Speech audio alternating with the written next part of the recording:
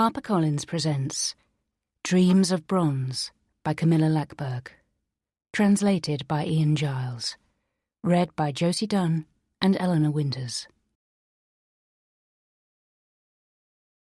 To my sisters, Rita, Lena, Aurora, Eleonora and Isadora, sisters of blood, sisters of choice.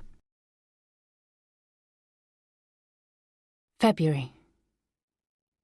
Faye contemplated the snowy yard. She leaned her forehead against the lattice window, her gaze fixed on the high fence that separated the inmates of Stanicle Prison from the rest of society. A huge bird circled above the forest before disappearing from her field of vision. Everything had gone wrong. Soon, both her mother Ingrid and her daughter Julienne would be dead, despite all her efforts to protect them. She had to get out, but she had no idea how.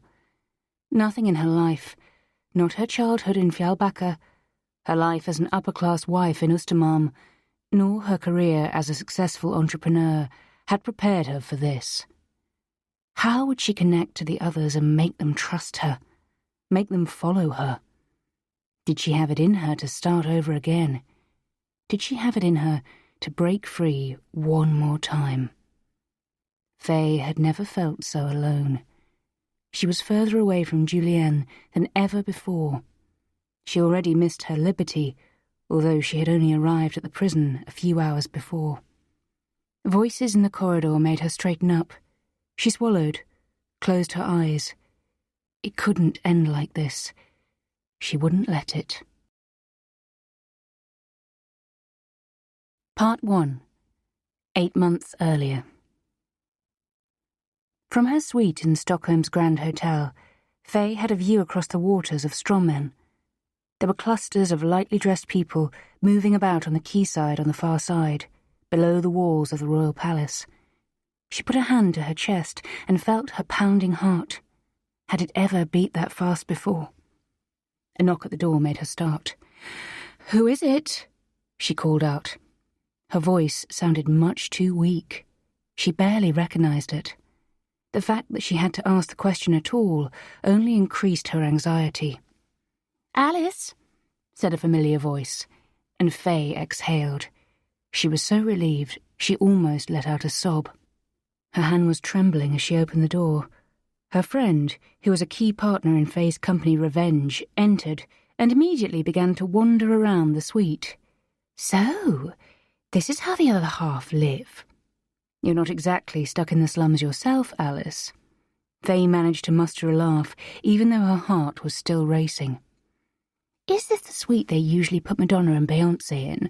Alice said, sitting down on one of the big sofas. "Or do they have another one that's even more gorgeous?" "It's this one." Faye reached out for the silver coffee pot on the tray, filled with delicious breakfast items.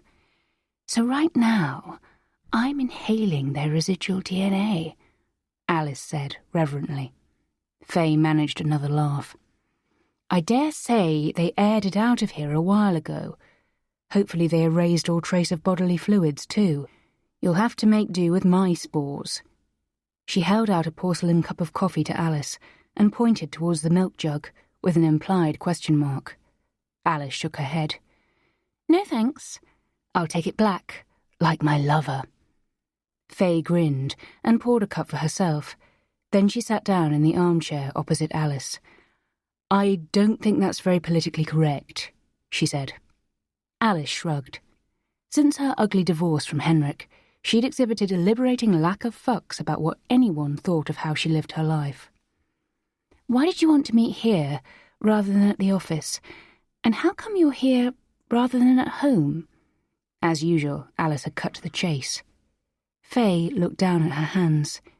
She didn't want to get the people she loved mixed up in her troubles, but she also knew from past experience that being alone was not a position of strength. "I saw my dad last night when we were at Riche. He stopped outside the window and stared straight through it at me. Then he disappeared." She shivered as she recalled her father's ferocious gaze.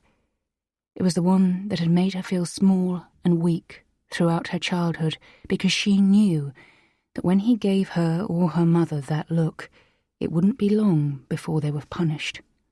Alice set down the coffee cup with a hard clatter on the saucer. "Are you sure?" Faye nodded. "Yes, I'm sure." "I knew there was something up. You went all quiet and left early. Ilva noticed too." "Yes, I've got to talk to her as well." Faye fixed her gaze on Alice's.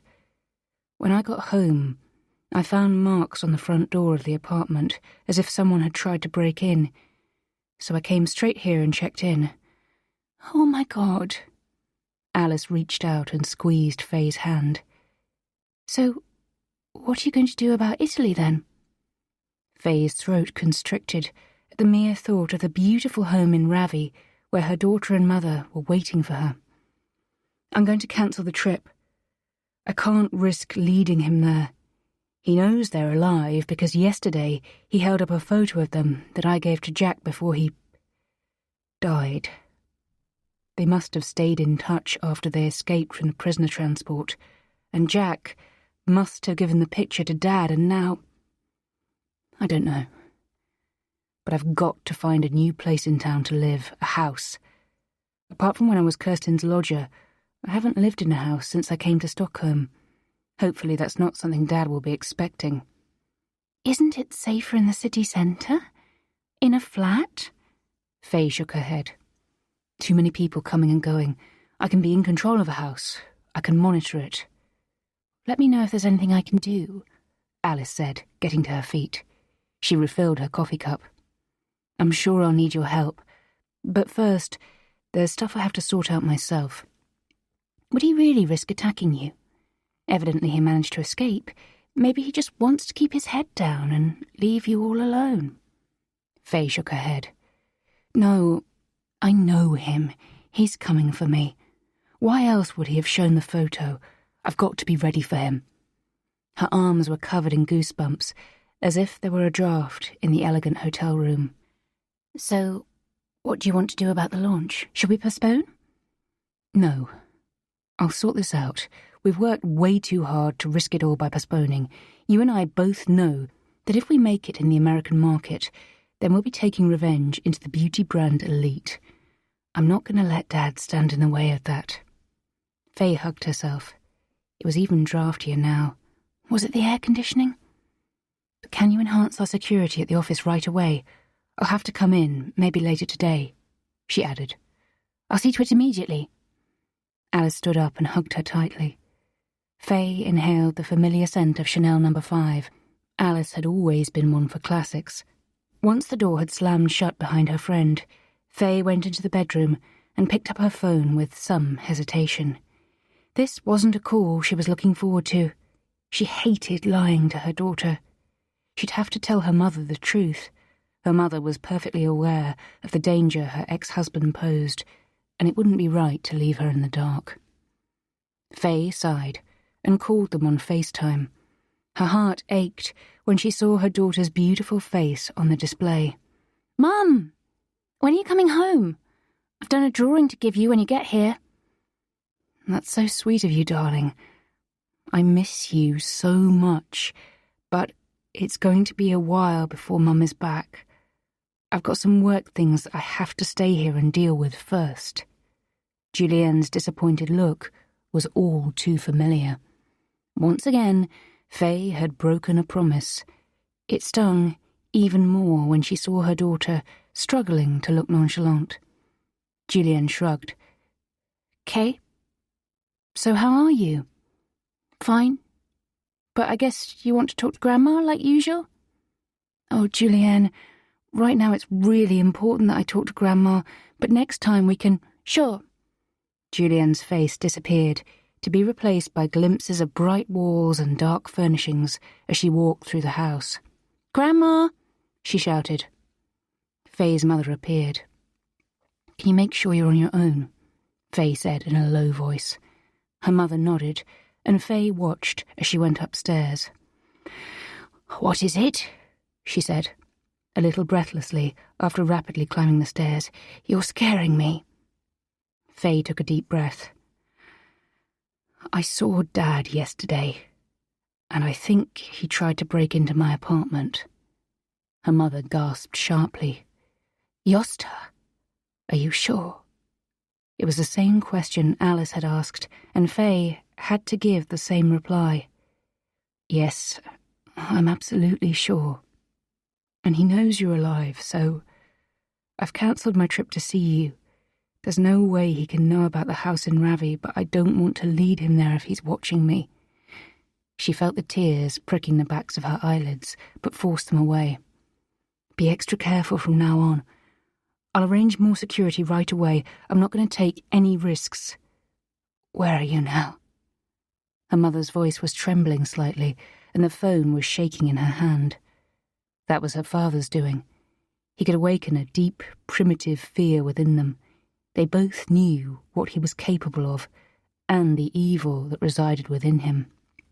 "I've checked into the Grand, but I'm going to sort out a new, safer place to live." "Take care of yourself," her mother said quietly. Faye merely nodded. She couldn't let the fear take over. She didn't want to give her father that power, and she needed to keep a cool head to plan her next step. He was on the run and a wanted man, which meant she had a certain advantage. "Take care of Julienne. Love you," she said, hanging up. Faye sat on the bed. After everything that had happened in the last few years, she was sick of fighting. But that was just what she would have to do now. She'd have to fight for her life and her family's too. She thought about the photo she'd shown to Jack, and that he'd taken with him. It was the one picture there was of her mother and Julienne, and she missed being able to look at it. She'd taken their photo on a Sicilian beach, and she could still picture Julienne curled up in her grandmother's arms, with her long blonde hair tangled after swimming in the sea, gazing into the camera. Now her father had that photo. She would fight for them to the bitter end. She pulled out her phone again and searched for estate agent in Stockholm. The first hit made it clear in their advertising that they were primarily focused on exclusive homes. She tapped on the number on the website to call it, and, before long, a man's voice answered. "Hello, I'd like to buy a house," Faye said succinctly. "Okay, putting you through to one of our realtors now." As she waited, she reached out for the bottle of mineral water standing on the nightstand and took a sip to wash away the bitter aftertaste of the coffee. "Peter Blood speaking. How can I help you?" Judging by the sound of the man's surroundings, he was in a car. "My name is Faye Adelheim, and I'd like to buy a house, fast. It needs to be on a waterfront plot, and it can't be more than half an hour from Stockholm city centre. Price is no object." There ensued a brief and confused silence.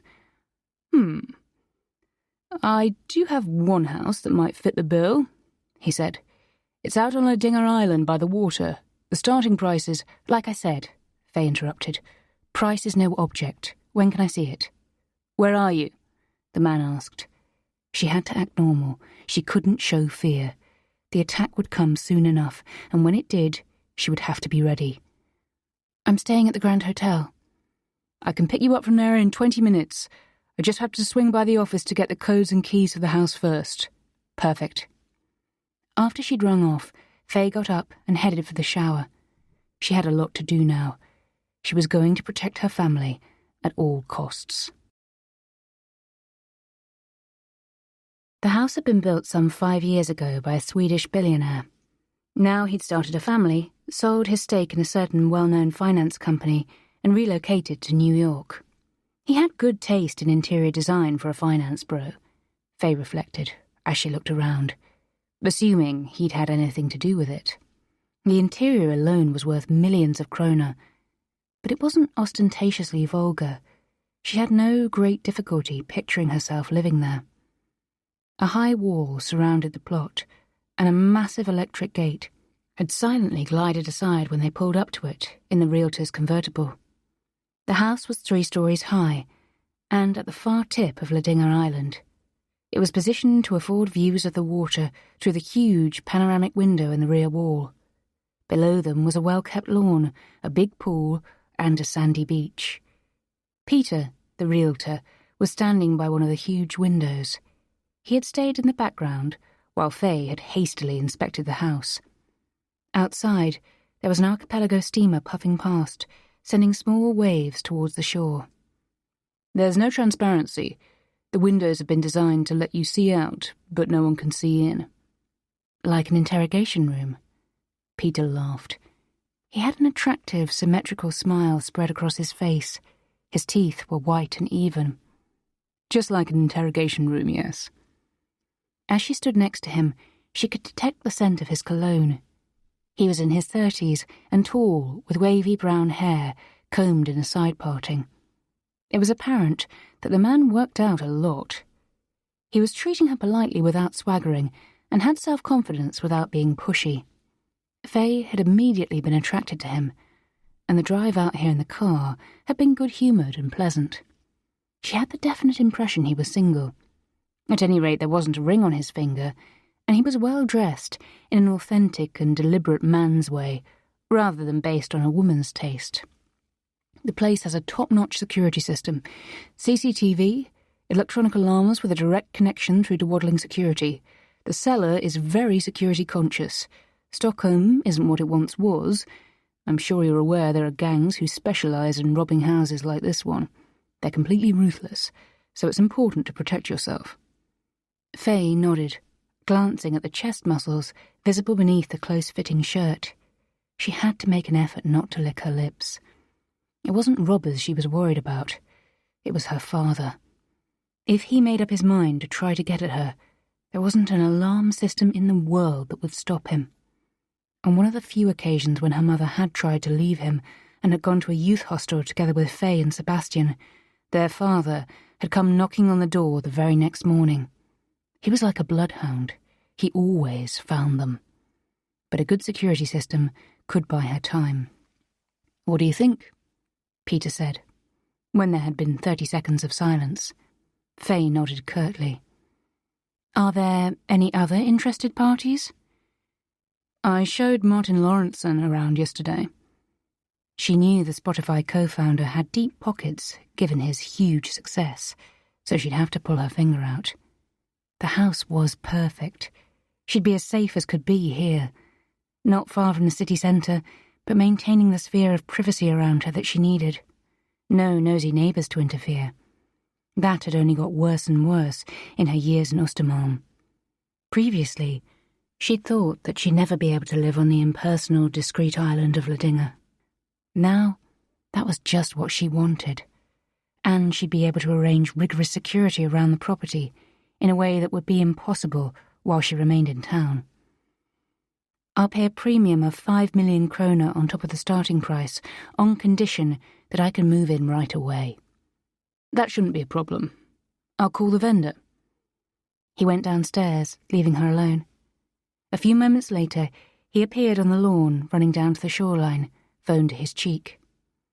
Faye stayed where she was, safe in the knowledge that he couldn't see her through the window. Once again, she shuddered. Her father's reappearance had forced her to change her plans. She was not the mistress of her own existence, and that was something she would have to change. She needed to take back control. To do that, she needed to relax. She placed a palm against the glass and slid her other hand into her panties. She was already wet. She caressed herself, keeping her gaze fixed on Peter with his toned body and confident posture. She imagined his sculpted pectoral muscles. They were probably clean-shaven, with small, hard nipples. It didn't take her long to come. She bit her lip, stifled the moan trying to escape from her throat, and closed her eyes as her whole body trembled.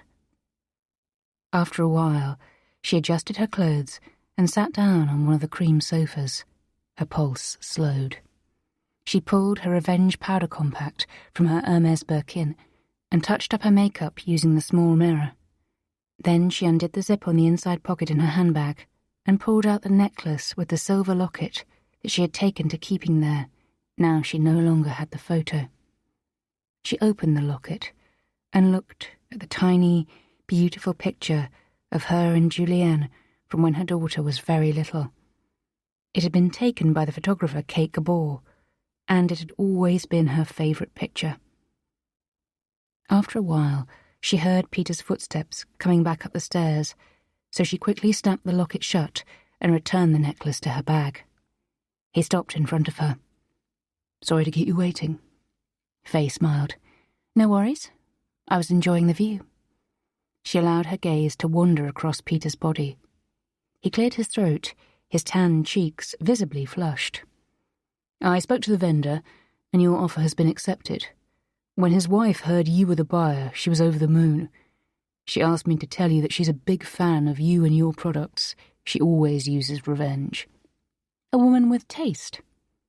Faye stood up, and Peter indicated with an outstretched arm that she should lead the way out. While he keyed in the code to lock the house and arm the security system, she made her way to the car, got in, and pulled the sunglasses down off her head. He got in behind the wheel and used a remote control key fob to noiselessly open the gate. As they drove away, Faye looked at the house she had just bought in the wing mirror. In another reality, Julienne would one day be able to move in there with her. But in truth, it was impossible. As far as the world at large was concerned, Julienne was dead. Sometimes it seemed so real to Faye too. She played the role so well that the thought made her sad. She'd had no choice. The pictures she'd seen on Jack's computer had been so terrible. He'd subjected Julienne to the most awful things. She'd been forced to get Julienne away from her father and make sure that he never saw her again. The lifelong deception was a prerequisite for her daughter's entire existence. Faye hoped she would be able to continue it, but sometimes the weight of it felt overwhelming. After a final flirtatious glance at Peter, Faye exited the realtor's office on Humlegard's garden on foot. The papers relating to the purchase of the house in Ledinga had been signed. In Humlegard's garden park, Stockholmers enjoying their lunch breaks had spread out picnic blankets or were lying on their backs in the grass. The sun was shining, warming the dark asphalt, while small streaks of white cloud were visible in the sky. Ever since she'd first come to the city to study at the Stockholm School of Economics, she'd loved it. Back then, it had seemed enormous to her. Now, it suddenly felt suffocatingly small. It was as if every person she encountered was an emissary of her father. Faye's mood changed so quickly she felt dizzy. One minute everything felt pretty much as normal, and the next she remembered that he was out to get her, and worry would claw at her. She took a left, heading for Stureplan and Revenge's offices. Alice had called to reassure her that they had implemented maximum security, but going there still felt like a risk. Her father doubtless knew where it was, but she couldn't hide all of the time. The receptionist smiled cheerfully and waved as Faye swept past her. Out of the corner of her eye, she saw 2 guards standing at either side of the lobby, looking forbidding and dangerous. The visitors sitting there, waiting to be let in, raised their eyebrows curiously as she walked by. She was used to the glances. By now, she was a well-known personality, both in Sweden and abroad. Sometimes she loved her celebrity status, but sometimes it was oppressive. Right now, it was not to her advantage to be recognized everywhere she went. At the same time, it was the basis of her success. Faye the legend, the woman who had been cheated on but fought back. The truth was part of her, but the image was one she had carefully created herself. Faye swiped her access card and passed through the security barriers, then moved quickly towards the lifts, relieved to escape the attention of those around her. This was her fortress, her sanctuary. She had created all this out of nothing. She pressed the button to take her to the top floor and let the lift carry her lightly and gently upwards. When the doors glided open, she turned right. Ilva's office was in the corner and had staggering views of the city through its huge floor-to-ceiling windows. "Oh my God, Faye," Ilva said when she entered. She stood up and gave Faye a hug that was as warm and long as the one Alice had given her a few hours earlier in the hotel suite. This time, it was the scent of Chloe that wafted up her nostrils. Chanel No. 5 was for old ladies, as Ilva was wont to affectionately tell Alice. "We've amped up security to the max," Ilva said, as they sat down on the hard, uncomfortable sofa in the corner of the large office. "I've no idea why you keep this thing," Faye said, grimacing. "Sitting on it is such a pain in the backside, and it's prickly." She ran a hand across the upholstery, and it felt as if she was being stung. "It's a family heirloom. It reminds me of where I come from," Ilva said. "It's dangerous to get too comfortable. My backside begs to differ." She smiled at Ilva. Sisterhood. These women she had got to know along the way, who had stood side by side with her through it all, they weren't just friends, they were family. The road to friendship for her and Ilva had been odd, to say the least. It had all started when she'd found her husband, Jack, in bed with Ilva, and they'd then had a daughter together. But there was no anger left between Ilva and Faye. Jack had strung both of them along, and they'd had their revenge. Ilva leaned in towards Faye. "What are you going to do?" "Well, for starters, I've just bought a house. I don't feel safe in the apartment. I haven't spoken to Kirsten yet, so I don't know whether she'll want to stay in her apartment or move into the house with me." "How much do you need?" Ilva was tasked with overseeing both Faye's personal finances and those of Revenge. She was a numbers whiz with a brilliance that Faye had never managed to acquire, despite her successful studies at the Stockholm School of Economics. Admittedly, she hadn't actually graduated. That was something she'd learned over the years as she'd built her company, to surround herself with people who complimented her. 80 million. "Oh, so it's just a small cottage then?" "More or less." Faye smiled. Revenge's success had endowed her with a fortune beyond anything she could ever have dreamed of when she was growing up in Fjällbacka. But money couldn't buy everything. Right now, she would happily have given away every penny to obtain security for her nearest and dearest. "I'll make the arrangements. Have you got the paperwork with you?" Faye handed over the glossy-looking realtor's folder, and Ilva stood up and deposited it on her desk. She sat back down next to Faye and took her hands in hers. "How are you feeling?" Her gaze was insistent, refusing to waver. A sob began to form in Faye's throat, and she had to swallow several times. She couldn't give in now. There was no time, and she couldn't afford to. "Shit. If I'm being totally honest, shit. I've cancelled my trip to Ravi, and I had to lie to Julienne and tell her that I had to work. Her face when I said it." Faye cleared her throat, the words not wanting to come. She took a few deep breaths. "But I told Mum what's going on. I don't think Dad knows about the house in Italy, but I can't take any risks. I need to find the best security company in Sweden right away and sort out protection for them. We use Secure. They're the best out there. I did my research before hiring them. Do you want me to sort it out?" "No, I'd like to speak to them myself. Give me their details and I'll get in touch." "Sure thing. I'll send them right over." Ilva pulled out her mobile and tapped away on the screen. Then she took Faye's hand and squeezed it tightly. "You're not alone. Never forget that." "I know." Another sob was burning away in her throat, but once again Faye swallowed it. As she was leaving Ilva's office, she stopped in the doorway and gazed at the panoramic view out of the windows. Stockholm. So beautiful, and yet now so treacherous. Somewhere out there was her father, and he wasn't going to give up until she was dead. He'd come close to killing her mother several times because of all the rage bottled up inside him. It was a rage that could only be expressed through his clenched fists, through damage and destruction. The only way that Faye had been able to ensure her mother was freed from her father had been to fake her death and make sure he took the blame. He'd wanted revenge on Faye ever since. "Good afternoon," said the woman behind the dark oak reception desk. She was doing her utmost not to show that she knew who was standing in front of her. "Would you like anything to drink?" "I'm fine, thanks.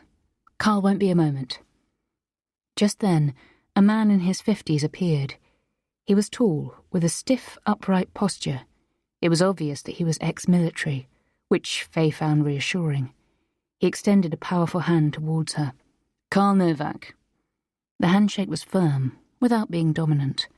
Faye. He showed her into an unexpectedly large office with views over the crowds of people coming and going on Kungsgården.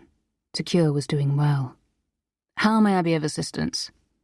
Faye crossed her legs and removed her sunglasses. First, I'd like to make sure that anything I say in here won't leave this room. She reached into her bag and pulled out a non-disclosure agreement that she'd had drawn up. She slid it across the desk to him. You've already signed an agreement with Revenge, but this is a private matter. If Carl was surprised, then he didn't show it. He skimmed the document before retrieving a pen from his top desk drawer and signing it with a practiced movement. Faye folded the document in half and put it back in her bag.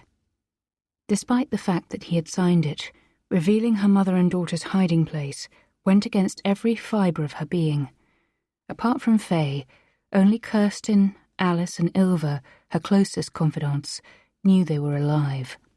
Her father might have that photo, but he didn't have any real proof. Her ex-husband, Jack, had gone down for Julien's murder, and her father had gone down for her mother's. Were the truth revealed, it would not only mark her downfall, she would also be going to prison. I own a property in Ravi in Italy. There are 2 people in that house for whom I wish to arrange bodyguard protection, and I gather you have a division that undertakes international security assignments. Carl nodded. When do you want it to start? Now. He leaned back in his chair and contemplated her.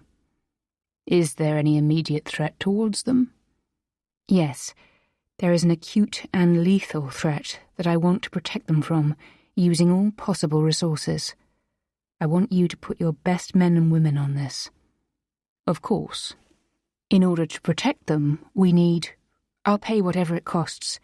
Anyone you assign to this job will have to sign a non-disclosure agreement, and like I said, they have to be the very best you've got. He stroked his clean-shaven chin without allowing his gaze to waver. The confidentiality issue isn't a problem. All our operatives come from sound military backgrounds.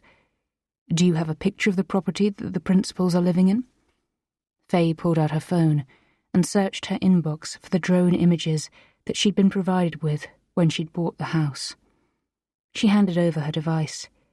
He reached for a pair of computer glasses, perched them on his nose, and examined the pictures. Finally, he put down the phone.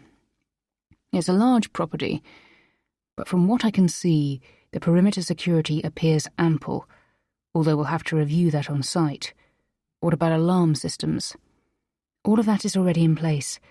According to the security company I work with in Italy, the kit I've got is the best money can buy.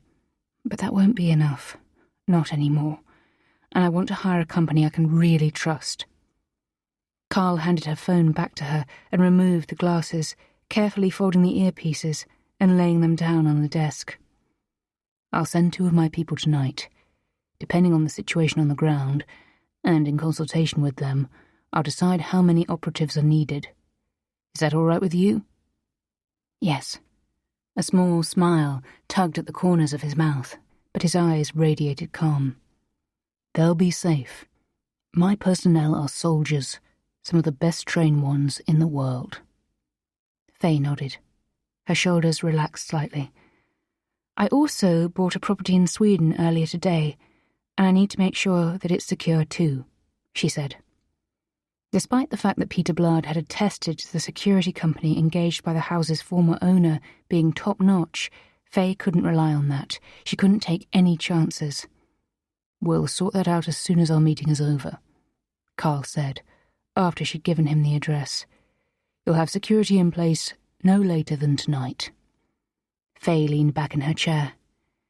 Good. But there's also something else I need your help with, and it needs to be arranged now and start today. She explained to Carl what she had in mind, and he displayed no signs of surprise whatsoever. He merely nodded briefly as Faye told him what she wanted him to do. The Skugshigorton cemetery was beautiful, even in a grey haze. Faye shivered slightly as she moved briskly towards the grave. She was constantly looking over her shoulder. She still had the feeling that she was being watched, but the only people she met were sprightly pensioners out with their walking poles and mums with pushchairs strolling side by side while chatting. As was her custom, she took a right to avoid the section with the children's graves, all the teddy bears, and all the intervals between dates of birth and death that were far too short were more than she could handle. She slowed down as she got closer to Chris's grave.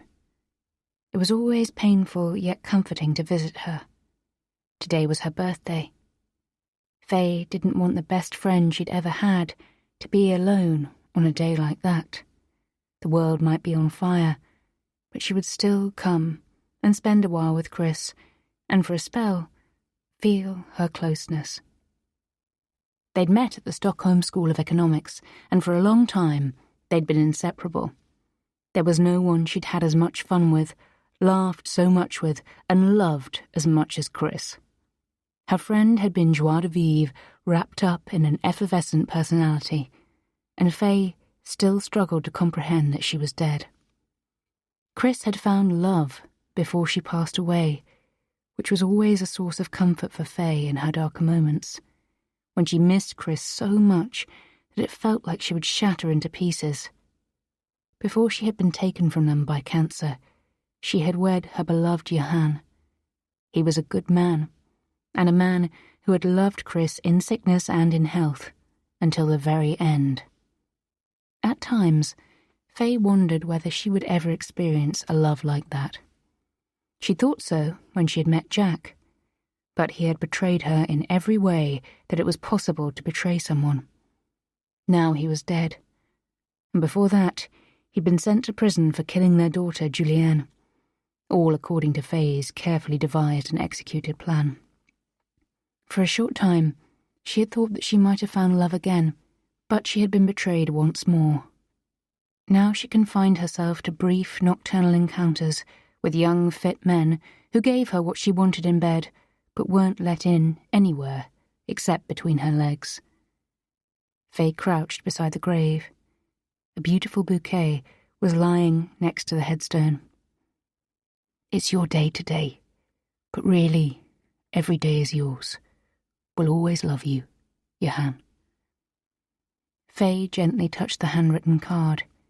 She pictured Johan and Chris at their wedding, just a day before Chris had died. "I miss her too," said a voice behind her, making Faye start. "How did you find me?" Faye stood up, brushing the needles and leaves from her knees, and embraced Kirsten. Wonderful, amazing Kirsten, who had always saved her when she was at rock bottom. Broken, despondent, and destitute, she'd rented the upstairs of Kirsten's detached house in Enfuerda, and they'd been very close ever since. "You weren't at the office, and I know it's Chris's birthday today, so I took a chance." Faye brushed away a stubborn tear. "I wish she was here. She would tear my dad apart with her bare hands." "Only after she'd cut his balls off," Kirsten said dryly, before laughing. Then the older woman turned serious. "Your mother called and told me what you had said, and there's a removals company at your flat packing it up." "Sorry, I should have called. I just had a few things to sort out first. And yes, I'm moving. It's not safe for me to stay there any longer, so I've bought a house on Ladinga. I've already got the keys. It's up to you whether you want to stay in your apartment or move in with me. But right now, I think it's probably safer for you to stay on Karlavagen, if I'm honest." "I'll do as you wish," Kirsten said softly, caressing her cheek. In many ways, Faye considered herself to have two mothers. There was the mother she had grown up with, and there was Kirsten, and she knew that Kirsten regarded her as a daughter. "Why don't we pop into Decelius for a piece of cake to celebrate Chris? If you've got time, and if it's safe." Faye linked arms with Kirsten. "I don't really have time, and it might not be safe. but there's nowhere I can be completely safe right now. And Chris would want us to eat a couple of 1,000 calories at her place. As they walked through the picturesque cemetery arm in arm, the pressure in Faye's chest eased for a moment. She was going to figure this out. Together, they were going to figure this out. "You've made quick work of it." Peter Blood looked around the house in surprise. The removals company had packed up the whole apartment and then unpacked it in the house. Some things hadn't ended up in the right place, but at least it was now habitable, even if there wasn't enough furniture to fill the place. Not that it mattered. Interior design was the last thing on Faye's mind right now. Karl Novak had kept his word. The new security setup had already been installed. He had suggested bodyguards, but even though she realized it would be for the best, she'd turn them down. In order to do what she had to, she needed freedom. It was a risk she would have to take, but she knew that even the slightest movement outside her house at night would trigger the alarm, and that the security company's people would quickly be on site. There was also a panic room in which she would be safe until help arrived. It was a calculated risk, rather than a foolhardy one. Faye regarded Peter. "I'm a competent orderer of services, and I'm willing to pay my way." They were in the large kitchen, with the custom cabinets, shiny marble, and premium Gaggenau appliances. "Fancy a glass of wine?" She pointed to a bottle of Chateauneuf de Pape. It was already open to breathe. The realtor hesitated before shrugging. "I guess I can take a taxi home and pick up my car tomorrow." There was a subtext to his question, and Faye responded to it by pouring 2 big glasses of wine. "Here's to your house," he said, raising his. "Here's to your commission," Faye said, taking a big swallow of the expensive wine. They looked at each other in silence. Faye set down her own glass, and then his, on the grey marble worktop, and took a step towards him. His lips tasted of the wine they had just drunk, and she tentatively inserted her tongue into his mouth. When his tongue met hers, she felt the warmth begin to spread between her legs. It was liberating to stop thinking and let desire take over. Everything else disappeared, and the only thing she was focused on was his tongue against hers, and the intensifying throbbing in her sex. Peter's hands began to caress her body. She paused in the middle of a kiss and hopped up onto the edge of the kitchen table to allow herself to wrap her legs around him. He pressed himself against her as they began to kiss intensely again, and when she felt his hands on her breasts, she gasped. Faye pulled off her top and bra and began to unbutton his shirt. Just as she had imagined, Peter's toned pectorals were waxed with not even a strand of hair, leaving every muscle clearly defined. He let out a low moan as she ran her fingers across his nipples before gently biting her lip. Faye's hand slid further down between his legs, and she relished feeling his hard cock through the thin fabric of his trousers. "Slowly, slowly," he said thickly, but she ignored him and carried on, stroking his member with increasing pressure. Peter stepped away and got down onto his knees in front of her. With his gaze fixed on hers, he slowly removed her tights and panties from underneath her skirt. Once he'd discarded the garments, he pushed her skirt up and splayed her legs. Now she was completely laid bare for him. She loved the feeling of knowing that what was about to happen was as yet unwritten. This was a man she didn't know. She had no idea what he was like in bed, but now he was going to work her over with his tongue. A second later, she felt the gentle application of pressure on her clitoris. Slowly and purposefully, he used his tongue in a way that revealed he knew what he was doing. She parted her legs even more to give him full access. He switched up the pressure and circled around and around with his tongue, while she felt herself getting wetter by the second. When he started caressing her with his fingers while still licking her, she could no longer take it. She wanted him inside her now. Faye grabbed his head and pulled him up towards her. He tugged off his trousers and underwear, and then his socks while kissing her harder and harder. She could taste herself, and that only made her want him more. She tore off her skirt. Now they were both naked. His cock was bigger than she had thought. She grasped it in her right hand and was rewarded with a deep groan as she moved her hand up and down. "I want to fuck you," he said in a low voice, pushing her hand away. He gently pushed her down so that she was lying with her back on the table. In one quick movement, he pulled her towards him so that her behind was right on the edge and parted her legs again. He took time to gaze down at her and stroke her breasts before slowly pressing his cock against the opening. Faye bit her lip hard as Peter penetrated her. Then she relaxed and let him slowly enter her fully. They moved together in unison, as if they had done it many times before. "Touch yourself. I want us to come at the same time," he panted, watching as she obediently lowered her hand and began to rub herself. When he picked up the pace, so did she. The orgasm came almost too soon. "Now!" she gasped, and he sped up even more as he thrust into her. She tilted her head back and moaned loudly, and he pumped hard a few more times before grabbing her hips with a roar and holding himself deep inside her. Then he collapsed on top of her and lay there on her stomach, both of them perspiring. A few seconds later, Peter propped himself up on his elbows and grinned. "Time I was on my way, or are we going again?" Faye smiled. "Let's have some wine. Then I thought you might fuck me from behind." As he pulled out of her, she gazed through the window at the dense darkness broken only by the odd dot of light. She wanted to put off being left alone with her fears for as long as possible. Faye was sitting in an armchair in front of the panoramic windows with an espresso on the armrest and her laptop perched on her knee. She really ought to focus on revenge, on her father, but instead she was scrolling through articles on the criminal gangs that Peter had told her about, the ones that assaulted wealthy people in their homes. Apparently, they meticulously scouted out their victims before striking. How long would it take for them to catch wind of this house? Faye raised her gaze and looked down towards the water below her.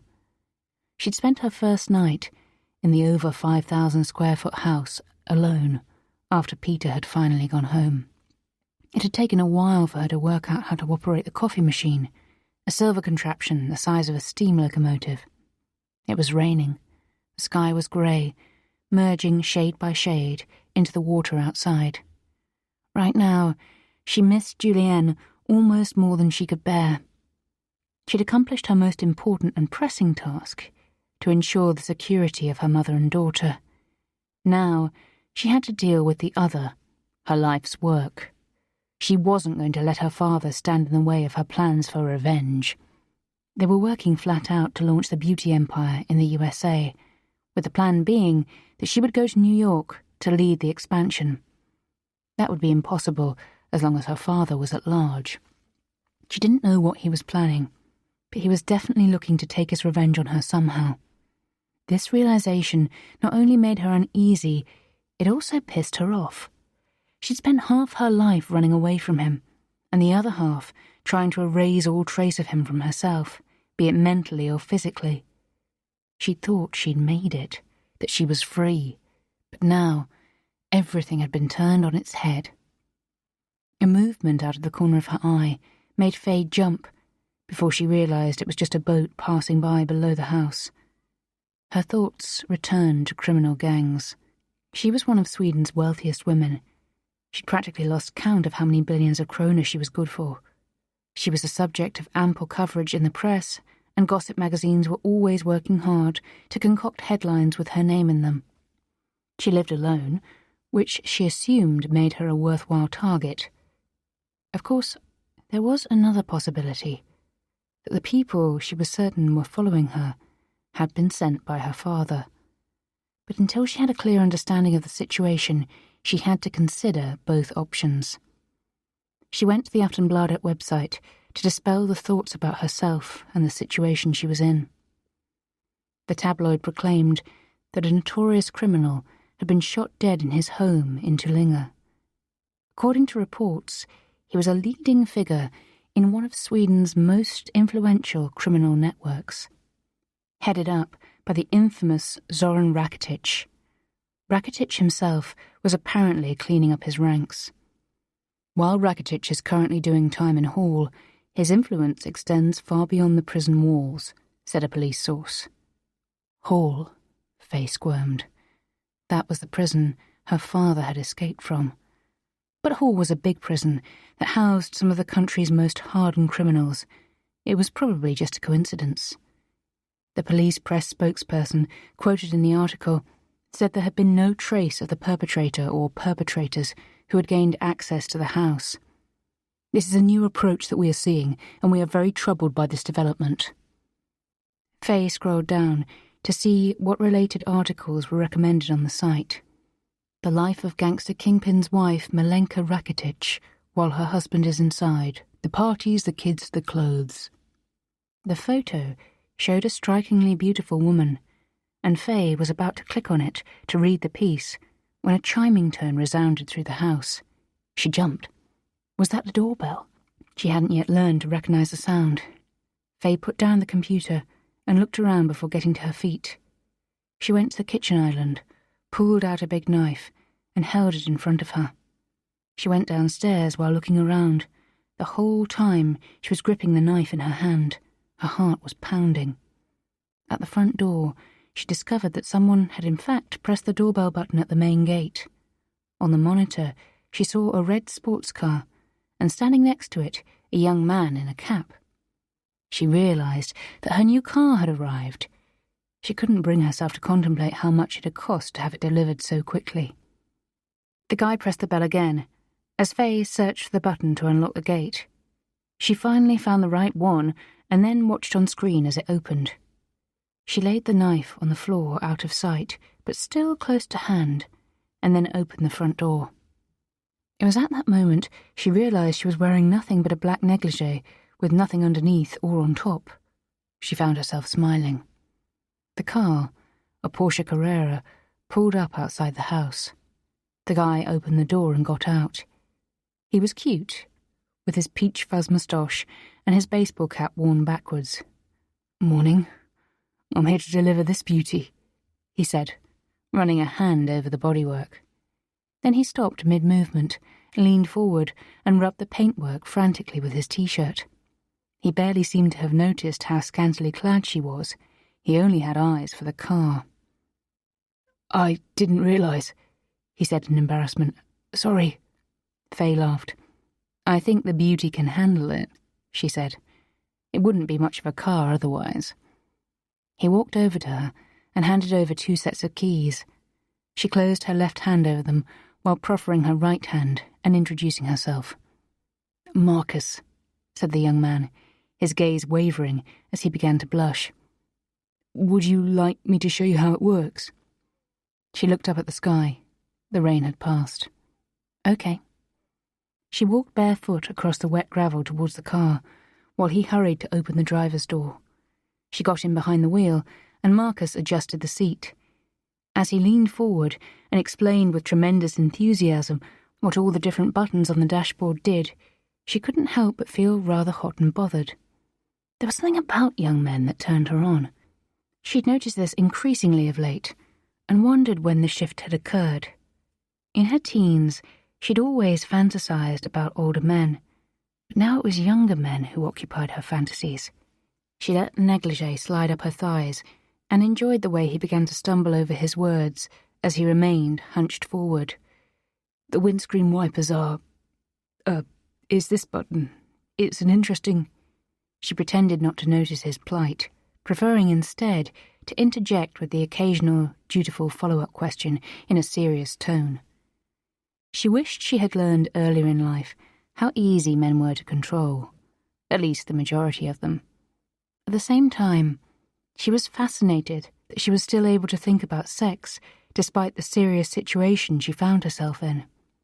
She interpreted it as a show of strength, perhaps even a defense mechanism. Perhaps her contempt for men was beginning to turn her into a man herself, or at the very least, she'd taken on some of their views of sexuality.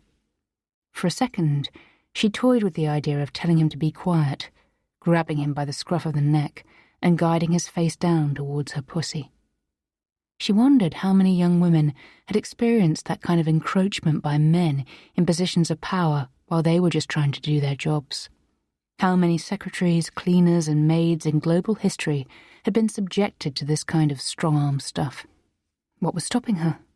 She didn't know. Perhaps it was because she understood that she couldn't pursue young lovers and similar pleasures in the near future if she wanted to stay alive and save her business. A couple of minutes later, the introduction was complete. Faye got out of the car. "What are you going to do now?" she asked. I'll just walk to the tram stop," Marcus said, blushing again. "If you can wait half an hour, then I'll drive you into town." "For real?" "Oh, yes," she said. "It would be a pleasure." Anything to make her forget reality for a while. Zagreb, 1982. I was standing on a chair since I couldn't otherwise reach the sink. I was using a sponge scourer to clean a glass. The dirty dishes smelled of alcohol, smoke, and washing up liquid. I put the glass down on the drainer and set to work on a plate. I didn't have anything against doing the washing up. It gave me a feeling of control. What was more, I liked the transformation. Something ugly and dirty could become clean and beautiful. I was like a mini conductor, and the crockery was my orchestra. The dishes were always the first thing I got started on, once I'd picked up my 5-year-old brother Zivko from the ground floor, where Aunt Maida looked after the neighbourhood's little kids. Zivko was often afraid, and black and blue all over. I would take him by the hand and lead him up the 5 flights of stairs to our flat. His clothes would stink of cigarette smoke. I always dressed him in fresh clothes, even if they smelled bad too. Then I would wash what he had been wearing in the basin in the small bathroom and hang it up to dry. In summer, it only took an hour or so to dry in the heat, but in early December, as it was now, the top and trousers from the day before were still hanging there, sodden. The whole flat was cold and damp. It was Friday. Both Zivko and I hated Fridays. Mum and Dad worked at the steel plant, which meant they would be at home for 2 whole days. During the week, Zivko and I took care of ourselves. While I did the washing up, he would flip through a picture book we'd borrowed from the library a couple of blocks away. The books were always well thumbed and worn out, but he loved them. Once I was done with the dishes, I would read aloud to him from one of my books. I always read from the adventure books that Mum and my teacher at school claimed were written for boys, because they were what I liked reading best. After I'd read to Zivko for a while, we'd usually be hungry, and if we were lucky, there would be some unappetizing leftovers from the day before for us to fill our bellies with. Otherwise, we had to wait for Mum to come home, since she would do the shopping on her way back from work. She was usually tired by then, and had a headache or a sore back, so she had taught me how to cook from a young age, and ever since, that had been my task while she sat on a chair watching me. Sometimes she would offer succinct comments or instructions. On this particular Friday, Dad came home first. He was a silent, self-contained man who never said much at all. Not at home, and not when we were out and about. Mum had once told me that he hadn't always been this way, but with the passing of the years he'd become increasingly taciturn. And the quieter he got, the more the blows rained down. My earliest memory was of when I spilt juice by the dining table. I can't have been more than 3 years old. I remember the sound of the plastic cup bouncing on the floor and the yellow liquid splashing everywhere. Then there was silence. The next sound was the rustle as Dad put down the newspaper. Then the scraping of the chair legs as he got to his feet, took a step forward, and slapped me. The impact was like an explosion, and I screamed loudly. Mum picked me up and carried me away.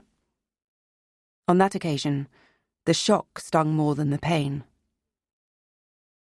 On this particular Friday, he came home just as I'd finished doing the washing up, and had started reading Gulliver's Travels to Zivko on the living room sofa.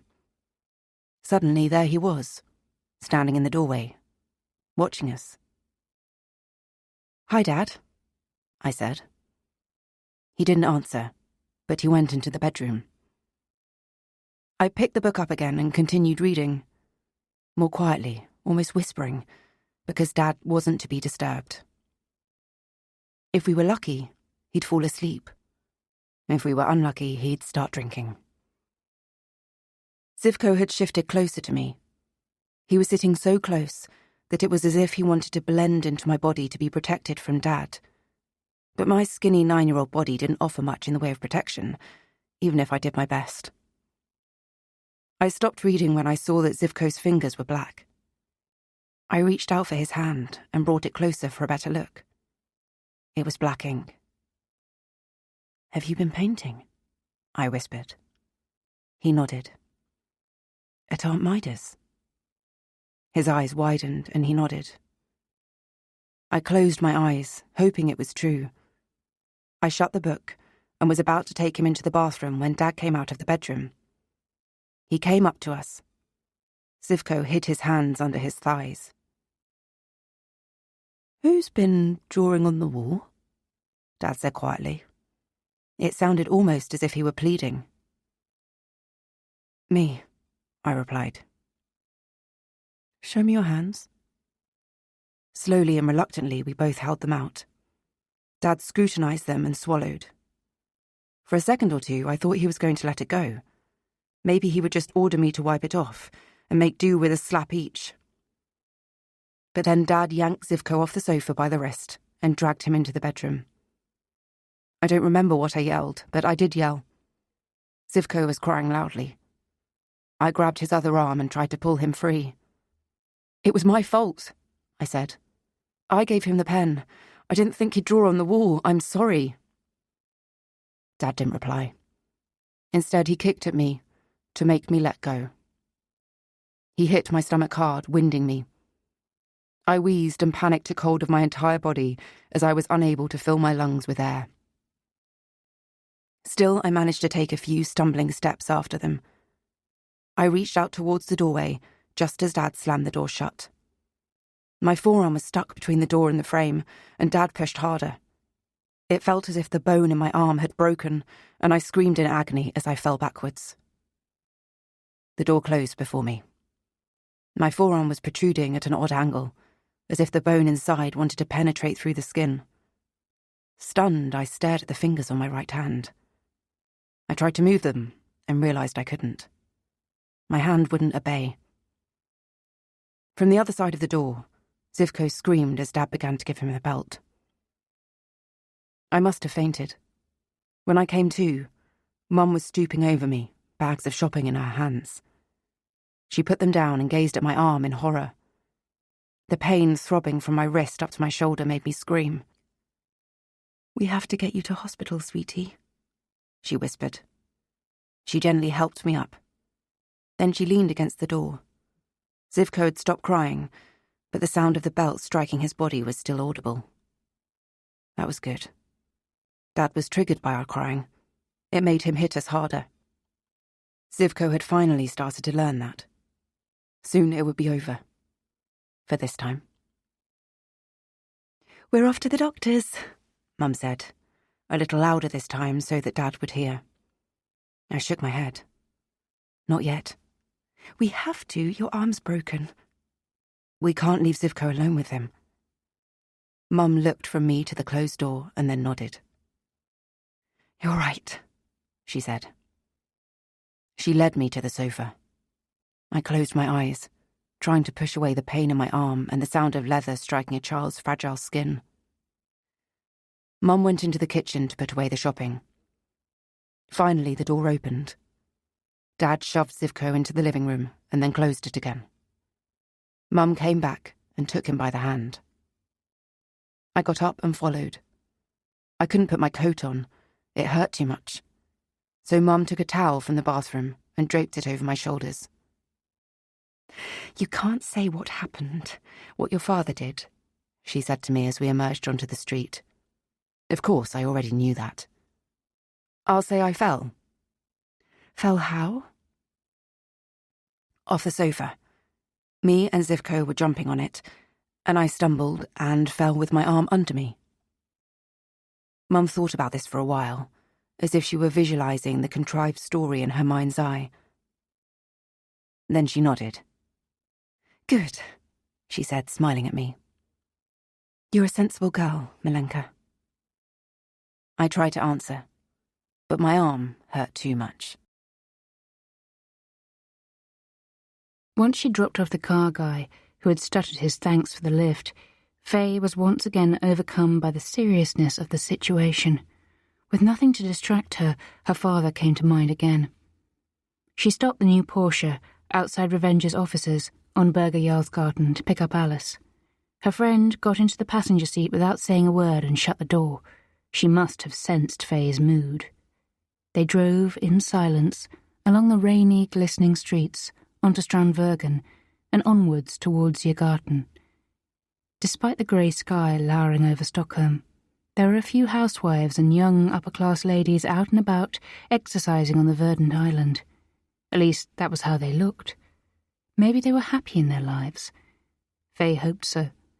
But she suspected that they too felt cooped up, afraid and controlled. Their lives were completely in the hands of men.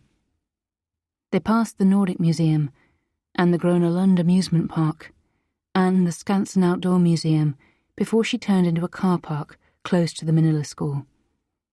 Faye switched off the engine and a heavy silence settled upon the passenger compartment. Alice's fingers with their red-painted nails began to play with her blonde hair, just as they always did when she was nervous or worried. "How are you?" she said cautiously. "Better, now that I've moved, but that's only the first step. There's a lot left for me to do to protect myself from my father." Alice shook her head. "What does he want? Money?" "In that case it would be easy," Faye sighed, and looked seriously at Alice. "He's a very violent man who has always terrorised his family. And now he's on the run from prison." Alice's voice was suddenly small. "And now he's on the run from prison," Faye repeated, nodding slowly. "He's filled with so much anger, Alice, so much aggression. I'm not just scared of what he might do to me, but also what he might do to Mum and—" Her voice faltered. An index finger with a red painted nail caressed the back of Faye's hand. "And Julienne?" Alice said in a low voice. Faye could only nod. "How safe do you think they are?" "I've cut contact with them for the time being, but he'll find them, sooner or later. He'll never give up. Revenge is all he has left to live for." Alice shivered, and Faye could also feel the goosebumps spreading up her forearms. "What are we going to do?" her friend said. Faye held up her hand. "I'm afraid that's not all." Two women power-walking passed by on the pavement, while somewhere behind them, two Filipino nannies were pushing prams that doubtless contained their charges. That could have been Alice and me, Faye thought with a shudder. In another life, when we were still confined to our gilded cages. "I've got a feeling that I'm being followed. By my father or by someone else, I'm not sure. Maybe he's got someone else doing the job for him.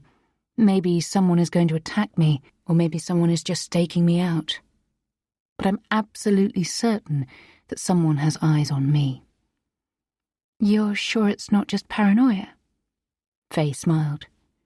She couldn't escape the feeling that time was running out. At the same time, she knew she couldn't allow herself to panic. She had to be ready, had to have thought of everything. Otherwise, she would be done for. "Yes, unfortunately, I'm sure. Someone is following me, and I need to know who. For as long as I remain in company and stay in my house, I'm safe from my father, at least for the time being. I think. I hope. But I have to find out who is following me." "How are you going to do that?" "You and I are going to do it right now. And I'm afraid we'll have to carry on with it for the rest of the day." "So we're acting as bait right now?" Alice said with a smile that Faye interpreted as sincere. She saw no signs of fear on her friend's face. "Something like that," Why do you think I'm driving around in a brand new Porsche? Say what you like, Faye. It's never boring being your friend.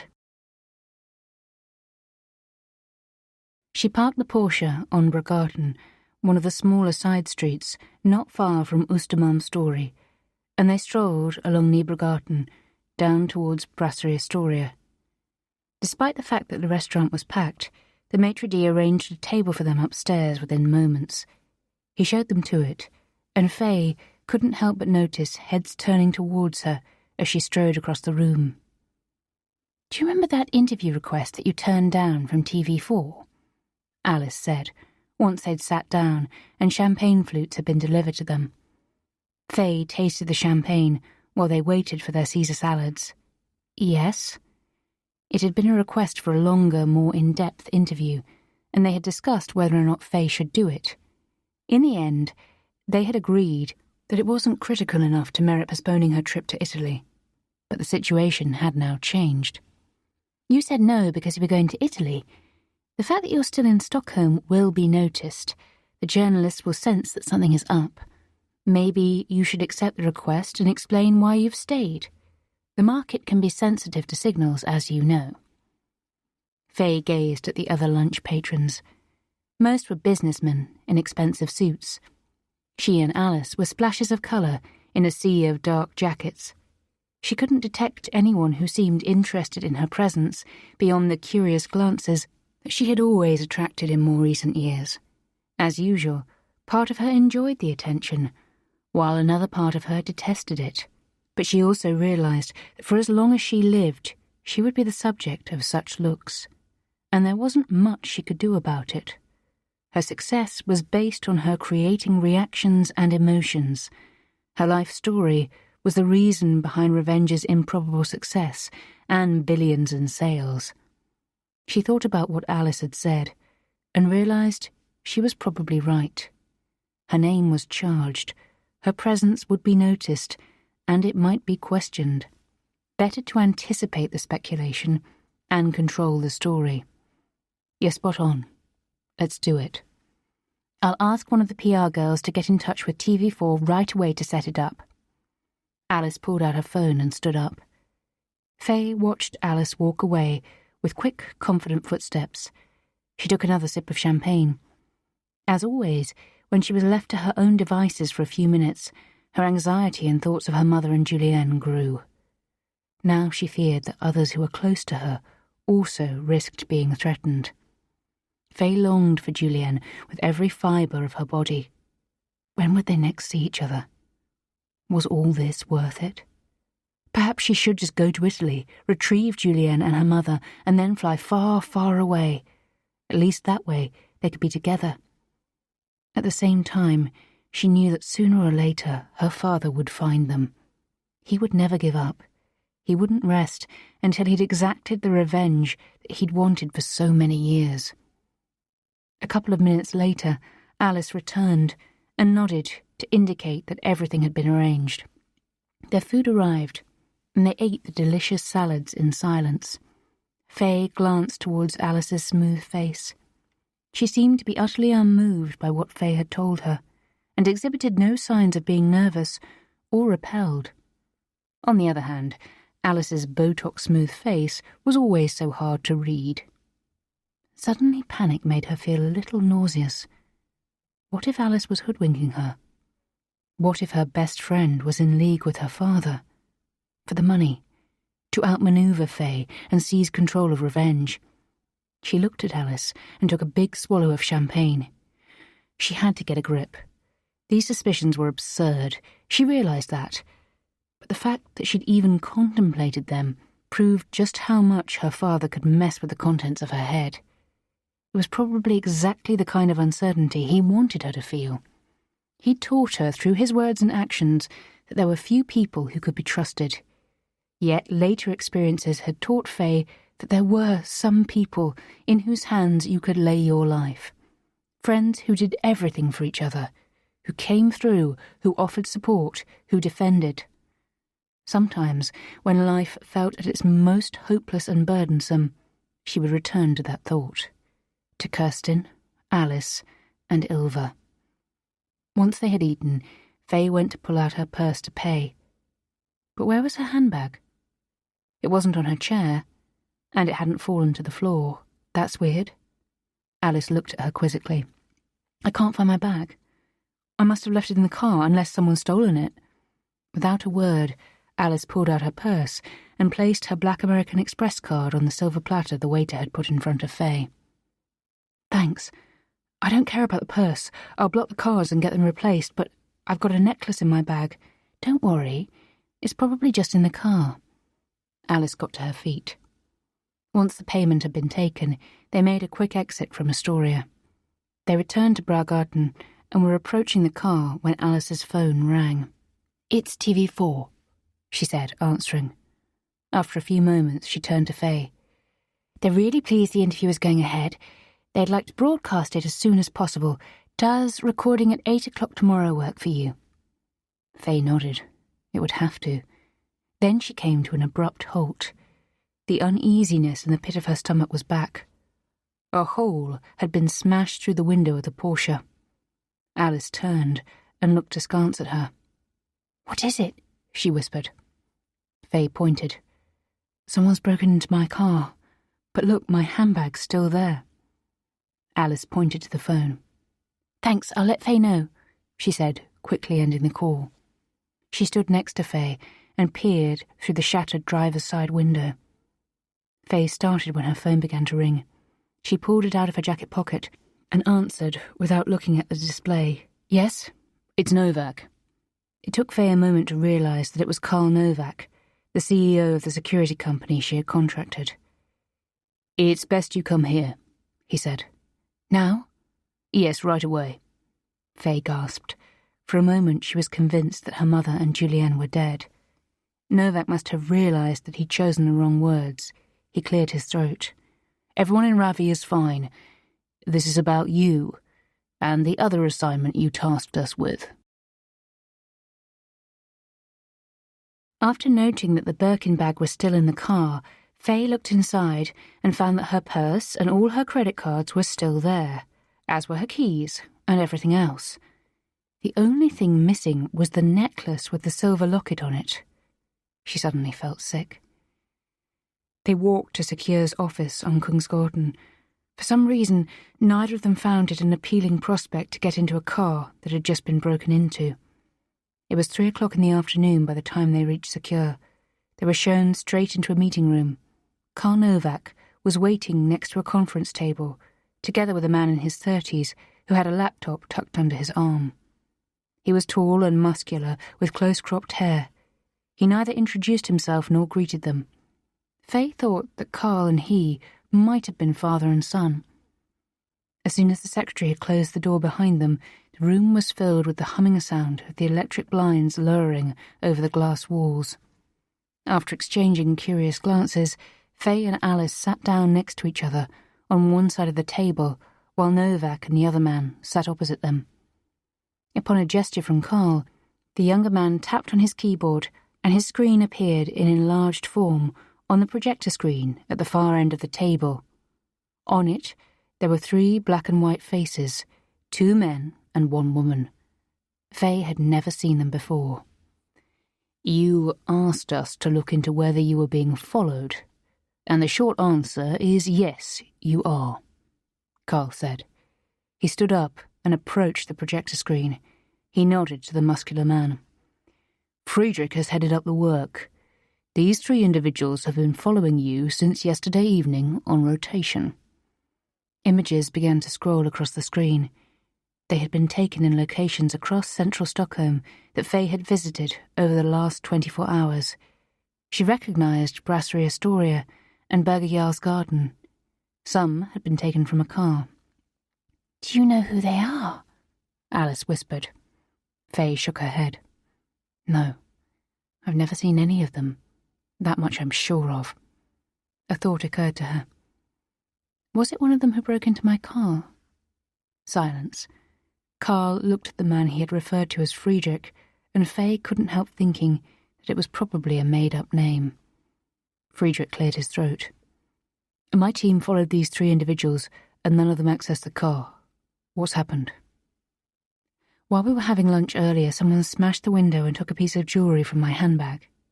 They left my purse and the bag, which is worth a fair bit. The man called Friedrich and Karl Novak quickly exchanged glances again. As I said, it wasn't any of them, and you'll understand in a moment why it wasn't them who broke into your car. Faye turned to Karl. You're saying you know who they are? He nodded. Then he reached for a glass of water and took a couple of sips. Yes, they're undercover cops. He gave Faye a long look. You're under police surveillance.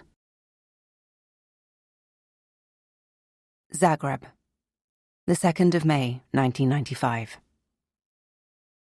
I was working as a waitress in a small greasy spoon called the Rose, not far from the Flower Square. My plans for the future, which had included books or at least some form of education, had been ruined by 4 years of war. Communism was gone. Yugoslavia was dissolved. Since 1991, we had been Croatia, a young, wounded nation. Our troops had been on the offensive in Slavonia as part of Operation Lightning, and the old men I was serving coffee to in the Rose were talking of nothing else over their newspapers and cups. Personally, I was sick to death of the war. I was completely exhausted. All I wanted was peace. I wiped my hands on my apron and glanced at the clock, which showed it was 9:15 in the morning. The door chimed as it opened, and when I looked up, I saw, to my surprise, that it was my own mother. She was in the company of a pale woman of about the same age.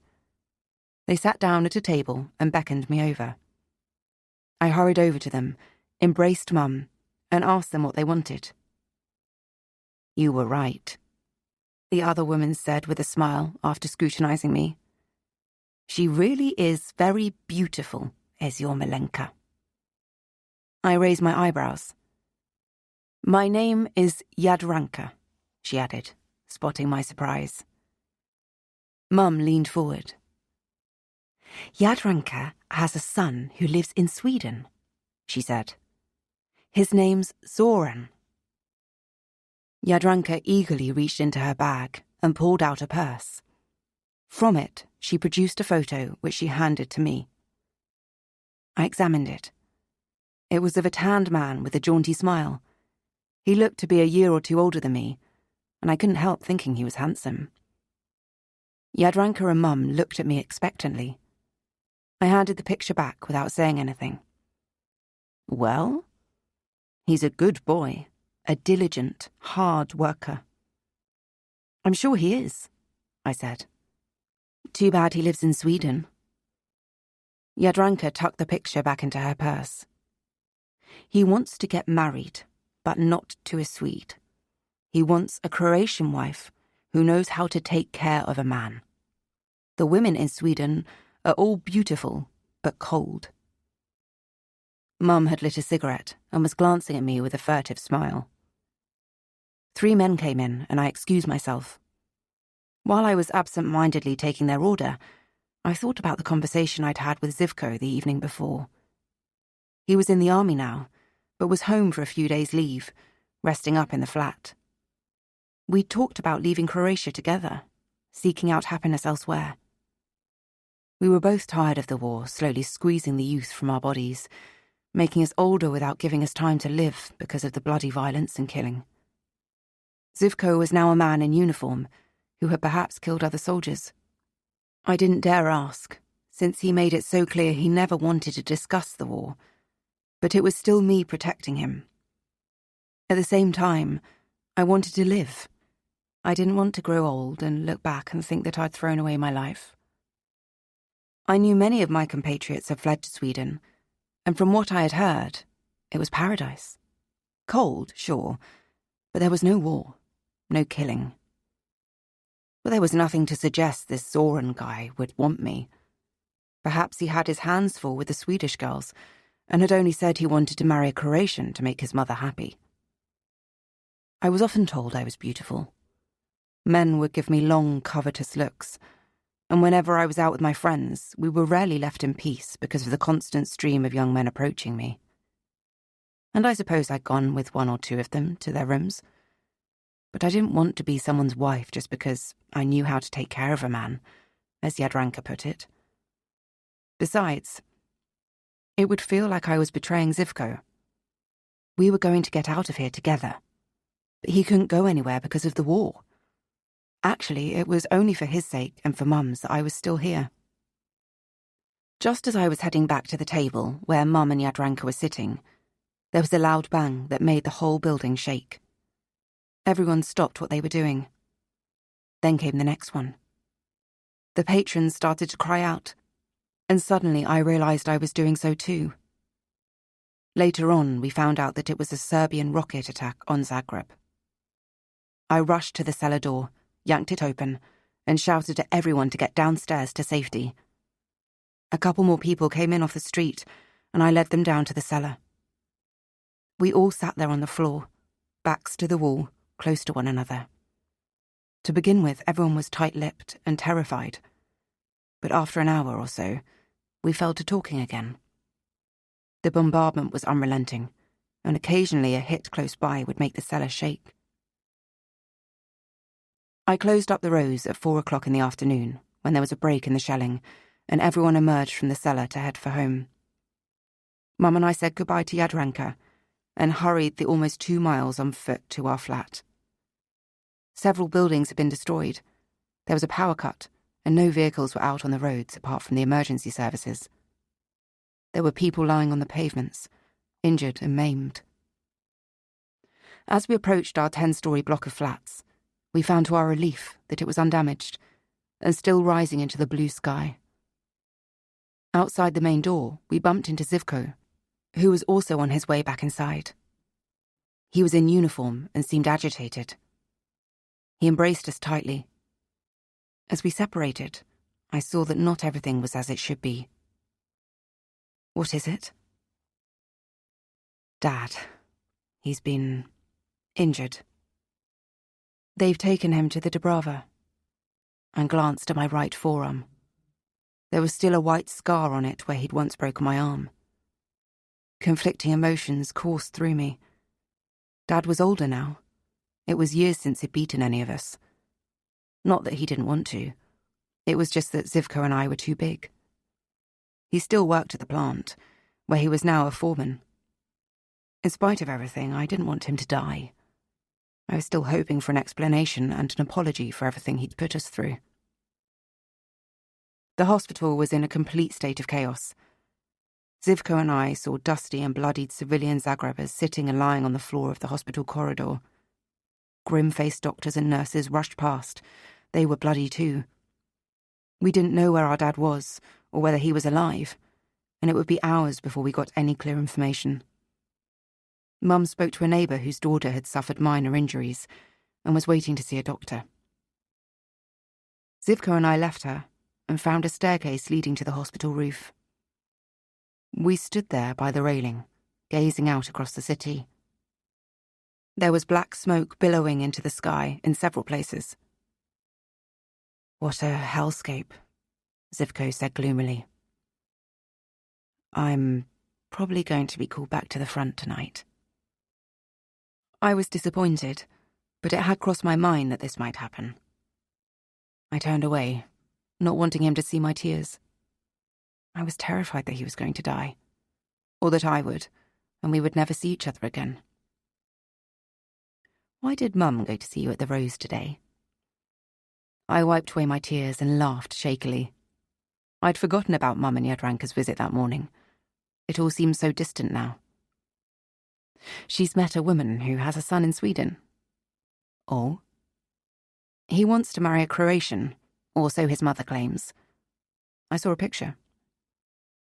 Zivko shook his head and laughed. He had such a beautiful smile. "So, was he handsome then?" I shrugged.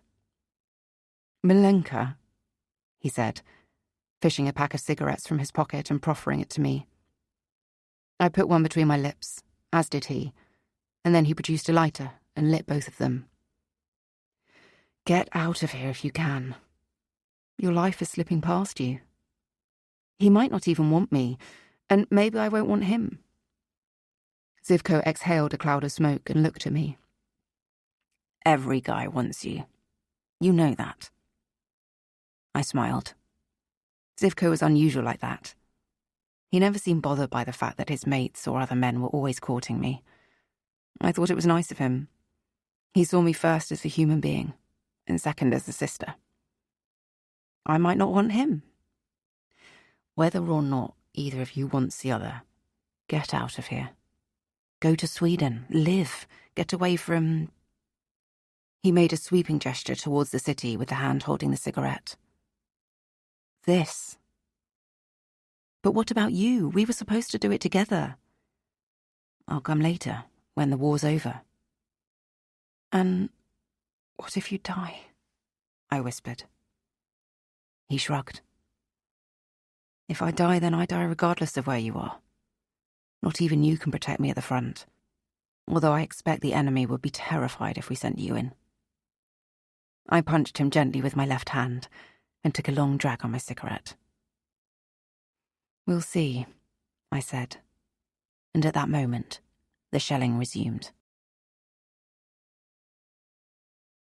Faye and Alice crossed Stureplan and entered Sturehof, where they asked the maitre d' if they could be accommodated in the private dining room. They didn't want to go to Revenge's offices, but they needed to talk undisturbed. After ordering a drink each, they sat down side by side. At first they were silent, each one of them devoted to their own thoughts, and before long the waitress brought their orders. The fact that Faye was being followed by the police was the worst possible news. It could only mean one thing. They suspected her of being involved in the murder of her ex-husband, whose charred body had been found in a burnt-out summer house outside the town of Shopping. I would have preferred it if they were thieves, Faye said at last, taking a sip of her gin and tonic. Alice glanced at her. Are you sure about that? Yes, because you can fight back against them, with security, money, bodyguards, but the cops... I don't know. They must still suspect me of being involved in Jack's death. What are we going to do? Faye had spent the short walk from Secure's office to the restaurant, pondering a response to that question. It was perfectly clear that if she was arrested and then found guilty of murder, Revenge would be in danger. There was only one thing to do. Build walls and moats between herself and Revenge. She had to legally distance herself from the company. Otherwise, it risked being smashed to pieces, and then she would be destitute. She'd been born poor and married rich. When she'd divorced, she'd become poor again, and then slowly built up Revenge with the money she'd managed to save from her dog-walking business. She was not going back to poverty. Only someone who had been poor knew what that entailed. She'd only ever met people who claimed that money didn't matter among the upper classes. People who were born with money. They had no idea what they were talking about.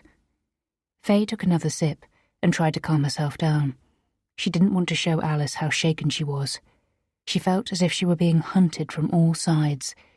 She knew very well who was behind the theft of the silver locket with a photo of her and her daughter inside it. While she had to try to save Revenge, she also had to try to protect herself and those she loved most from her father. She was going to have to fight a war on two fronts. She pushed aside the half-empty glass. I have to distance myself from Revenge, she said grimly. Alice shook her head.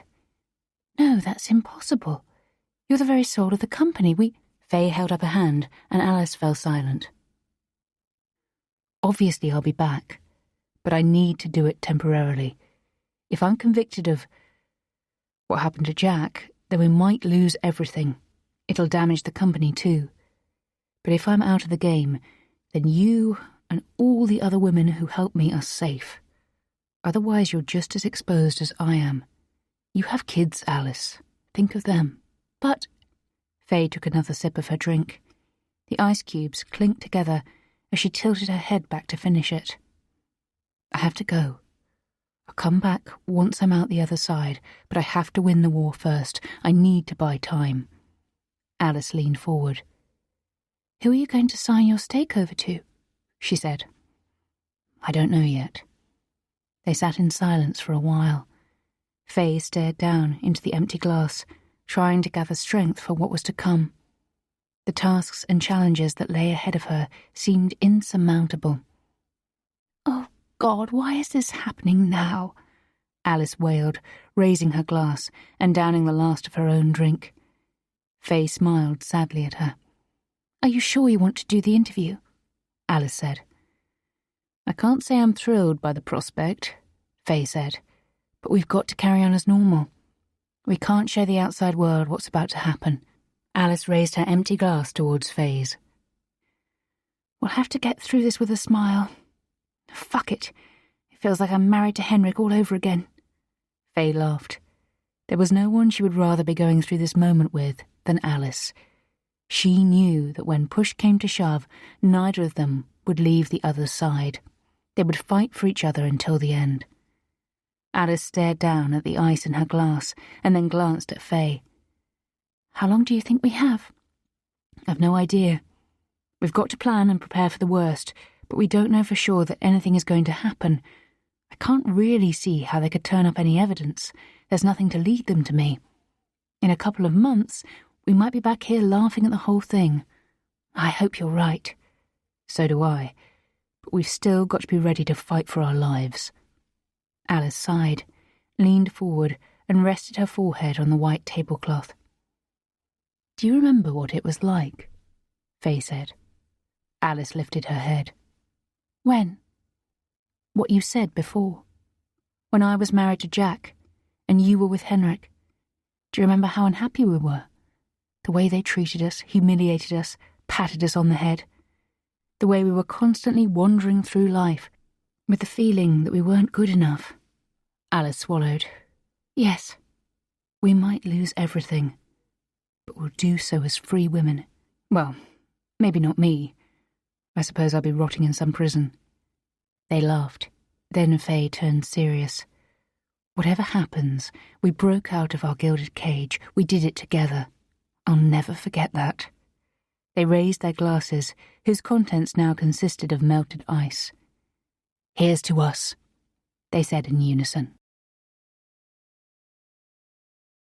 After a sleepless night alone in the big house, Faye got dressed and climbed into the car. Once she had buckled her seatbelt and was ready to leave, she winced.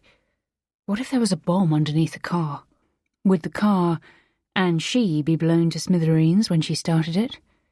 She closed her eyes, clenched her fists. She could not let paranoia be the master of her. She took a deep breath and turned the ignition switch on the left-hand side of the steering wheel. The Porsche started. Faye exhaled.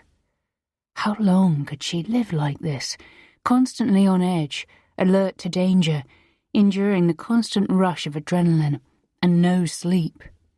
This could not be allowed to affect her. She couldn't afford to lose focus, not even for a second, and she had at least made an important decision during the night. It was a decision that required her to see Ilva in order to realize it.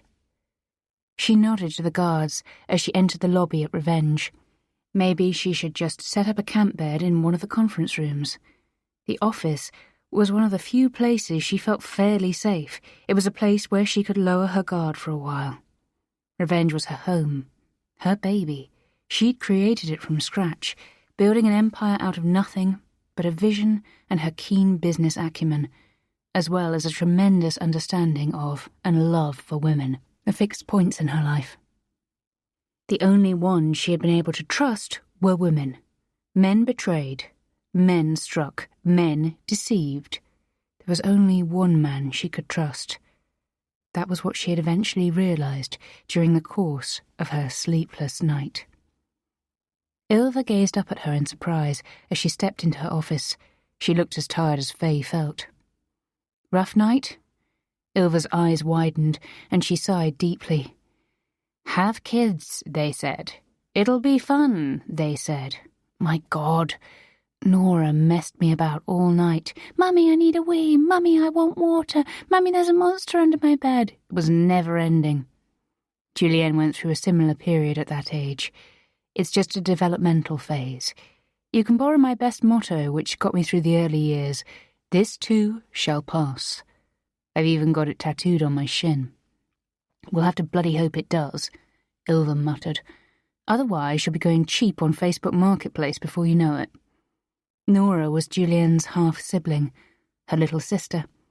She had been conceived through Jack's infidelity with Ilva, but that didn't prevent Faye from loving Nora almost as if she were her own. The girl had got the best of Jack, his intellect, his looks, but she'd got Ilva's warmth and empathy. "How are you holding up?" Ilva peered intently at Faye, who had just sat down on the sofa with a grimace. "Damn it, this sofa! I'm this close to buying a new one. Maybe something from Sphinx 10? Ilva smiled, and for a moment the fatigue was gone from her eyes. "Forget the sofa. Do you want some coffee? A litre of the stuff, please." Once Ilva had returned with a cup for each of them, she sat down next to Faye and put a hand on her leg. She didn't say anything, but merely looked at her. The warmth of her hand and the love in Ilva's gaze made something in Faye's chest begin to melt. But she couldn't let herself cry. If she got started, she wouldn't be able to stop. "What with everything that's going on, I've decided I have to step aside from revenge for a while. A temporary change at the helm." "You're not going to ask me to be the CEO, are you?" said Ilva in horror. "I'm perfectly happy as I am with my income statements and balance sheets." Faye held up her hands. No, I know how you feel, and it wouldn't be possible in time terms either, given you've got Nora." Ilva swallowed audibly. "Alice? Good God, I hope it's not Alice. You know I love Alice, but 3-hour lunches at Riche followed by an hour's shopping at Natalie Schuderman doesn't quite align with the role of CEO." "I'm under pressure, not insane," Faye said, laughing. "Kirsten, calm down a bit, and I'll tell you what I have in mind. But no, not Kirsten. She's enjoying her retirement far too much. She's got banked, and the orphanage in Mumbai to keep her busy. And just the other week, she was talking about doing a pottery course when she's back in Stockholm. If I ever start banging on about a pottery course, please shoot me," Ilva muttered. She downed her cup of coffee and reached for the pot to refill it. "Caffeine. It's crack for the mothers of young children." "I thought Johan could step in as CEO." Ilva stopped mid-movement and stared at her doubtfully. "Johan? You mean Chris's Johan? The one who's a teacher, and who has zero business background, that Johan?" "Yes, that Johan." Faye held up a hand to stave her off. "Hear me out. We've got a stable team in place. You've got an iron grip on the finances. The PR and marketing department is doing a fantastic job. We've got good people there. And Alice can always launch a charm offensive on the bank and take those meetings. A contact at Nordea has wanted to get into her pants for years. I just need someone I can trust. Someone who can hold the fort for a while." "Great. An amateur CEO for a major international corporation. Perhaps not one to issue a press release about. No. Let's keep this one under the radar." Ilva downed another cup of coffee. The crockery clinked as she returned the cup to the table a little too hard. "Have you spoken to him yet?" she said. "Does he actually want to do this?" Faye got to her feet. "You draft a contract, I'll speak to Johan. This is how it has to be." "It's a bitter pill," Ilva sighed, "but I suppose I should borrow your motto, 'This too shall pass.'" "Exactly. Right. I've got to head off to TV4 for that bloody interview." Faye blew Ilva a kiss before picking up her coat and hurrying out of the office. She was not looking forward to being interviewed, especially not when she had so much else on her mind. But as they always said, the show must go on. The atmosphere in the TV studio was relaxed but professional. After spending a little less than an hour in makeup, Faye had been shown to a green leather armchair positioned on the glossy studio floor. Sitting on a sofa behind the cameras were Alice and a girl from the Revenge PR department who had introduced herself as Theodora. They had so many staff these days that Faye could no longer keep track of everyone who worked there. 4 cameras were trained on Faye, and the presenter, Rita Dofstrand. She was a popular TV veteran who had been at TV4 since the start of the 90s. Her loyalty had seen her rewarded with her own talk show, which was broadcast on a Saturday evening. The production team had emailed the questions in advance, but Alice had warned Faye that Rita had a tendency to go off script and improvise. Faye wasn't feeling at all nervous.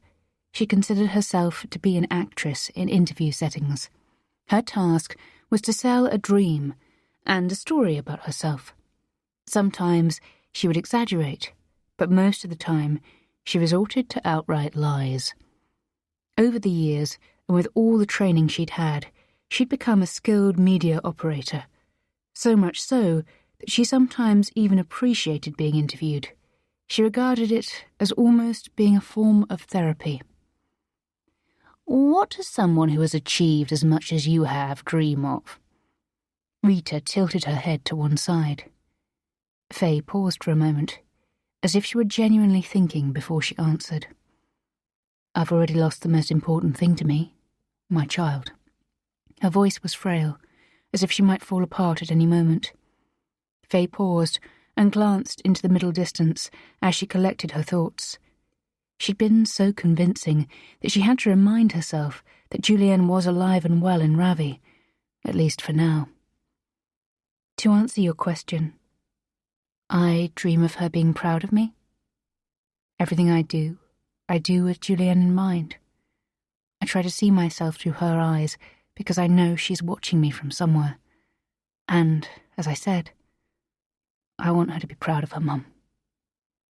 She could tell that her words had made an impression on Rita, whose eyes had moistened. The presenter cleared her throat and assumed a grave expression. Can you forgive your ex-husband for what he did?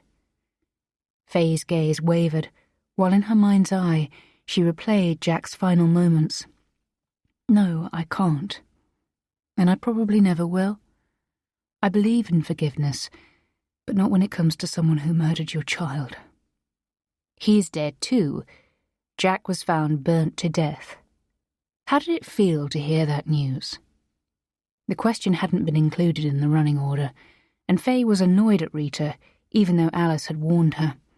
She took a deep breath while pondering how to fend off the question. I felt nothing. Nothing at all, if I'm perfectly honest. I think every mother out there will understand. The person who hurt your child is never worthy of your tears or regrets. He tormented Julienne and me for so long. This may sound harsh, but I couldn't care less about my ex-husband's death. Do you have any theories on who might have killed him? Jack had a lot of enemies. Being ruthless often has that effect. After she'd fallen silent, she discreetly sought out Alice's gaze and got a nod and a tiny, almost imperceptible smile in response.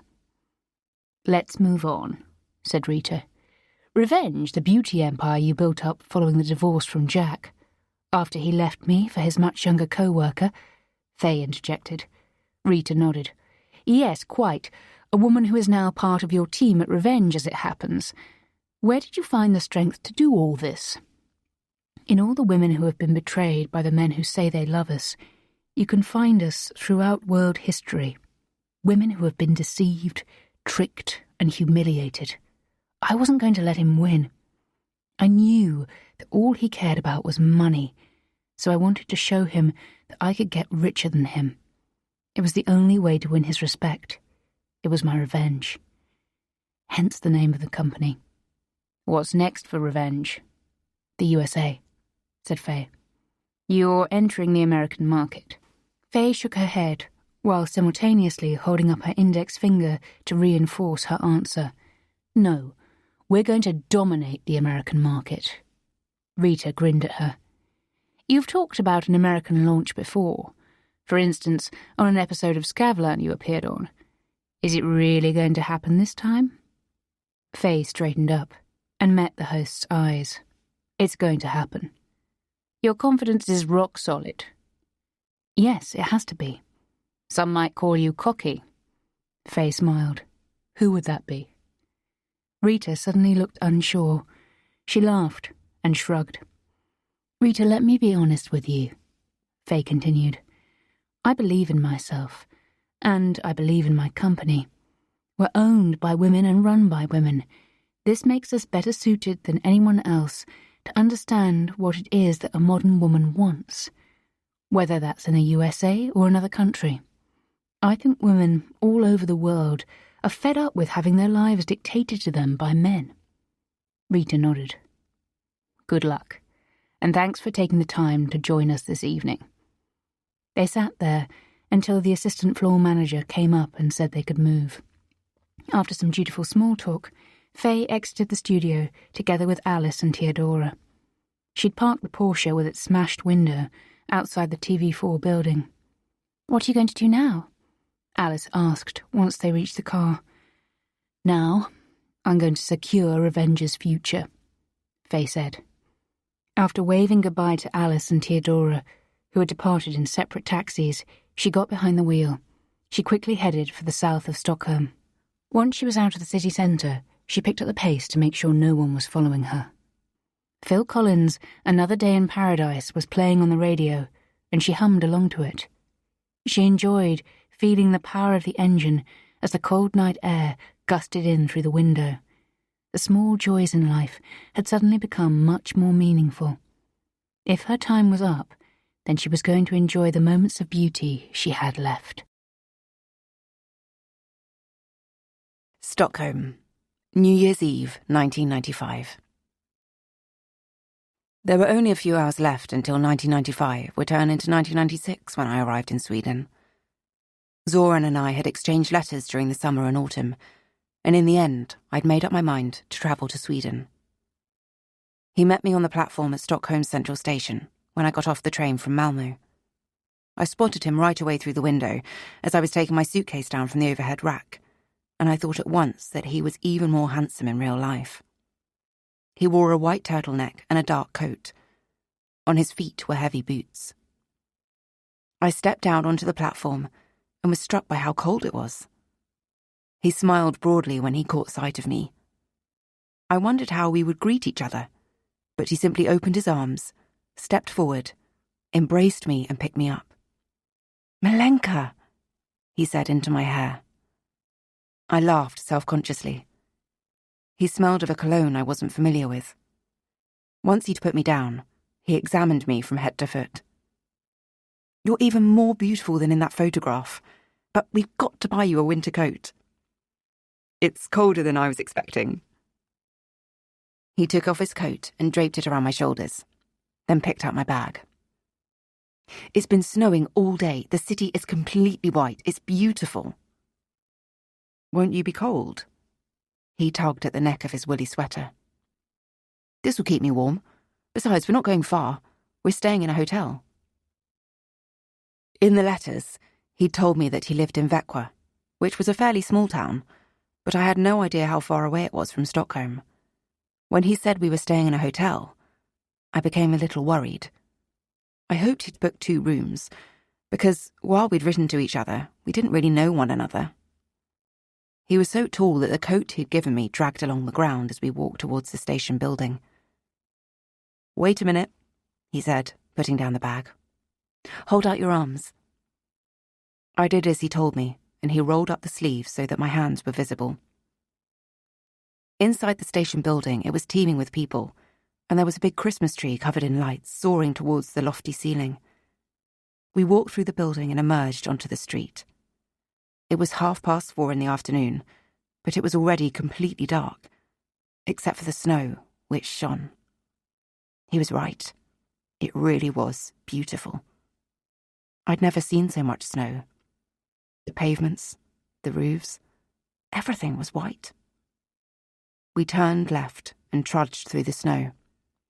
My trainers were quickly sodden. "I'll have to buy new shoes too," I said, pointing at them. He laughed. "Are you cold?" "A bit." He stopped and bent forward. "Hop up." I laughed but shook my head. "No." He smiled, then he made a loud sound that was difficult to interpret. "What was that?" I asked. "I was neighing," he said, a broad grin still on his face. "Now hop up." I realised he meant it. He bent his knees, and I hesitantly clambered up onto his back. He straightened up, picked up my bag, and then continued to trudge through the snow. People stared at us, but I didn't care. I held on to him and inhaled the scent of his aftershave. Like Zoran had said, it wasn't far to the hotel. When we stepped into the foyer, he put me down and went over to reception, where he spoke to the young woman behind the counter in Swedish. I couldn't understand a word of it, and I thought I would never be able to learn that language. He was issued with a key, and I realised that we would be staying in separate rooms, since he told me on the way to the hotel that he'd arrived in Stockholm the day before. For some reason, this was both a relief and disappointment to me, even though I'd done my best not to show it. He was my only safety net, and I feared he would leave me alone and abandoned in my room. We went up to the 3rd floor, and he led the way. He stopped outside room 317, inserted the key into the lock, and opened it. He held the door open for me, and I went in. "What do you think?" I was speechless. I'd never seen anything like it, although I had admittedly never stayed in a hotel before. Everything was shiny and looked new. I couldn't fathom how he could afford this. According to his letters, he was a waiter in a restaurant. Sweden really was a peculiar country if restaurant employees could afford to live like royalty. I could not figure it out. "It's incredible," I said. I went over to the window and gazed down at the white street below, where the traffic was crawling past. He stood next to me. I took off the coat and handed it to him. Then I took off the coat I brought with me from Zagreb and put it on the bed. It looked cheap on the luxurious sheets. I saw him looking at my body, but pretended not to notice. "Where are you staying?" I said. He pointed to the wall. "Next door." "What are we doing tonight?" "I don't know about you, but I've got a date," he said, twisting his wrist towards me so that I could see his watch. I stared at him, and then noticed the corners of his mouth were twitching before he burst into laughter. "I've got us a table booked for 7. "What time is it now?"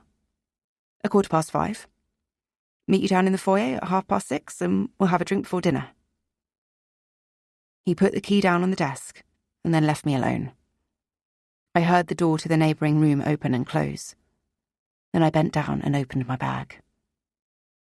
Judging by the little I'd seen of what Swedish women wore, I realised I was going to look hopeless. Suddenly, the telephone on the desk rang. I winced and stared at it. What was I supposed to say? I didn't know a word of Swedish, and I only had a few English phrases. I reached out and gingerly picked up the receiver. "Hello?" I said in English. It was Zoran. "Did you wonder who it was?" I smiled at my own reflection. "Yes. I forgot to say that Father Christmas was late this year. He couldn't find Croatia." I didn't understand what he was getting at. "So, he left a present for you in your wardrobe?" I glanced in that direction. "Wait a second," I said, carefully putting the receiver down on the desk. I opened the wardrobe doors to find a glittering black dress on a hanger. I stared at it. I'd never seen a garment so beautiful, and I didn't dare contemplate how much it must have cost. On the floor, there was a pair of matching black shoes. I took the dress out on its hanger and held it up in front of me while looking in the mirror. It looked like a perfect fit. I grabbed the receiver again. "What do you think?" Zoran said. "I love it. I don't know how to thank you. But how did you know my size?" "I asked your mother. She helped me. The heels are a size 36, so they should also fit, although it'll be chilly. But the restaurant we're going to is right nearby." "You'll just have to carry me on your back again," I said, smiling. "See you at 6:30. Faye pressed the doorbell of the small, terraced house. A sudden gust of wind made her shiver. This encounter with Johan Shalander was going to determine her future. If it didn't go well, She'd have to rethink and come up with another plan. But she hoped that Johan was as reliable as she remembered him being. They hadn't seen each other for a long time. The door opened, and Johan stared at her in surprise. His blonde hair was, if it were possible, even more tousled than she recalled. The first time she had met him, she thought there was something open and good about him, and the same thing still applied. It warmed the cockles of Faye's heart to see his lanky figure. "Hello. Can I come in?" "Sure thing. Sorry, I was just so..." Faye stepped inside and embraced him. "I'm sorry to show up like this out of the blue, but we need to talk." "You're always welcome here. You know that. Can I get you something to drink?" "Tea, if you've got it." Johan showed her into a small kitchen. Hanging on the wall behind a traditional box bench, there was a framed photographic portrait. Faye's eyes filled with tears when she saw her best friend's face. The final days were so clear in her memory, Chris wasting away and her strong body getting weaker while the doctors were unable to do anything.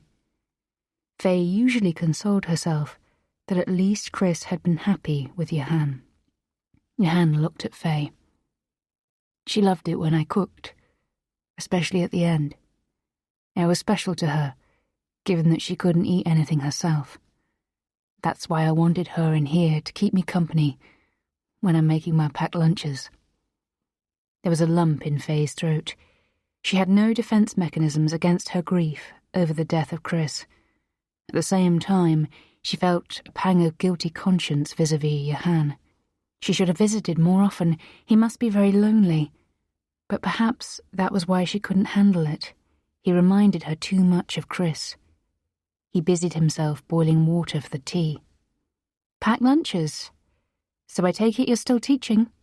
Faye said, sitting down on the creaky bench. Johan got out 2 cups and saucers, added tea bags, and then set them down on the side while waiting for the water to boil. "I sure am. Same school. I don't think I'll ever change profession or workplace." Faye gave him a long look. This was the man who had inherited Chris's fortune, except the company itself, but who continued to live a seemingly modest life. He poured the water into the cups and carried them over to the table. He sat down on the chair opposite Faye. "Are you sure about that?" "About what?" he said absent-mindedly. "That you'll always want to be a teacher." He laughed. "Are you offering me a job or something?" Faye realized that not even in his wildest dreams could he conceive of what she was about to offer him. She smiled. "Well, as it happens, I am." Johan scrutinized her as if waiting for her to burst into laughter, but Faye's gaze didn't waver. "Are you serious? What use am I to you?" "I trust you. That's good enough for me. Actually, that's pretty much the job description." Johan blew on his tea but said nothing. "Shouldn't you be asking what the job is?" said Faye. He removed the tea bag with a teaspoon, squeezed a couple of drops out of it, and then deposited it on the saucer. "What's the job?" "Mine. I want you to be the CEO of Revenge." Johan began to roar with laughter, but Faye remained completely expressionless as she waited for him to finish. "Are you completely out of your mind?" he said at last. "I don't know a thing about running a multinational, and I definitely don't know anything about beauty products. Why would you want me to do that job? Besides, aren't I the wrong gender? Isn't the whole thing with Revenge that it's by women for women? Like I said, I trust you, despite your obvious handicap of having a penis." Johan shook his head and rubbed his eyes. "I'm glad you asked, Faye, although I still think you're joking. Thanks, but no thanks. I think you'd be much better off without me. Things seem to be going pretty well. Anyway, what are you going to do if you no longer want to be CEO?" "For various reasons, I need to distance myself from the company for a while." "What reasons would those be?" There was a flash of worry in his eyes. "You're not sick, are you?" He glanced quickly up at the portrait on the wall behind Faye. "No, I'm not sick. For reasons that I can't go into right now, I need to create a barrier between me and revenge. But I need to maintain control of the company. To do that, I need someone I can trust on the inside. And since Chris passed away, there's only you. She trusted you, which is why I do too. He opened his mouth, as if to say something, but then closed it again. Faye sensed that he was weakening. The salary is 19 million kroner a year. His eyes widened. Plus bonus. He shook his head. I don't know. I need your help.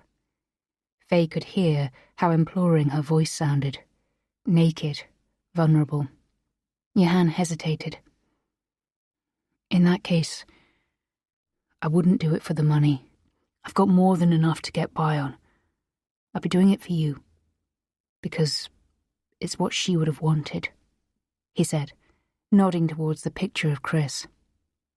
I know that. Isn't there loads of paperwork and stuff? Or some sort of vote? Faye shook her head. As you know, you're already on the board, even if you haven't been all that active. Those were Chris's wishes when she bequeathed Queen Group to me, to be incorporated into Revenge. So you're already part of Revenge, even if you never really got involved. Johan shook his head slowly. It would mean a lot if you did this for me, Faye said. I really am in a tight corner. I might lose everything, and if I'm honest, you'll only be a figurehead, an invisible one at that. I'll provide you with clear instructions, and you'll have a team around you who'll take care of most things. They sipped their tea. Then Johan nodded. Okay, I'll do it, he said. For your sake, and for Chris. Faye smiled warmly at him. Thank you. Ilva's drafting a contract. We'll send it over to you by messenger by tomorrow for your signature. There's some other stuff to be signed, but then you'll be in charge of a company that has forecast revenues this year of 15 billion kroner. You'll be able to put Russian caviar in your packed lunch if you want. Johan gazed at her forlornly. Chris was always the one who loved Russian caviar. Personally, I've always been more partial to squeezing mine out of a tube of callus. Faye placed her hand on his. And that's exactly why I'm able to entrust my life's work to you. The very next morning, Johan arrived to settle in at Revenge's offices. The school he worked at was desperate to make cutbacks, so they'd had no problem with letting him go immediately. I don't think I've ever felt so out of place in my whole life. Johan gently ran a hand across Faye's polished desk. If you like, I can scratch some expletives onto the desk so that you feel more at home, she said. That would definitely make it easier. Johan laughed nervously. Ilva swept in with a stack of folders in her arms. Here are the accounts for the last few years. It would be good if you could get to grips with the figures as soon as possible. Faye, help. Johan paled and looked like he wanted to get up and bolt. Faye sat down next to him and stroked his arm reassuringly. You're not alone, okay? You'll have Ilva here every day. I'll pitch in where I can, and the rest of the team are at your disposal. Most of it's just common sense. It's not astrophysics. Money comes in, money goes out. Ilva sees to most of the details. You only need to be knowledgeable enough to help make sensible decisions. Sensible decisions about a corporation making billions, Johan muttered. You do realise that I struggled to decide what to eat for lunch. He stared at the folders, as if they were snakes preparing to attack him any moment. Look at this. You don't need to know all the figures. There's an executive summary at the front of each folder. Here's last year's. Faye opened the folder on the top of the pile and laid it in front of Johan. She calmly and methodically explained the various entries. He nodded, and she could tell that his fear was gradually beginning to dissipate. Here are some more folders. Ilva came back in with another pile, the same size, and the panic-stricken expression was immediately back on Johan's face. Faye stood up and laid a hand on his shoulder. You know what? We can do this later. We've got something much more important to see to now. Something that's vital to your new role as CEO. What? Johan said in horror. Something even worse than this? That depends on how attached you are to your corduroy jacket. She pulled out her phone and dialed the number of her stylist, Niklas Berryland. Niklas, we've got an emergency assignment. Can you meet me at Nordiska Kompaniet in an hour in menswear? Johan held up his hands defensively. Faye, No, I actually happen to like my jacket. I'd rather stay here with the folders. The jacket's history. Come on. Johan muttered loudly as Faye dragged him out of the office. Somewhere in her own heaven, Faye knew that Chris would be choking with laughter. It was 1:30 by the time Faye and Alice met for lunch at the Grand Hotel. It was a Friday, and the dining rooms were full of the rich and beautiful. Faye was hungry and ordered beef reed barry, while Alice went for a fish stew. Alice was constantly vigilant, and Faye couldn't help but smile at her concern. No one's following us. Are you sure? Faye nodded. We'll have to trust Secure. Their wine arrived. Alice sipped hers, looking worried. Can't we just forget about the outside world for a little while? Let's pretend we're just two regular friends out to celebrate the end of a successful working week, Faye said, taking a mouthful of wine. A week after she'd started preparing Johan for his new job, Faye had started to wonder whether she had been getting things out of proportion or whether Secure had been mistaken in their conclusion that she was under police surveillance. The operation against her appeared to have been paused. That was, if there had been one at all. This was confirmed by Karl Novak and his personnel, who were still monitoring Faye and reporting on any suspicious activities in her vicinity. Things had been calm of late. Johan had stepped into the role of CEO with great seriousness and had proved to be perfectly cut out for the task. He was calm, interested and friendly, and had quickly become immensely popular at the office. What was more, he was very well dressed in the new suits she and the stylist had picked out for him at the department store. Faye couldn't help but be impressed by him, although, at the same time, she suspected that she might have been a little too hasty in drawing her conclusions and taking action. The police must have eventually decided that she was innocent of the murder of Jack after all, but she couldn't help wondering what had caused them to reopen the investigation. Her father, however, was still out there somewhere, full of hatred towards her. He was probably just waiting for an opportunity to strike. With that in mind, this solution was the best. Of that she was certain, and the security detail attached to her mother and daughter at the house in Ravi had been greatly expanded. Alice got up to go to the ladies, and Faye was left on her own. She caught the eye of a young waiter. He was tall and dark-haired, like an Italian film star. Since it had been uncovered that she was under surveillance, she barely had time to think about men, and she interpreted her own covetous glances at him as a sign that she was regaining some degree of balance. Thanks to Johan, revenge was safe, no matter what happened. She was, at least on paper, no more than a regular employee with a monstrous salary. She could afford to have some fun. Who knew when she'd next have the chance? Having already checked that the waiter wasn't wearing a wedding ring, she beckoned him over. "Is everything to your satisfaction?" he asked, dazzling her with his brilliant smile.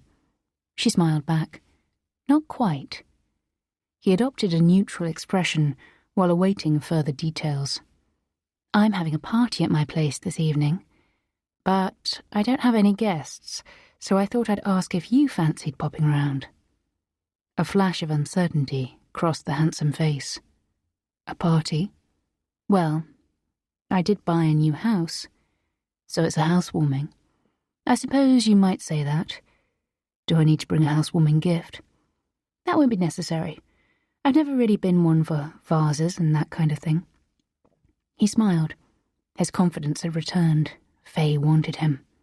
"I get off at 6. Give me a note of your address and phone number, and I'll send a car to pick you up at 8. What's your name?" "Philippe." "My name's—" "I know who you are."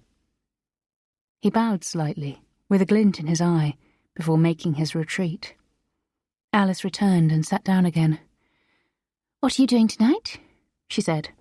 Faye smiled at her. "I've got plans." A moment later, Philippe stopped at their table and asked whether they needed anything else. As he bent down to remove their empty glasses, he dropped a piece of paper on the floor next to Faye. She and Alice each ordered another drink. Was I seeing things, or did he drop that piece of paper on purpose? Alice grabbed the note and read it. 82 Falkengargorten. She looked at Faye in amusement. "That's just what you need after a week like this," she said, handing it over to Faye. "My thoughts exactly." The food arrived, and as they ate, the atmosphere became more relaxed. Alice no longer seemed so worried. Outside the windows, a crowd of people had begun to form by the main entrance. The hotel staff and some bouncers had set up a cordon with barriers, and there were a number of photographers standing there with their cameras raised. "What's going on?" Faye said. Alice shrugged. "I think there's some pop star who's playing at the Avicii Arena tonight staying here. Can't remember who." They finished their wine and agreed to go their separate ways. Faye had taken a taxi to the office that morning and was going to ask the doorman to arrange another for her now. She wanted to go home and freshen up ahead of Philippe's visit. As they moved through the foyer, she heard a voice behind her. "Faye Adelheim?" She spun around. Standing in front of her were two people, a man and a woman. She recognized them as two of the police officers that Secure had shown her photographs of. "We're from the police. Would you come with us, please?" The two officers moved to stand either side of Faye, and as they led her out of the building, camera shutters clicked and flashes dazzled her, and she heard surprised voices calling out her name. "Do you want a lawyer present?" "I don't need a lawyer," Faye said, in a tone of voice that sounded much more confident than she felt. The two police officers filled the room with their presence. The big policeman was sitting opposite her at the bare table. The policewoman was leaning against the wall, toying with a strand of well-blow-dried hair as she contemplated Faye, a slight smile playing across her lips. "Very well. Let's start the interview then.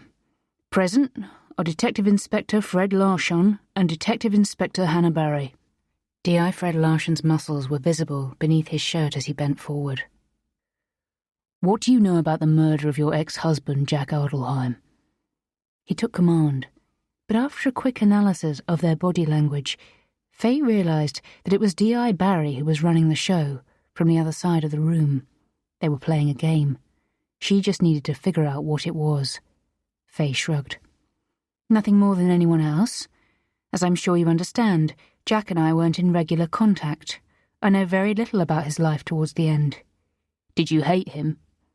D.I. Larchon suddenly got to his feet and towered over her. He was trying to intimidate her with his size. To some extent, it was working. Her reptilian brain immediately reminded her of the way her father had so often loomed over her like that, in those brief moments of terror before the pain followed.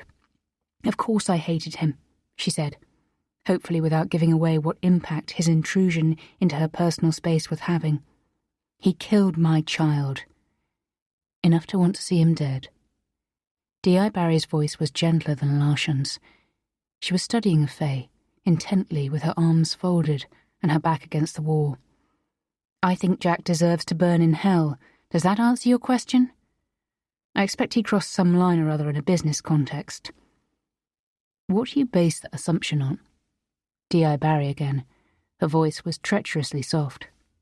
"What I know about Jack. I lived with him for many years, for better and worse. Jack never did know when to quit, and who not to challenge." Faye leaned in, towards D.I. Larchon, whose eyes widened before he regained control of his facial expression. "Why are you asking these questions?" she said. "Have you found something?" There was a moment's silence. Then D.I. Barry took a step towards her, bent down, and spoke in a low voice. "Yes, we have. We're arresting you on suspicion of murder." Part 2.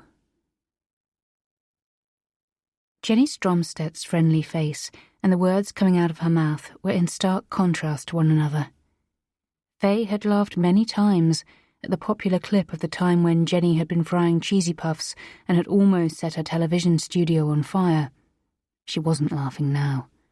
Jenny and her fellow breakfast show anchor Steffo were going through Faye's case step by step. Faye was squirming on her bunk. There was an impression in the mattress in the shape of her body. She'd been in custody for a long time now. The small, grey cell in the Kronoberry Roman prison where she was being held was as familiar to her as the vast Ostermalm apartment in which she had until recently lived. This trial really has captured the attention of the Swedish public of late. And it's not just Sweden, Steffo interjected. There's also been huge interest in the international media too. That's right, this trial has been making the front pages both in Sweden and abroad. Faye Adelheim, founder of the multinational beauty empire Revenge, is facing charges for the murder of her ex-husband Jack Adelheim. Jenny pronounced these words carefully, seriously. Faye looked away from the small TV on the bookcase. She had a hard time taking in that it was her they were talking about, that this was about her life. The media had dispatched legions of journalists to the courtroom, and they had all happily reported every single detail. It had been a perfect storm. The enigmatic billionairess whose daughter had been murdered, and who, amidst her grief, had created the beauty empire Revenge, had avenged her daughter's death by killing the man who was guilty, and who, to top it all, was her ex-husband. The public gallery, behind the glass in courtroom 37 on the second floor of the district court building on Wheeler-Garten, had been full to bursting every day. Support for Faye Adelheim remains widespread, Jenny said, and Faye turned back to face the TV. Jenny held up a white T-shirt emblazoned with the words, Free Faye. This T-shirt started appearing a few days ago, while the hashtags Free Faye and Killamore Faye are trending across all social media platforms. She put down the T-shirt and turned towards a man sitting opposite her. But, while she may have a lot of backers, it's hard to ignore the evidence, isn't it? Leif G.W. Persson. The camera panned across towards Persson, Sweden's most renowned criminologist, and one of Faye's favourite authors. He took his time before answering. In a characteristic movement, he slowly pushed his glasses up onto his forehead. Yes. He strung out his words. Jenny and Steffo waited patiently, accustomed to his long pauses, given that he was a regular guest on the programme. Well, it doesn't look good for Faye Adelheim. In my view, the prosecutor did a superb job of tying the whole thing together, with a bow on top. Would you say this is a so-called circumstantial case, as her defence lawyer has frequently claimed? Jenny leaned forward. Persson chuckled, making his green jacket rise and fall. Well, I suppose I would say that, but the ingenious thing about circumstantial evidence is that if there's enough of it, that constitutes good evidence. The necklace belonging to her that was discovered by a mushroom picker at the site where Jack Adelheim's remains were found is very incriminating in itself. Plus, she has a powerful motive for wanting to kill her ex-husband. What's more, her alibi has only been supported by one close friend. I would say things are looking bleak for her. But her defence lawyer said she'd had her car broken into, and that the necklace was stolen then, and that she wore the necklace for a long time following Jack Adelheim's disappearance. Well, it hasn't been proven that there actually was a break-in to her car. There wasn't anything to prove that. No one saw the break-in, and she might just as well have smashed the window herself. And the strange thing is that nothing else was taken. There was a very expensive handbag full of stuff lying there in the open, and according to her, the only thing that went missing was the aforementioned necklace. Besides, no witnesses have been able to testify that Faye Adelheim has worn the item in a long time. Last but not least, only her own fingerprints were found on the necklace and locket. A juicy detail is that the locket actually contained a photo of the accused and her daughter. It seems almost unbelievably careless to drop something like that at a crime scene in the way the prosecutor is alleging she did. But Faye Adelheim can hardly be said to be careless, Steffo objected. She's internationally known for her sharp business brain. Yes, but it's one thing having a business brain, and quite another to think smart when you've just murdered someone. Personal emotions and so on come into play and cloud your judgment, and in this case he murdered her daughter. Revenge and hatred. They can cause even the best of us to make mistakes. There are many people with high IQs who are currently under lock and key. Thank you as ever, Leif, for your judicious input. Jenny looked back to camera. The verdict in Faye Adelheim's trial will be handed down today. We'll be live here on TV4 at 3 o'clock. And now, we're welcoming to the studio Lise Evertshon, who is going to tell us all about how to make beautiful gifts with things you find in the woods. Faye averted her gaze from the screen. She was empty inside. She felt nothing. Not fear, not anger.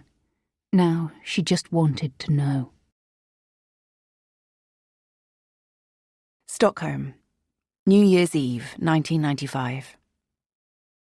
I'll never forget the look he gave me as I came into the hotel bar, where he was already sipping a drink. It was as if he hadn't seen me before. I'd never felt more beautiful. The dress sparkled in the dim lighting, and the shoes made me some 3 inches taller. Nevertheless, when Zoran stood up, I realised that he was still at least half a head taller than me. "Milenka, you look amazing," he said. He drew out a chair for me. I sat down, feigning nonchalance. "Thanks," I said, smiling. He was handsome in his dark suit and with his dark hair combed back. "What would you like to drink?" "I'll have what you're having," I said, pointing to his glass, which was almost empty. Zoran went to the bar.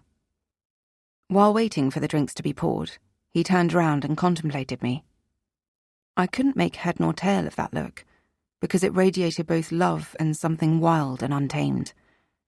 It worried me, but also attracted me in a way I'd never experienced before. It was like a fairy tale, a dream. Stockholm was beautiful, exotic, and I'd met a man who was still a stranger, yet spoiling me rotten. The war, Zagreb, and my toil at the Rose all seemed very distant. I was still on the same continent, but I might as well have been on another planet. Zoran returned with the drinks. We clinked glasses, and I asked him to tell me about Växjö and his life there. "I work in a restaurant," he said, "although I won't be doing that for much longer." "Are you leaving?" He shook his head with a smile. "No, I'm going to buy it." "The restaurant?" He nodded enthusiastically. "The owner is also a Croat. He's moving to Gothenburg. He's letting me have it cheap. I've basically been running the place for the last year, so I know it's got potential." I gazed at him wide-eyed. Sweden really did seem to be a place that only got stranger. A country in which a poor boy from Croatia could become a restaurant proprietor after living there for barely 3 years. "Things are going to work out for me," he said, raising his glass into the air again. He sipped the drink without taking his eyes off me. Those green eyes were gazing at me intently. "Here's to us. I'm going to take care of you, Milenka." "I know," I said in a low voice, raising my glass. I'd always cherished being as independent as I could be, making my own money, having my own life, but all those dreams were overthrown in that hotel bar. I couldn't bring myself to be strong any longer. I wanted to be taken care of by Zoran. I wanted him to look at me with that covetous gaze every single day for the rest of my life, and I wanted him to be my husband. If he'd asked me to get married to him there and then, I would have said yes without hesitation. We finished our drinks, and Zoran settled up. He draped his coat around my shoulders, and since the snow was still lying on the ground, white and soft, he carried me on his back over to the cab rank outside the railway station. We got into one. Zoran gave the address to the driver, and then the car pulled away. I couldn't help but gaze out of the window. Large expanses of the water had frozen to ice. Festively dressed people were visible everywhere. "Over there is the palace where the King and Queen of Sweden live," Zoran said. It was a beautiful, illuminated palace, but it didn't look like the castles I'd imagined as a little girl. The car turned off the road and pulled into a big park. There was electronic pop music pumping out of a large building. A long queue of people was stamping their feet in the snow outside. Zoran opened the car door and helped me to get out. The snow had melted here, so I was able to walk on my own with my arm linked into his. "Is this where we're going?" I asked, pointing to the door. "No, that's a nightclub. We're going to the restaurant around the corner." "What's it called?" "Opera. I tried to imitate the word noiselessly so that he wouldn't hear me, but he noticed and his mouth twitched. "You'll learn Swedish, no problems," he said with conviction. There was an inviting glow from the windows, through which well-dressed people could be seen eating at low-lit tables. He held the door open for me, and we stepped into the warmth. The maitre d' ticked off Zoran's name on a list and showed us to our table. My nerves only got worse. The other patrons all looked so urbane. I tried to behave like them, mimicking their movements and placing the napkin on my lap. Zoran ordered a bottle of champagne, and then he moved his chair around the small table so that we were sitting close together, side by side. I glanced at the other tables to see whether anyone else had done that, but it was just us. Zoran seemed completely unfazed. It was as if we were alone there. He opened the menu and pointed to the different dishes, explaining to me what was in them. We settled on steak frite with something called bayonnaise sauce, which he claimed was the most delicious sauce he'd ever tried. "Do you have this at the restaurant in Växjö?" "Yes, of course. Although I think it'll be better here. Actually, I'm sure of it. There's still a lot to do to get the restaurant profitable, but I'm not afraid of hard work. We're going to succeed." A tingle ran down my spine when I realised he'd said we. That meant we belonged together, that we were a unit. He looked at me gravely and then placed his big hand over mine. "Are you worried?" I shook my head. "No. I trust you." I meant it. There was something invincible about him. He was a man who couldn't be defeated, who took whatever he wanted. This scared me, but it also left me weak at the knees. "There's our food." The sauce really was exquisite, just like the rest of the dish. I'd never eaten anything as delicious. Zoran had ordered a bottle of red wine, and as we drank, I felt the alcohol begin to take effect. The conversation never faltered. Zoran told me about Sweden, about his difficult beginnings, about how lonely he'd felt. I had thousands of questions that he patiently answered with a smile. He pressed dessert upon me, and I opted for the creme brulee. The time was getting away from us. I could see from Zoran's wristwatch that it was already gone 11. "I thought we'd go and watch the fireworks down by the palace," he said. I shook my head. "Let's go to the hotel." He furrowed his brow. "Are you tired after your journey?" "Yes, but I don't want to sleep." He looked at me askance, and I responded to his gaze without blinking. He summoned a waiter to request the bill. When it came, he produced a money clip and deposited 2 red banknotes on the table before getting to his feet. When we emerged into the cold, I was surprised that he didn't offer me his coat. I wondered if I'd done something wrong, if he was disappointed in me. But as soon as we had turned the corner, he stopped. He unfolded the coat and draped it over my shoulders. I spotted that he was holding something. It was a bottle of champagne. "We need something to toast the arrival of 1996. I tucked my cold hands into the coat pockets and found something hard in them. He'd brought the glasses with him too. I couldn't help but smile. Zoran flagged down a taxi, opened the door for me, and we got in. He handed me the glasses, opened the bottle and poured. From time to time there was the sound of firecrackers. Everything felt unreal. There were more people in the streets now. Big groups were moving about, presumably seeking spots from which to view the fireworks that were going to illuminate the dark sky to welcome in the new year. The taxi stopped outside the hotel, and we entered through the glass doors. When we got out of the lift on our floor, there was suddenly an air of seriousness about us. We'd stopped talking to one another. He took my hand and led me to his room. He unlocked the door and let me in. The room was meticulously tidy, the bed made. There was a faint smell of his cologne. I shrugged off the coat and helped him to take off his jacket.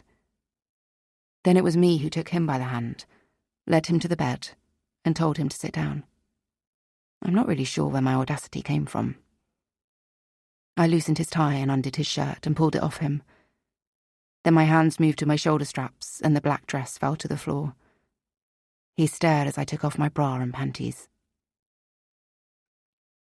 I pressed his chest, causing him to fall backwards onto the bed, and then I straddled him. I moved back and forth on top of him. I could feel he was hard. The sky exploded above us. I reached out for the bottle of champagne he was clutching, raised the heavy bottle and drank greedily from it. I pressed myself down against him even harder. "I'm yours," I whispered. "Do whatever you want with me." It was an unusually cold morning. On the news, they'd said that February hadn't got off to this colder start in years. Outside the window, the snow was falling onto the frost-covered birch trees. Faye thought it would have been beautiful, were it not for the high fences topped with barbed wire that surrounded the prison. It was still dark as she pulled on her drab and shapeless prison clothes. She'd arrived at Stanicle Prison the night before. The prisoner transport had been delayed by snow. She'd been convicted of the murder of her ex-husband, Jack. She was now regarded as one of Sweden's most dangerous women, and as such, there had been no option for her but Stanicle. Neither the district court nor the Court of Appeal had paid any heed to the many women who had gathered outside the courts with placards as they shouted loudly for justice for Faye. She'd been handed a life sentence. They'd swallowed the assorted pieces of circumstantial evidence, topped off by her necklace being discovered close to the burnt-out house where Jack's body had been found, just as Leif G.W. Pershon had predicted. Clearly someone who wished her harm had framed her. The necklace had disappeared from her car and been planted at the murder scene after the murder took place. Faye was convinced that her father was mixed up in it somehow, and she couldn't help worrying that a worse fate than that awaited her in this prison. She would have to be vigilant, constantly ready to defend herself. She went into the small bathroom and splashed water on her face. When she had arrived here the evening before, she'd been surprised to find that the inmates had en suites with toilets and showers in their cells. Having watched far too many movies and TV shows about women's prisons, she'd been picturing a rusty bucket in a corner and communal showers. Faye stood by the cell door, which was going to be unlocked soon, and stretched her aching back. The narrow bunk comprised a wooden base with a thin mattress on top. On the table, there was a set of cutlery made from hard plastic. She guessed she was supposed to take them with her, so she picked them up to be ready. The door was unlocked, and she set off for the dining room, where the inmates ate breakfast together. There were 12 women in her wing. Shortly after Faye entered the anonymous dining room, a young woman with brushed-back black hair and wearing a tracksuit appeared and stood by the serving counter. She nodded at Faye. A woman in her 60s slouched in behind her. The older woman came up to Faye and introduced herself. "Louise Axion," she said. "My name's Faye. Everyone in here knows. We've been following the trial, both in the district court and at the Court of Appeal. Obviously, we wanted you to be acquitted, although there were a few of us who were hoping you'd end up here if you went down." She smiled, and the woman in the tracksuit turned towards Faye. "Hey, celeb, you gonna help out or what?" Faye hurried to do as she was told. She noticed that Louise and the young woman in the tracksuit were bickering, almost as if they were mother and daughter. She realised that she liked listening to them as she stirred the big pot of rice pudding. More women arrived. Sleepy, their hair dishevelled, they trudged in and sat down at the tables. Some came over and greeted her, while others didn't. Faye watched them carefully without staring, fearing she might provoke them. She noticed that one of the women was pregnant. The conversations she caught snippets of were about visits from children and relatives. She wouldn't be receiving any visitors of her own for a while.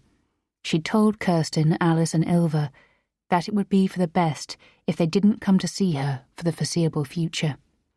When memories of Julienne came to mind, her blonde hair flowing behind her in the wind as she ran to the pool, or her breathing when she had just fallen asleep, Faye was hit so hard by the sense of longing that her body ached and a knot formed in her stomach. She hoped that her mother was giving her granddaughter all the love and security she needed in Ravi, and she hoped they were safe. The older woman, Louise, came over and put a hand on Faye's shoulder. "If there's anything you need, you come to me. I've been here a while." Faye forced herself not to ask what "a while" meant. "Thank you. I appreciate it." They sat down at a table. A male prison officer, or a screw, as Louise referred to him, came in and wished them a good morning. The women listlessly returned the salutation. Once he turned around and left, they went back to their conversations. Louise poured fruit sauce onto her rice pudding. "I'm training to be a welder. There are quite a lot of us who are. Have you decided what you're going to do?" All around them, women were stuffing themselves with rice pudding. Their table manners were definitely so-so at best. "Yes, I'm going to sew," Faye said. "Then you'll be making clothes for every prisoner in Sweden. You'll be a hit." The girl in the tracksuit, whose name Faye still didn't know, leaned forward. "Can you make the tops a bit tighter, preferably with a proper neckline?" She clasped her voluminous bust. "My bear paid 50 grand for these puppies." Faye laughed. "I promised to give it some thought. What's your name?" "Miriam." She offered her hand to Faye, who shook it. Once breakfast had been eaten, some of the women rinsed their cutlery and then left for their cells, while others lingered by the sofas. Faye helped Louise and Miriam with the washing up. "Fuck it, I really hate weekends. Nothing happens," Miriam said. "What do you do during the week?" Faye said. "I'm a welder." "Is it fun?" "I mean, it's not grown a Lund, but it's okay." Two women were standing outside the phone booth, clutching phone cards, waiting their turn to make calls.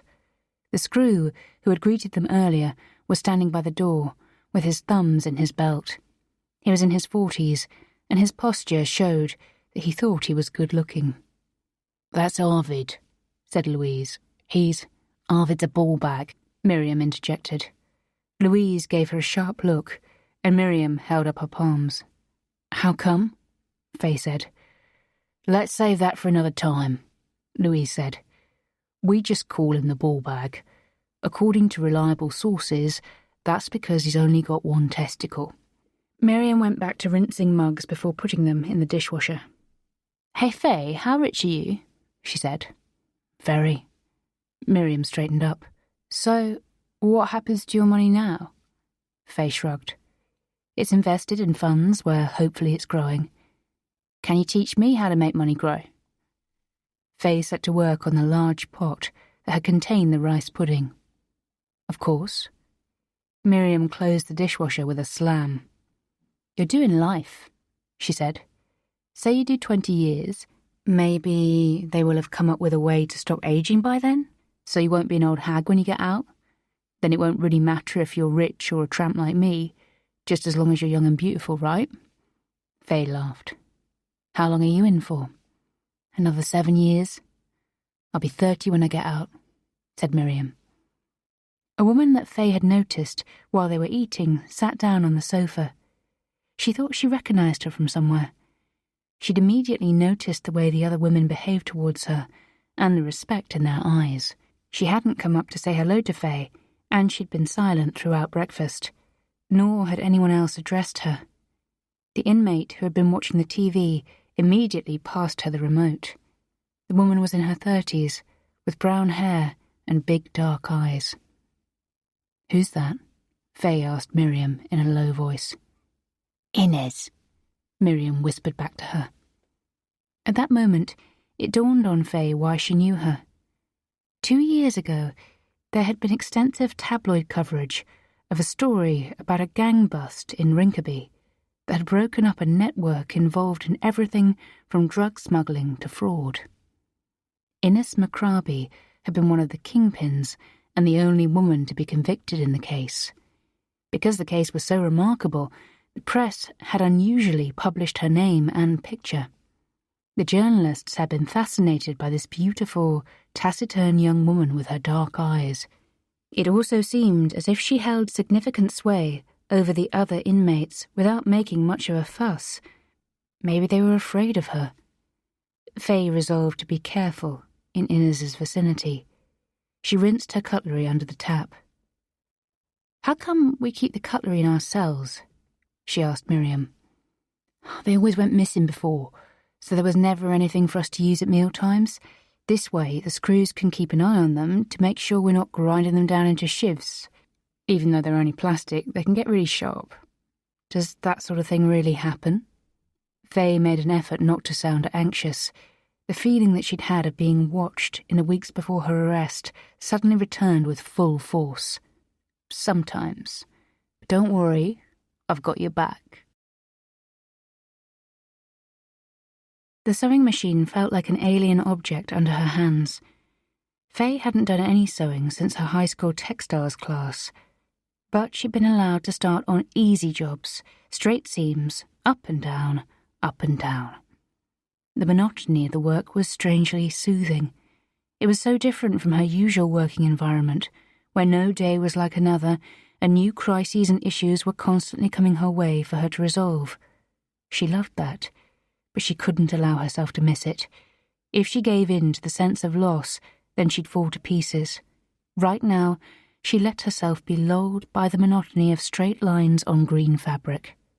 The machine made an odd sound and Faye swore. The thread had got tangled. She gazed despondently at the mess. A voice behind her made her jump.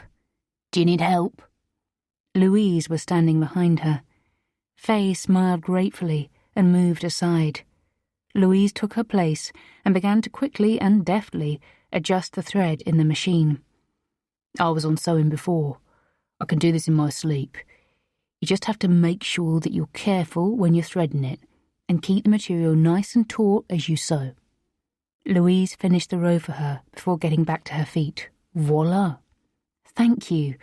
I really have no idea what I'm doing." "You'll soon learn." Louise patted her on the shoulder and went off towards another of the women.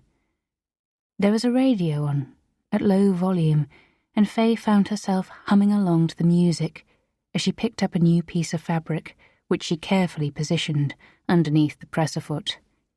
Dreams of silver, dreams of gold. It was a golden oldie that Faye remembered her mum had often sung when she was little. "No dreams of silver or gold in here. Only dreams of bronze, the worst kind," Louise called out to her from the door before leaving the room. Faye smiled, but she felt her heart aching. Louise was right. All she had left were dreams of bronze. It was mid-February. The snow was thickly layered on the rooftops as Faye and Miriam strolled around the exercise yard. They were entitled to an hour outdoors every day. The days were dragging. Faye was trying to adapt to the monotonous life at Staynacle. In those moments, when the realization hit her that she would be in here for years and never be able to receive visits from her daughter, she struggled to breathe for minutes at a time, gasping for air. She had to force herself not to get hung up on her longing. If she did, then she wouldn't survive in here. While Staynacle seemed calm on the surface, she had noticed that there were deep, underlying machinations and serious conflicts between the women. Miriam was more than happy to tell her who were in relationships, who had broken up, and who was screwing which screw. One night, Faye had woken to the roar of vehicle engines. She'd climbed out of bed, gone to the window, and sat down on her desk to stare into the darkness. Over the past week, she'd been so focused on finding her place among the others that she had almost forgotten about the outside world. The roaring of engines, probably from some drag race somewhere on the far side of the woods, was a reminder that life was continuing as normal in the world beyond the high fences. At the same time, she tried to deliberately shut out the world by not responding when people got in touch. Only today, she'd received a letter from Alice in which she explained that all the major newspapers, online outlets, and TV channels in Scandinavia, several other European countries, and even the New York Times wanted to bag the first exclusive interview with the billionairess who had taken revenge on her husband by murdering him. Was she interested? Alice asked.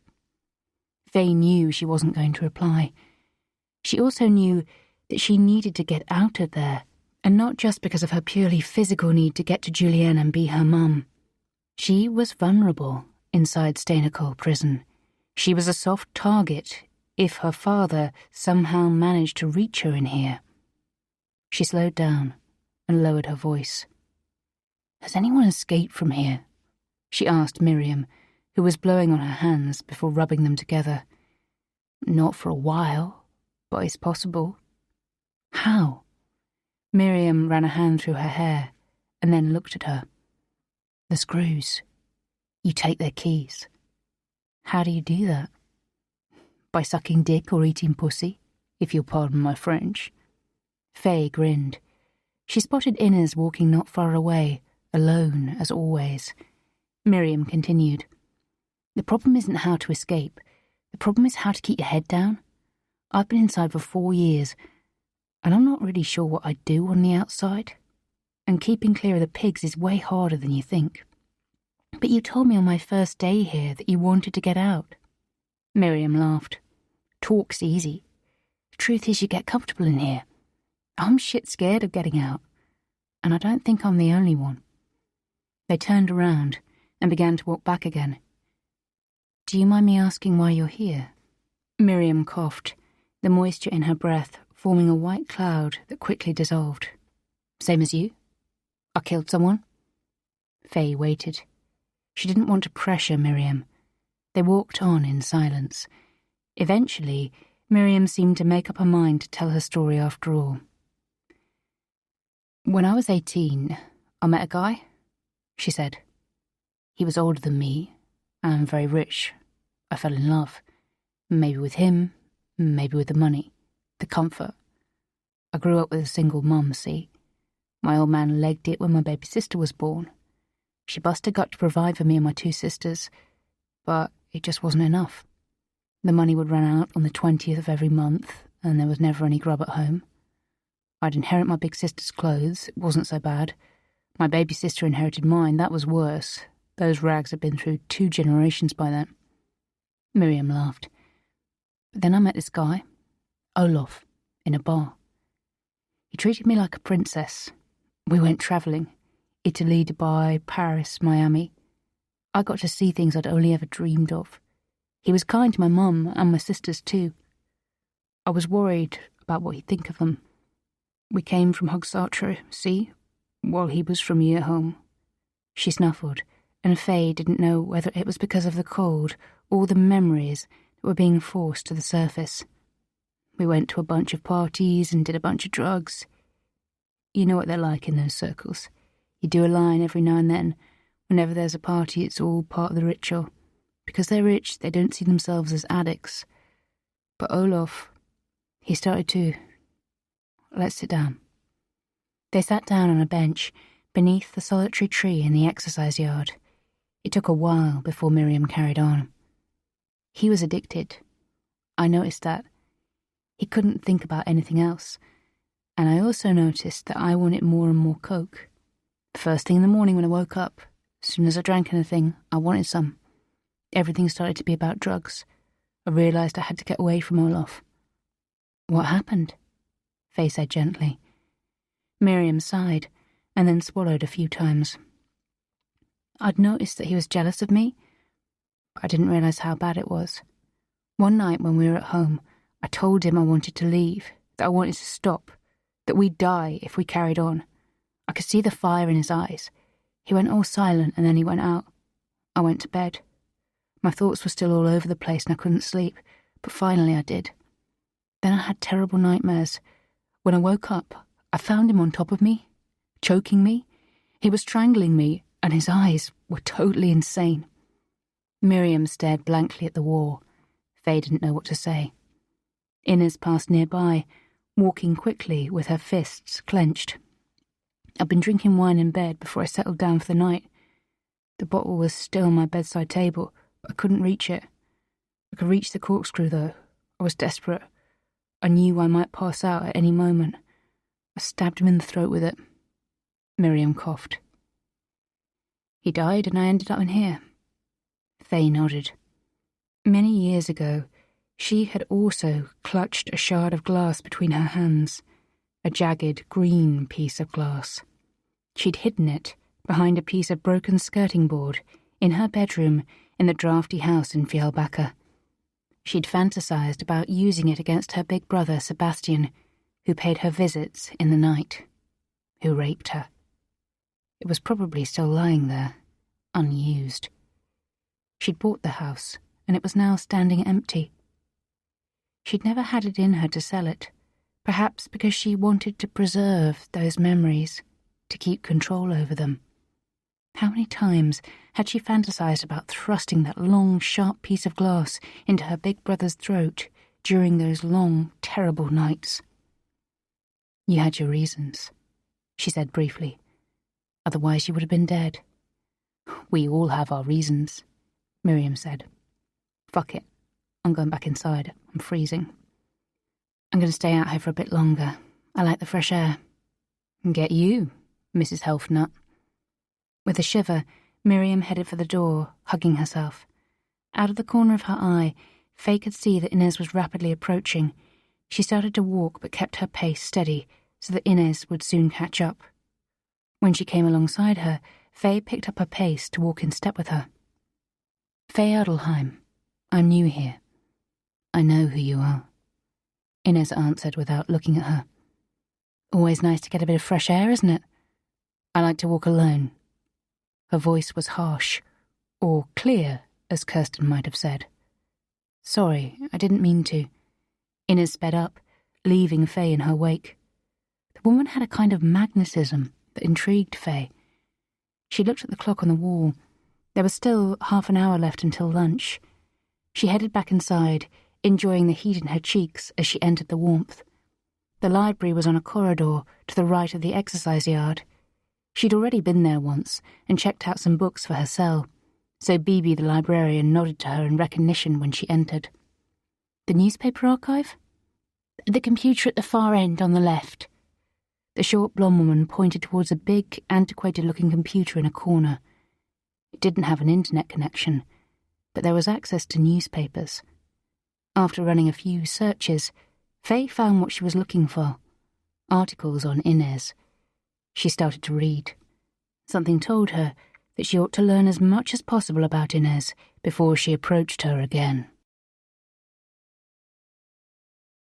Faye remained vigilant, although she pretended when mixing with other inmates that she was open, bordering on naive. She lived in constant worry that her father would somehow get to her inside Steinacol. The fear kept her awake at night. She was certain that it was he who had broken into the Porsche, taken the necklace, and planted it at the house where Jack had been found dead. That must have been the first part of his plan, putting her in prison, where he'd have her in check and know where she was. The next step was to kill her on the inside, presumably through another inmate. Her work in the sewing room was monotonous, but at least it helped to make the time pass more quickly. After work was over, Faye would hit the sports hall. She hated exercise, but realised it was imperative she keep her body strong. She couldn't go downhill, not now. After a couple of weeks, she actually began to notice the effects. The stiffness from the night spent on a hard bunk disappeared. She felt more alert, her mind was clearer, and she was able to lift heavier and heavier weights. One Saturday afternoon in the sports hall, Faye was interval training along with Miriam, who had become her constant companion.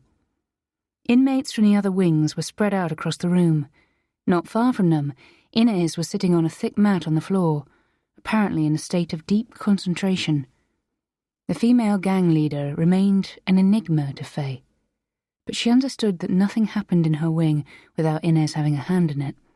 She was the mistress, the queen, and she exerted her power in an unobtrusive manner that impressed Faye.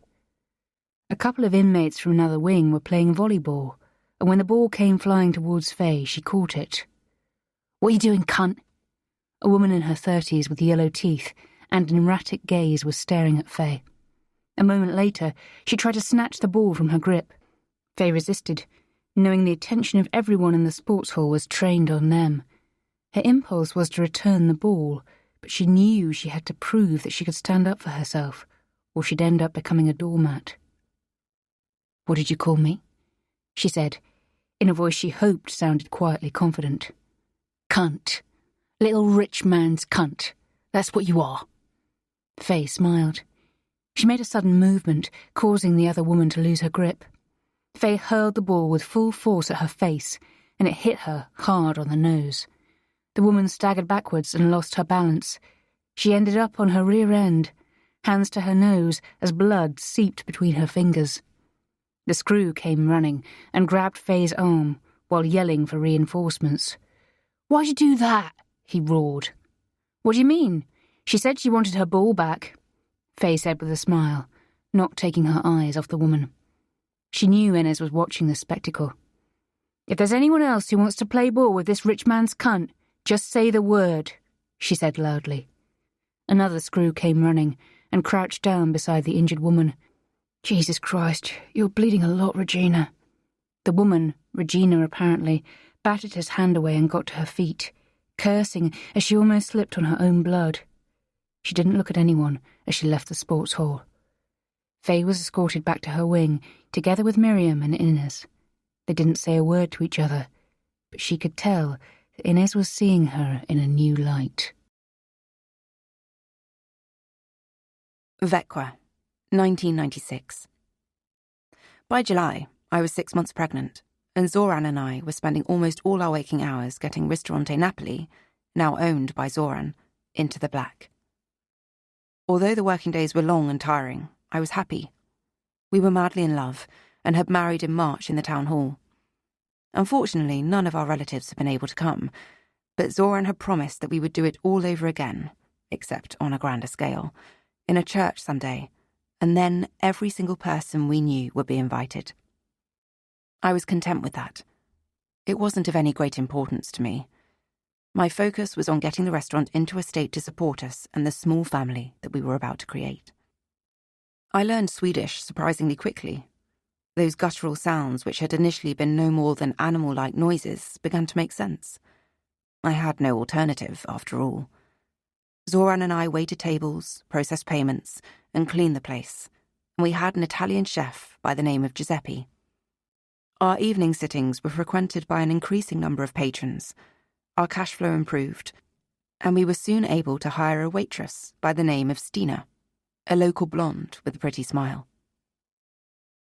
Late one Friday evening, when I was in the small office off the kitchen cashing up, Zoran came in. The last patrons had departed, and it was 11:30. He sat down, lit a cigarette, and gazed at me adoringly. "How do we do?" I put down the last banknote and scribbled the total. 14,500 krona. He laughed. "A new record." I wafted the cigarette smoke away and stood up to stretch my back. "Yes." He undid his top shirt button. "How's my son doing?" I placed a hand on my belly. "How do you know it's a boy?" "Men make men," he said cockily, grinning at me. He got to his feet, hugged me and kissed me tenderly on the cheek. "Should we go home?" I said. We lived in a small flat in the Araby neighbourhood, so we didn't have far to go. But since Zoran didn't like to stroll around with the night's takings, we had the car. I was grateful for that. My feet and back were aching atrociously because I'd spent the whole evening on my feet. "Can we wait a little?" "Why?" "There are a few things I'd like to talk about." He turned on his heel and went back out into the restaurant. I didn't protest, even though all I wanted was to go home. I sank back down onto my chair and contemplated the framed photo of Zivko that I kept on the desk. The war was over, but Zivko was still in Croatia helping Mum. Dad had recently died. He'd been left disabled after losing both his legs in the rocket attacks in May the year before. Since then, he just spent his days at home in front of the TV, slowly fading away. One day Mum had found him dead in his wheelchair when she came home. It had probably been a heart attack. I never thought about him, didn't mourn him. I'd never got my apology. When I'd said my goodbyes in December before leaving for Sweden, he'd barely even looked my way. Mum had come with me to the bus station. I could hear Zoran saying goodbye to Stina out in the restaurant before locking the front door. After a while, he came back carrying a bottle of vodka and a Pepsi, and 2 glasses filled with ice. He put them down on the desk, pulled a bottle opener out of his pocket, popped the cap off the fizzy drink, and poured it for me. Then he poured a vodka for himself, before sitting down again. "The unit next door is coming onto the market," he said, gesturing with his thumb. "I had a word with the owner today." I sipped the Pepsi, biding my time as I pictured the owner's kindly face in my mind's eye. His name was Leonard, and he ran a cafe. "The lease is ours for 40,000. I raised my eyebrows. "We can't afford that. And who's going to work there? I'm due in 3 months' time. What are we going to do with the space?" He waved his hand, took a generous mouthful of vodka, and lit a fresh cigarette. "Ivan's going to lend us some money." Ivan Vladic was a man in his 50s who lived in Stockholm. He was a Croat, but had arrived in Sweden in the mid-80s and done well in his adopted country. In February, Zoran and I had visited him in his huge house by the water in the suburb of Botkyrka. Zoran had walked around the place with desire in his eyes and something akin to envy. It would solve our financial problems and we'd be able to pay ourselves a decent wage. But it won't solve the problem of who's going to run the cafe. Zoran leaned over the table. "It's not going to be a cafe. It's going to be a nightclub. Upstairs. I popped round and looked the place over earlier today. There's a big basement too." "What do you need that for?" "To build a bigger nightclub. A downstairs. It's going to be the place that people come to from miles around to party." I was tired. I just wanted to go home. Besides, I trusted Zoran. I had no other choice, because I didn't know anyone else here. I was longing to be asleep in my bed, but I still couldn't understand how he was making it all stack up. One of us had to be at Napoli at all times to make sure things were running as they should. Zoran wanted it that way. So, who would oversee the nightclub? "I can't run a nightclub. Not with a baby," I said. "You're not going to, sweetie. I am." "What about the restaurant? Stina's too young. We don't even know if she'll be staying after the summer." "He is." Zoran smiled and pointed to the photograph of Zivko. My gaze shifted between Zoran's smiling face and the photograph of Zivko. "What do you mean?" "I spoke to him on the phone earlier today. You wanted him to come to Sweden, and now he's got a job to come to." "Did he want to come?" "Yes, of course. There is nothing for him in Croatia. We'll train him, and then he'll be in charge of Napoli. You said he's a smart guy, so he'll be able to handle it, right?" "Of course he will. And we can trust him. He'd never let us down. I stood up and moved around the small desk. Zoran held out his arms, and I sank onto his lap. I was so grateful, so in love with him. He loved me so much that he was bringing my little brother to Sweden to make me happy. Thank you. I love you. And I love you. He tucked the cigarette into the corner of his mouth and ran his hand tenderly over my round belly. You'll want for nothing, my boy. I kissed him on the cheek. What do you think about calling him Luca? He said. I like the name. Sure, but what if it's a girl? Will we call her Luca anyway? I know it's a boy, but if it's a girl, then you can pick. Then I'd like her to be called Alexandra, like Mum. I like that. Zoran reached for the glass of vodka and tapped it gently against my stomach. Cheers, Luca or Alexandra.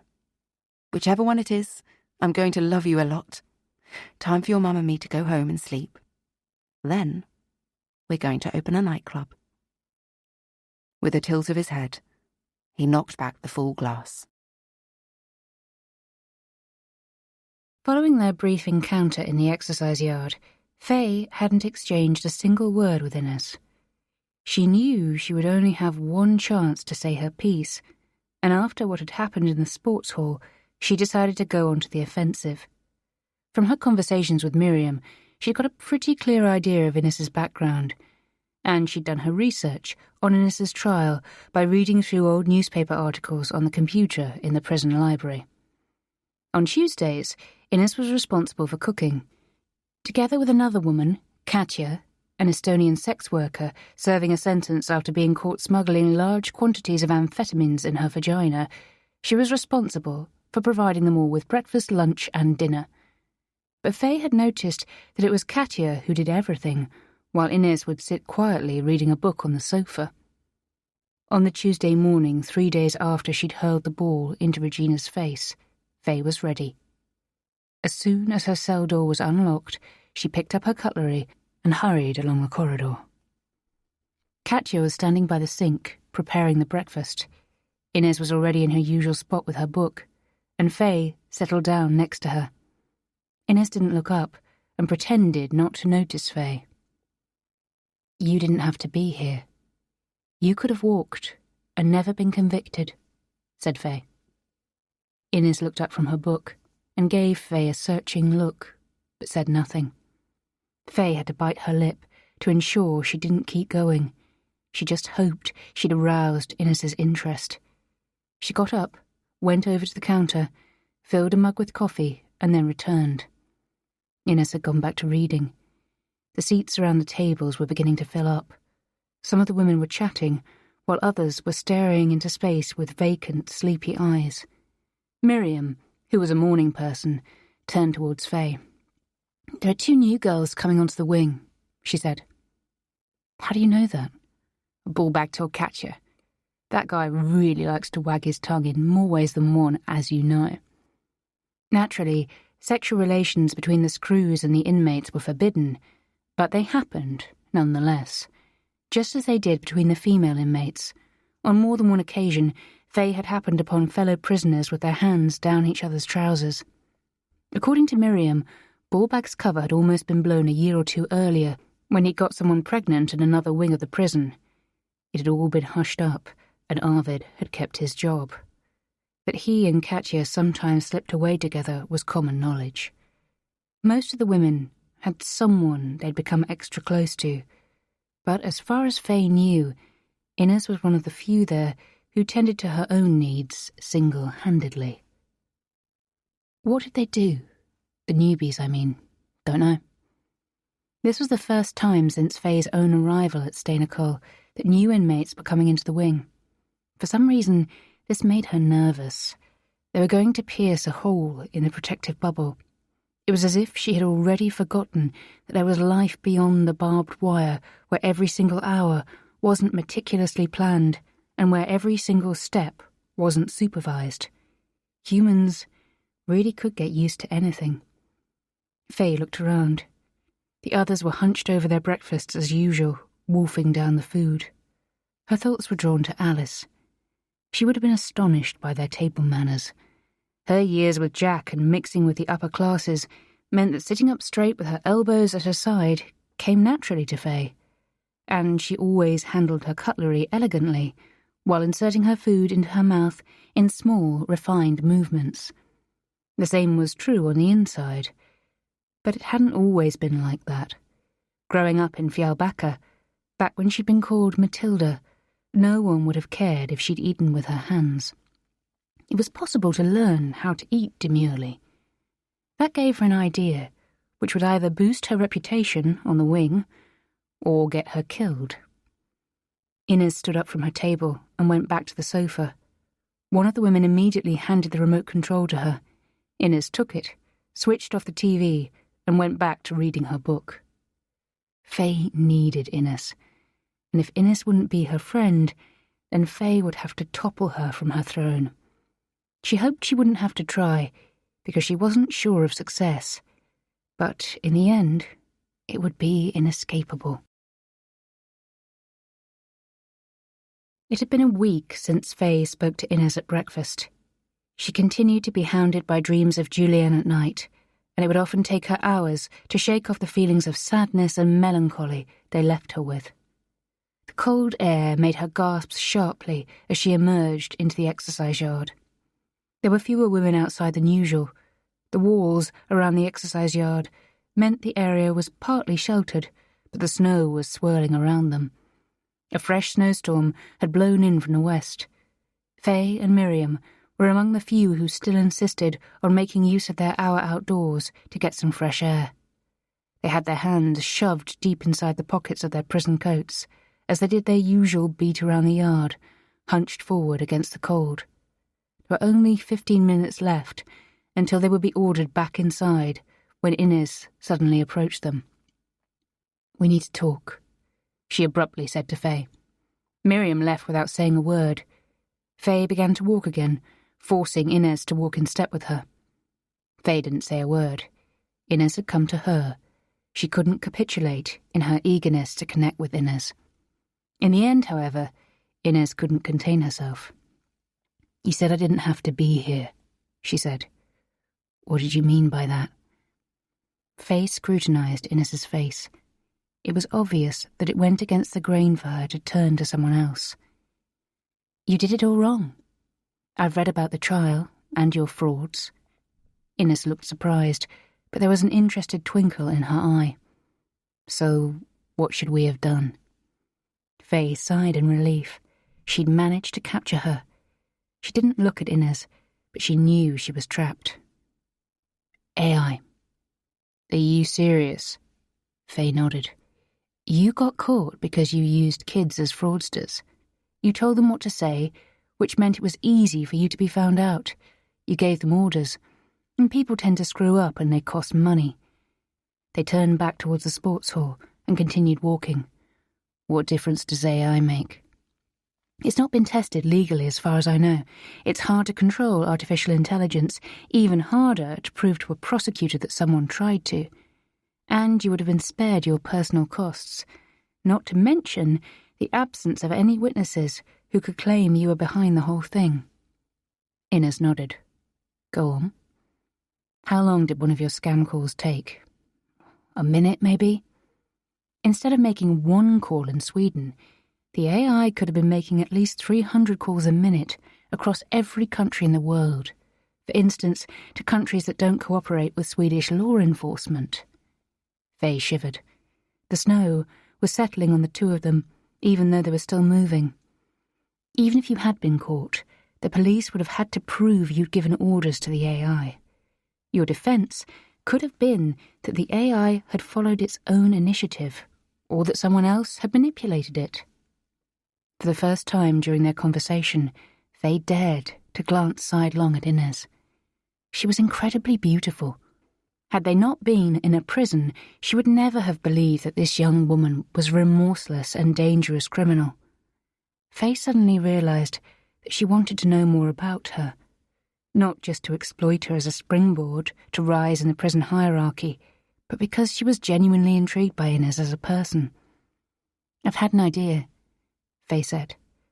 A short distance away, she saw Regina glowering at them as she slowly paced around the exercise yard with her shoulders hunched and her hands in her pockets. Her nose still looked a little swollen. Faye didn't like the way she was looking at them.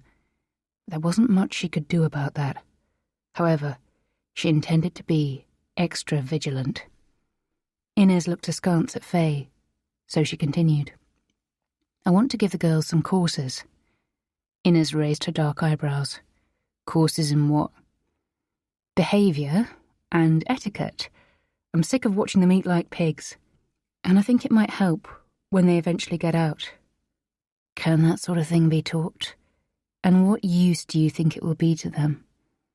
"I learned it when I was 25. I wasn't born into money, but I did learn the rules of the upper classes, and I played their game to take their money." "How so?"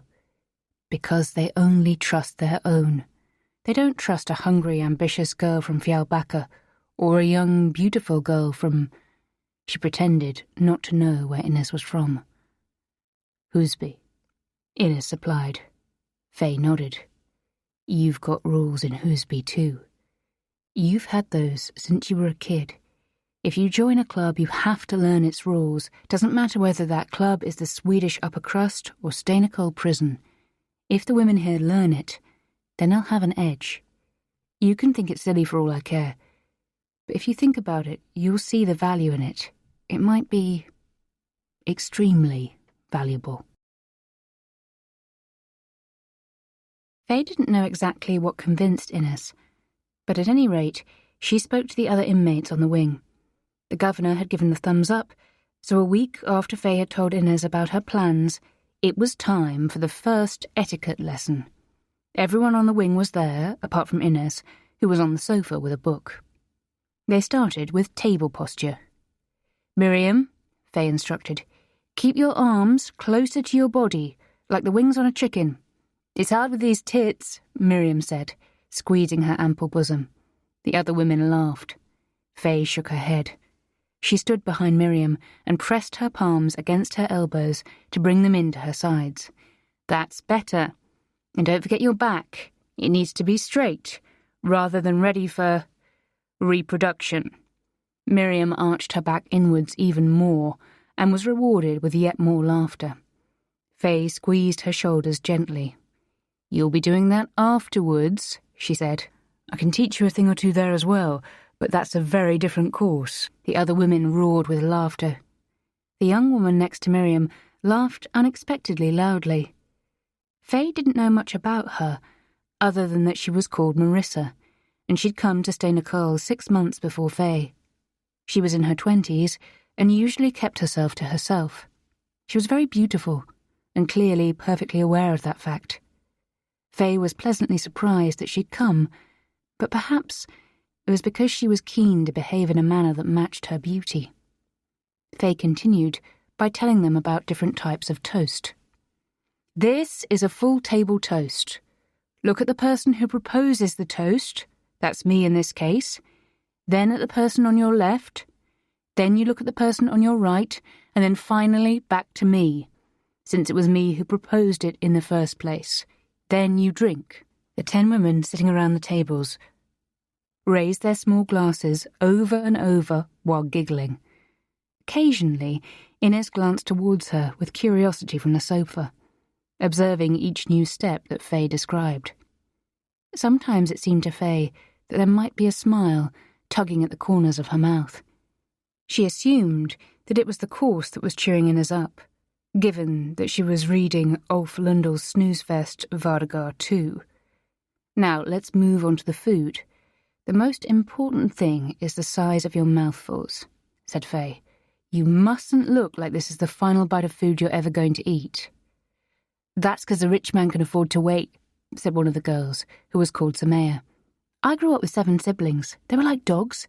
If you didn't eat quick enough, then they'd scoff it all." "Doesn't matter," Faye said. "You're not in the kitchen back home now.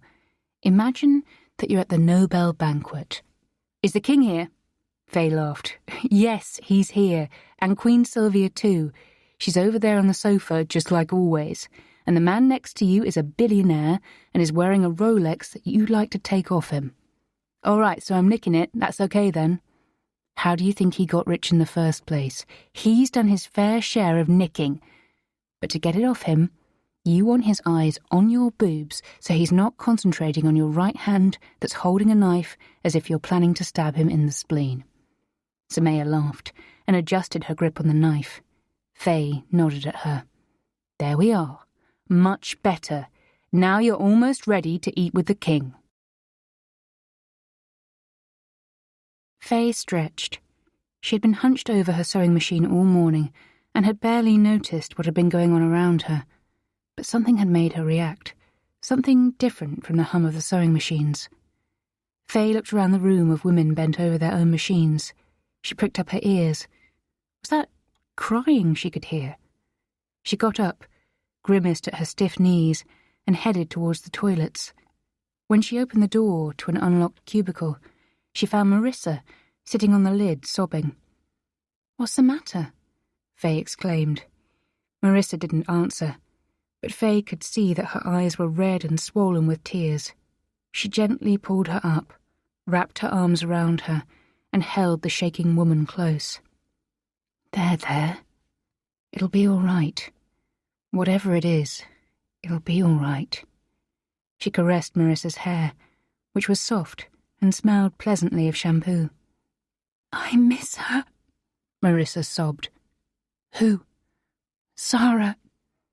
Faye stroked her back. The etiquette course had enhanced her reputation on the wing.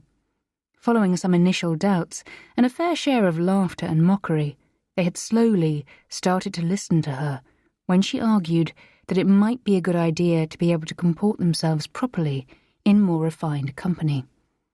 These gatherings also provided them with a new source of unity and offered a welcome interruption to the monotony of daily life. Slowly, the women began to relax. They began to share the stores of secrets and childhood experiences that they carried with them. Just as they were starting to see Faye with different eyes, she too was beginning to see them in a different light. She discovered that their backgrounds all shared something in common. Almost all of them had seen their lives smashed to pieces by men. Or at the very least, men had knocked them off balance through long-term physical or psychological abuse, or both. Not infrequently, this had led to addiction. Louise, who was the first person to have shown Faye kindness on her first day at Stay Nicole, had told her about how, as a 14-year-old, she had been sexually abused by her mother's new boyfriend until she had run away from home. Many of the younger women had been exploited as drug mules until they'd been caught. They'd either done it out of love or in return for payments to provide for their young children or younger siblings. Is Sarah your mum? Faye said after a while. Marissa shook her head, blowing her nose into some toilet paper that Faye had handed her. No. My daughter. She's 5 years old. Where is she? She's staying with my family. I'm so scared she'll forget me. Marissa sobbed loudly. She won't forget you. You never forget your mum. Do you promise? She said faintly. I promise. Faye hugged Marissa tighter until she had stopped trembling. Are you ready to go back out there? Think of the 13 kroner an hour they're paying you. You've been gone for half an hour, so someone really should knock 6.50 off your wages. Marissa laughed, and Faye patted her arm. Come on, let's go. The air was cold when Faye and Miriam emerged into the exercise yard. The sun had already set. What do you know about Marissa? Faye said. Why'd you ask? Faye didn't want to tell her about what had happened in the toilets. It wasn't that she didn't trust Miriam, but it felt like a betrayal of Marissa. Because she's one of the few girls in here that I've not managed to figure out. Miriam looked behind her to check that no one could overhear them. Marissa is Zoran Rakitich's girlfriend. Faye was startled. The gangster? The one behind the shooting of that other kingpin? That's the one. Absolutely deadly. Married to someone else, of course. But they've been together for 7 years, since Marissa was 18. She was working as a waitress in one of his restaurants when she caught his eye. How did she end up in here? From what I've heard, she went down for dragon marriage, one of Zoran's lieutenants. Zoran was already inside, and Marissa had just given birth to his daughter. They were caught up in a stop and search, and they found 2 grams of cocaine in the car. It was Dragon who had left it in the pocket of his coat in the boot. But she said it was hers, and that he didn't know anything, probably on Zoran's direct orders. I guess Dragan was more valuable to him than Marissa. Faye shook her head in resignation. This constant exploitation of women who were in vulnerable positions. After a while, they walked back towards the door. Marissa, too, was in here because she loved a man, and somewhere out there was another girl missing her mum. Vecqua, 1998. In November, Luca turned 2, and 6 months earlier we had welcomed our second son, Marco. Zoran now owned both Ristorante Napoli and the Palace, as he had christened the nightclub. We had moved to a detached house in the suburbs because we had plenty of money, sometimes at least. It was 11:30 and I was in the kitchen, having just finished my lunch. Marco was asleep in his crib, and Luca was at nursery when the doorbell rang. I got up and opened the front door. Zivko was standing there. I hugged him and asked him what he was doing there. Zivko lived in our old flat in Araby, but he, like Zoran, was fully occupied by business. I regretted that we didn't get to see more of him. I felt alone, as if I were on the outside. My whole world was devoted to caring for Luca and Marco. I loved them above all else, but I wanted to do more than just change nappies and push the pram along the deserted streets of Vecqua during the daytime. Zoran's absences had become longer and longer. Sometimes he'd be gone for 3 or 4 days, and when he came home, he'd explain that he'd had to go to Stockholm on various errands. I just stopped by to visit my big sister, Zivko said with a wry smile. Come in, but Marco's asleep, so keep your voice down. Zivko nodded, took his shoes off in the hall, and followed me into the kitchen. He sat down at the kitchen table. Coffee? I'm afraid I haven't got any food to offer you. He said yes and told me that was fine. I started the coffee maker before sitting down. How's it going at Napoli? I said, trying to recall when I had last been in. It must have been sometime in the spring, when Marco was still in my belly. My God, time was flying by. Totally okay, we're keeping afloat. And the Palace? The nightclub was the talk of Vecqua, although unfortunately not always in the right way. There were often pieces in the local paper about fights and unrest. There had also been complaints from the neighbours about the loud noise and drunkenness in the street outside. Whenever I asked Zoran about that, he merely waved away my concern and said that it was the police and reporters harassing him. He thought they were jealous and couldn't tolerate the fact that a foreigner was making a success of himself. The Palace is the Palace, Zivko said with a shrug. Zoran's doing his best, but that might not be enough. I raised my eyebrows in surprise. That wasn't quite what Zoran had told me. Can't we talk about something else? Zivko said when he noticed my reaction. Perhaps he realised that Zoran didn't want me to know exactly what the situation was. But I ignored his objection. I thought things were going well.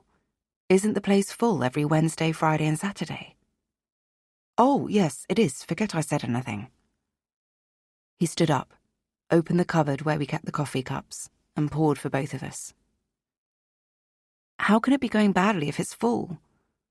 I want to know the truth. This is about my family. Zivko sighed, and then held his hands out in resignation.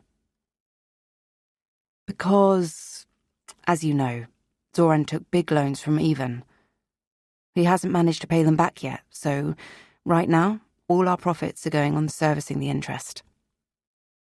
He blew on his coffee. I knew what he was saying was true. Zoran had been stressed and exhausted in recent months. At times, he'd almost seemed afraid. He'd been smiling less, and when he did, it wasn't in the same carefree way as before. I took a deep breath. Ivan was dangerous. Zoran had to repay the money, otherwise we'd be in trouble. I didn't doubt for a second that Ivan would hurt Zoran. The thought of it left me petrified with fear. I heard Marco start to whimper in the bedroom, and I went to fetch him. I picked him up from his crib and returned to the kitchen. Zivko came over and kissed the baby on the forehead before hurrying towards the front door. Going already? I've got to get back to the restaurant. I came with him to the front door, disappointed, and watched as he put his shoes back on. Please don't tell Zoran that I said anything, he said. Why not? Please, just don't. He's obviously going to figure this out. He doesn't want you to worry. 2 weeks later, I was at home alone with the boys as usual. It was just after 10 o'clock on a rainy, windy Thursday night, and the kids were both fast asleep. Zoran had told me that morning that he was going to Stockholm and would be back on Friday afternoon. I kept my promise to Zivko and not mentioned our financial problems, even though I'd had to bite my tongue on several occasions. I was dead tired, but I was still stuck in front of the TV when the doorbell rang. Was it Zivko? Because if Zoran had decided to come home early, then it was weird that he didn't open the door with his own set of keys. I stood up and went to the front door. Through the peephole, I could see 2 burly men whom I didn't recognize. I hesitated. The prospect of letting them in made me uneasy. Open up, said one of them in Croatian. Now I was worried. Something might have happened to Zoran. I unlocked the door and opened it. Who are you? I said. They barged into the hall and quickly shut the door behind them. Both were wearing long leather jackets.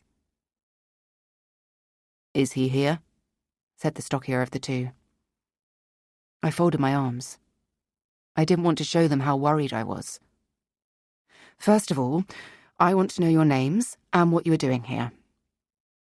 The man stared at me in surprise. I'm Dragan, and this is Mirko, he said, gesturing to his companion. We're looking for your husband. Is Zoran at home? How come? We'd like a word with him. Thoughts were racing through my head. I decided to tell the truth. I don't know where my husband is. Do your wives know where you are at every waking moment? Zoran doesn't tell me where he's going of an evening, and I take it you don't tell your wives either. I mean, do they know that you're here right now? When was the last time he was at home? Dragan said, without acknowledging my small outburst. This morning, I said. He left in the car at about 9 o'clock. Have you tried calling his mobile? Yes, but he's not answering. Dragan pointed at the landline phone, which was on top of a hall console. Call him now. I hesitated. You said he wasn't answering, I said. Not when we call, but perhaps he will when her indoors rings him up. He went over to the phone, picked up the receiver, and held it up towards me. His shoes left wet footprints on the parquet. I just wanted to get rid of them. While they weren't being overtly threatening, they clearly weren't to be messed around with. I didn't want them in the same house that my sons were asleep in. I took the receiver from Dragan and tapped out the number on the keypad. Zoran picked up after 3 rings. Yes? He sounded annoyed. Before I could say a word, Dragan took the receiver from me. Good evening, Zoran, he said in Croatian. We've been looking for you. Your wife doesn't know where you are and got worried. I didn't hear Zoran's reply, but Dragan nodded several times before speaking again. Good, he said. That would be for the best. Otherwise we'll have to stay here and take a look around the house. We'd really rather not wake up Luca and Marco. Your wife is very beautiful, but she looks tired. I shuddered when my son's names passed his lips. The way he said them terrified me. There was no doubt whatsoever that it was a threat. He handed the receiver back to me, but when I raised it to my ear, Zoran had already rung off. Dragan and Mirko nodded to me before opening the front door. How much does he owe, even? I said. Dragan gazed at me, his eyes wide with surprise. He opened his mouth as if to say something, but then he shook his head and cast his gaze down. Mirko looked at me.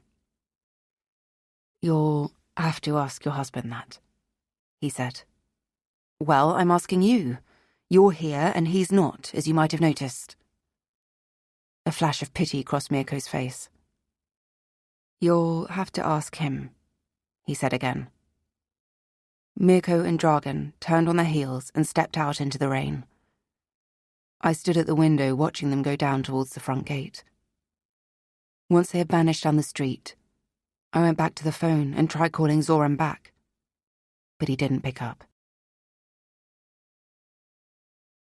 On Fridays, they were spared the early lockup.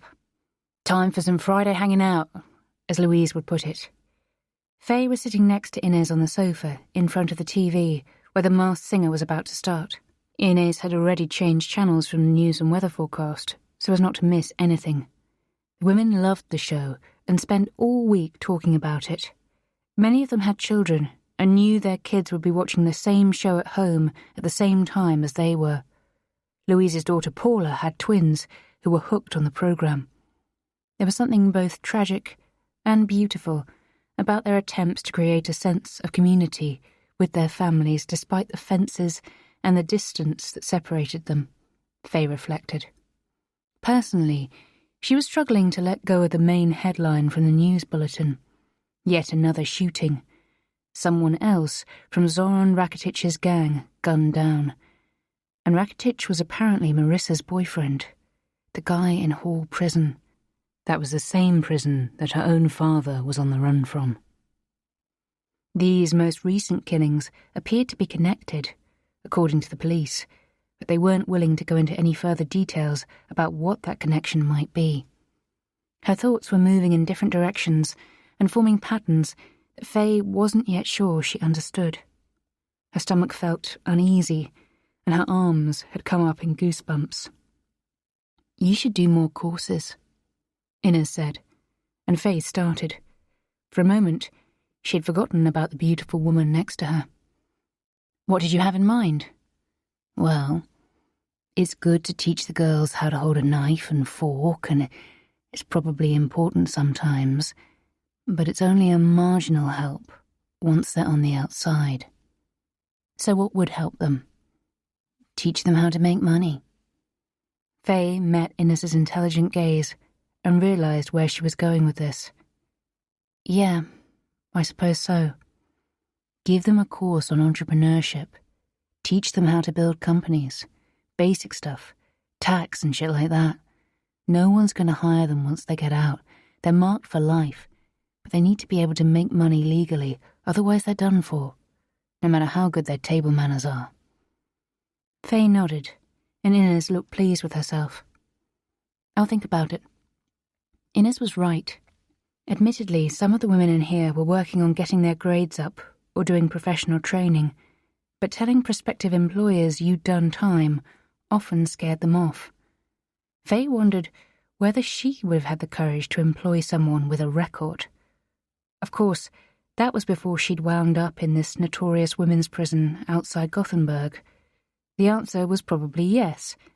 But then again, she was different to most other business leaders, and she knew that all too well. She immediately set to thinking what she should include in the course. What would she teach them? Accounting? No, that felt wrong. Practical things to do if you wanted to start your own business. No, perhaps the most important thing was to teach them to believe in themselves and their dreams, even if they were dreams of bronze. These were women who generally lacked trust in the world around them, but that state of affairs had surely begun with a lack of self-confidence, she thought. There was nothing wrong with their brains. In the right environment, and with the right education, almost any one of them could go far. Of that much she was certain. Maybe the cause shouldn't just be for the women in their own wing. There might be more people who needed help. Innes cleared her throat, and Faye realised she had been lost in her own thoughts. "What did you say?" she said. "I asked whether you were cold." Without waiting for an answer, Innes spread the blanket she'd been under across Faye's legs too. "Fuck, I'd let him do whatever he wanted with me," Miriam exclaimed when the host, David Hellenius, appeared on screen. "Have you seen his wife?" Louise chortled. "You don't stand a chance against her." Several more of the women laughed, but Faye wasn't listening anymore. She was sitting completely still and holding her breath. Under cover of the blanket, Innes's hand had found its way past the waistband of her trousers and was moving downwards painfully slowly. Faye clenched her jaw so as not to moan out loud when Innes's fingers carefully made their way inside her underwear and began to stroke her with soft, slow movements. She discreetly spread her legs. Innes worked away with small, precise movements.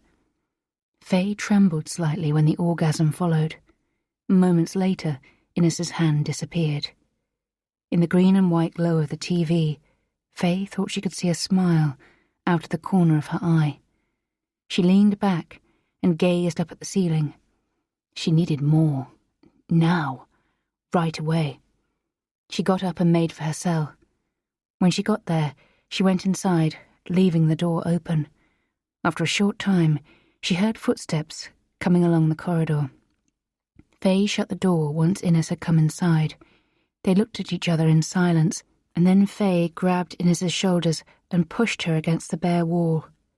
Innes, who was always outwardly dominant, submitted to Faye, who tugged down her trousers and underwear with urgency. Kneeling, she teased her pubic mound and the inside of her thighs with the tip of her tongue.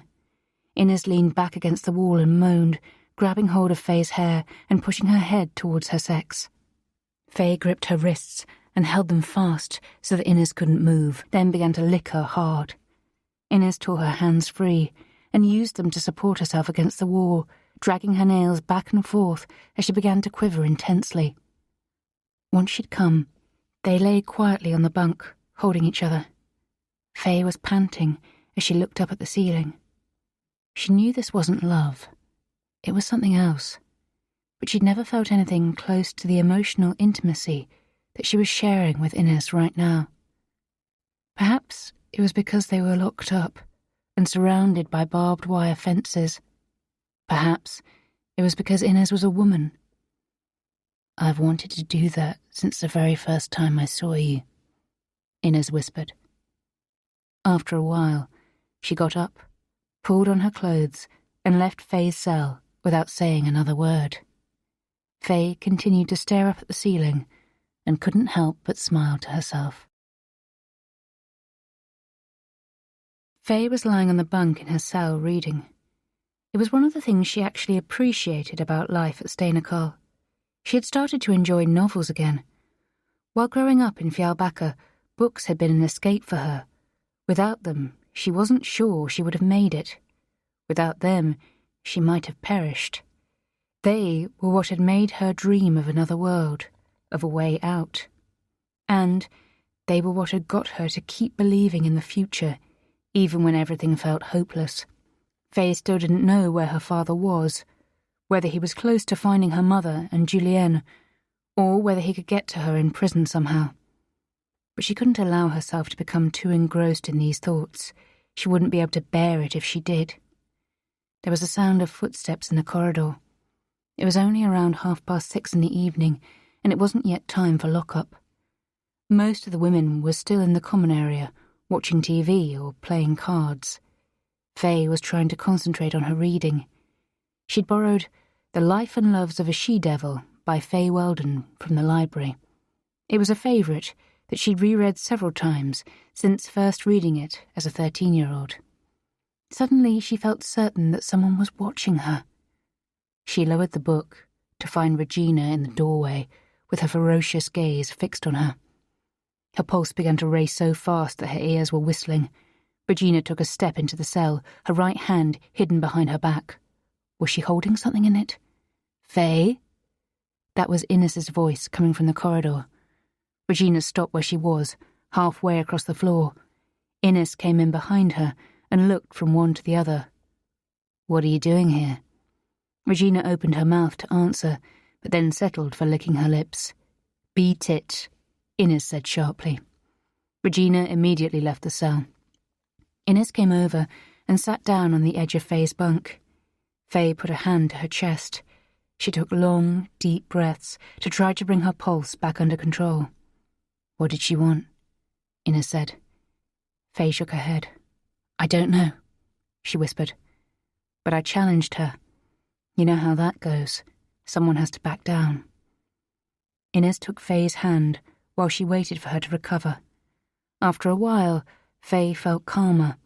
She settled up against the wall and pulled Innes close. "Is something up?" Innes asked gently. Her beautiful eyes gazed deep into Faye's. She was overcome by a strong urge to tell her everything, about her father, about how Julienne and her mother were secretly living in Italy. For the last month, it had all felt distant. Steineckal had almost been a sanctuary, a protective shell that only her longing for Julienne could penetrate. But Faye reminded herself that she was more vulnerable than ever. Her father knew where she was. She was stuck in a routine and surrounded by convicted murderers and other criminals. Just how far did his contacts extend? He wouldn't be satisfied until she was dead. Maybe there was already someone on the wing who had been tasked with killing her. Maybe it was Regina. Maybe it was one of the others. "There's a man who wants to hurt me. He won't give up until I'm dead." "Who?" "My father." She gave Innes a modified and touched-up version of the truth. Of course, she omitted the most important point, that Julienne and her mother were alive. That truth was too much. She didn't know Innes that well yet. Once she had finished, there was a period of silence. "So you killed him then? Your ex-husband, Jack?" "Yes."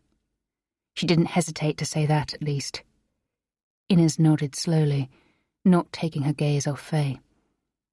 "I would have done the same thing if someone had killed my kid, or someone in my family." "I don't regret any of it."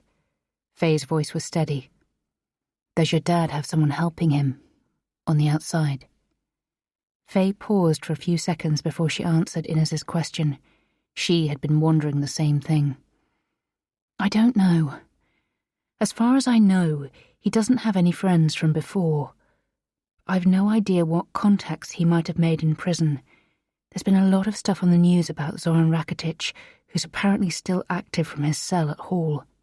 It did cross my mind that they might have come to an arrangement since they were in the same prison. And that scares me. But what scares me even more is I don't really know anything at all. All I've got is speculation and guesswork." Innes placed her hand over Faye's. Faye was overcome by a wave of fatigue. She leaned her head against Innes's shoulder. When Innes began to stroke her hair, she could no longer fight the exhaustion, and she slipped into merciful sleep. And for once, she didn't dream about Julienne. When Faye entered the sewing room, she saw Marissa sitting in the seat next to hers. The young woman was staring irresolutely at the machine in front of her. "Never sewn before?" Faye sat down in her spot and moved closer to her. Marissa shook her head. "It's easy. I can teach you." Faye deftly threaded the machine while explaining each step to Marissa as informatively as she could. Then she picked up one of the green pieces of fabric and patiently instructed her on how to achieve a straight-line stitch. "You're doing really well," she said, as Marissa sewed. "Thanks. I didn't even know where to start. My mum knew how to sew, but she never taught me. which is a pity because I'd like to be able to sew, so that I can make my own clothes for Sarah. Mum did that for me, so it's always felt like something you're supposed to do, as a good mother. Marissa shrugged and looked embarrassed. I'd barely sewn anything before I arrived here either, Faye said, threading her own machine, and I definitely hadn't made any clothes for my daughter. How old's your daughter? Faye hesitated. She regretted mentioning Julianne. Talking about her still felt like a raw, open wound. What would happen if she accidentally let the cat out of the bag? What if Marissa realised that Julianne was alive? But she was the one who had opened Pandora's box. Marissa was just showing interest and looking for a connection. Two mothers talking about their daughters. Julianne's not with us anymore. Oh, I'm sorry. Marissa put a hand over her mouth and looked distraught. I knew that, actually. I just forgot. I guess it was her dad who... Sorry. Don't sweat it, Faye said soothingly. I mean, it's my biggest fear, Marissa said, brushing a tear off her cheek, that the same thing could happen to me. You never know with my husband how... She bit her lip and faltered. Faye leaned in close. Was your husband... was he violent? Marissa nodded.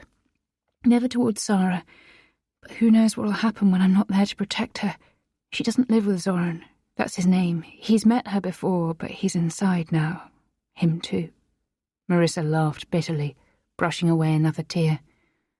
I know he's still keeping tabs on Sarah through his mates. He's not a good person, and the people he knows are just as violent as he is. You said my husband. Were you married? No. It's just what I say. I mean, that's how I saw him, my husband. But no, he's married to a woman called Milenka. They've been married for years and have kids together. She didn't know about me, and she doesn't know about Sarah. Faye saw the beautiful Milenka pictured in Aftonbladet in her mind's eye. What would she say if she heard about Marissa and about Sarah? You said he was keeping tabs on your daughter from inside. Is there anything else he's keeping tabs on? Marissa shivered. I dare say he's keeping tabs on his entire operation. His men are loyal. And his wife, Milenka, I think she's probably in on it too. Well, except for me. The goosebumps on her arms were back. Could it possibly be that her father and Zoran Rakitic had embarked upon some form of collaboration? And if so, what shape did that take? What was in it for Zoran, if he helped her father out? And what was her father doing in return for Zoran? A shiver ran down Faye's spine. Marissa had stopped crying altogether. They sat in silence for a while. Perhaps both of them were thinking about the paths that life had taken them down, and the men who had led them there. Växjö, 1998. I had started to see through Zoran. Or rather, I'd started to see who he really was. Maybe it was my own fault. During our first 3 years together, I had idealised him, built up a romantic and unrealistic image of a man that no person could live up to. But now our relationship was under real strain. Zoran came home on Friday as he had promised. I was still shaken following Dragan and Mirko's threatening visit to the house. He barely greeted me or our boys, instead going straight to the study that I had set up for him upstairs. I followed with Marco in my arms and Luca clinging to my leg. Zoran was sitting at his desk, cradling a glass of whiskey. He glared at us in vexation as we entered, as if we were disturbing him. "What is it? I've got to work," he said. Luca went around the desk and tried to clamber onto his lap, but Zoran ignored him. Luca came back to me confused and crushed. My heart ached. Zoran often spoke of the family and how important it was, but love always had to be on his terms. "We need to talk," I said. "Now? I don't have the time. I've got to work." I looked from him to the whiskey glass and had to bite my tongue to avoid pointing out the obvious. The two men who came here scared me. Zoran, I'm afraid, I said. He refused to meet my gaze, keeping it fixed on his glass. I'll take care of it. How? You don't need to know. Just trust me. This is no business for women. Marco whimpered gently. While wondering how to approach Zoran, I rocked the boy back and forth. I realised I couldn't let that home visit slide. It had crossed the line in every sense, and it told me that this was about more than chicken feed. Zoran must owe Ivan a lot of money. When two goons come round to a family home where there are kids asleep, that makes it a concern for the whole family. How much do you owe Ivan? Zoran muttered something and drained the last of his whiskey. What did you say? I said. He stood up so quickly that his chair tipped over. He grasped the glass and hurled it at the wall, where it shattered, sending shards of glass and drops of whiskey flying in every direction. I stood there, dumbfounded, pressing Marco close while Luca hid behind my legs. I told you to get out of here. Otherwise, I'll throw you out. No. I refused to avert my gaze. Zoran was the same. He approached slowly. I stood still, my heart pounding. He stopped in front of me. You refuse to obey me? I didn't realize you were the boss of me. He raised his arm quickly. I never even saw the blow coming. All I felt was the stinging pain on my cheek. I stumbled, but didn't drop Marco. Now, you know. Luca began to cry. My eyes filled with tears, of pain, humiliation and sorrow. Zoran shoved us out of the study, and I didn't resist. I took Marco and Luca down to the living room. I had to rock Marco back and forth for a long time before I was finally able to put him to bed. I picked Luca up and sat down on the sofa with him. Daddy hit you? He said. There were so many emotions writ across his face. Anger, sadness, surprise. Yes, he did. But he didn't mean to. I pressed his body close to mine and felt his breathing become calmer. I need to talk to Daddy, I said. Luca looked up at me anxiously, but I smiled at him. Don't worry.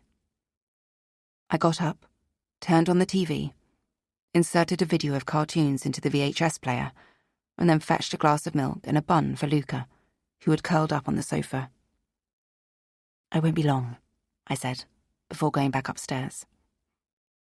I entered the study without knocking. Zoran had poured another whiskey. He refused to meet my gaze when I stood in front of the desk again. I hoped it was out of shame, but I wasn't sure. I was making an effort not to tremble, but I was afraid and hurt.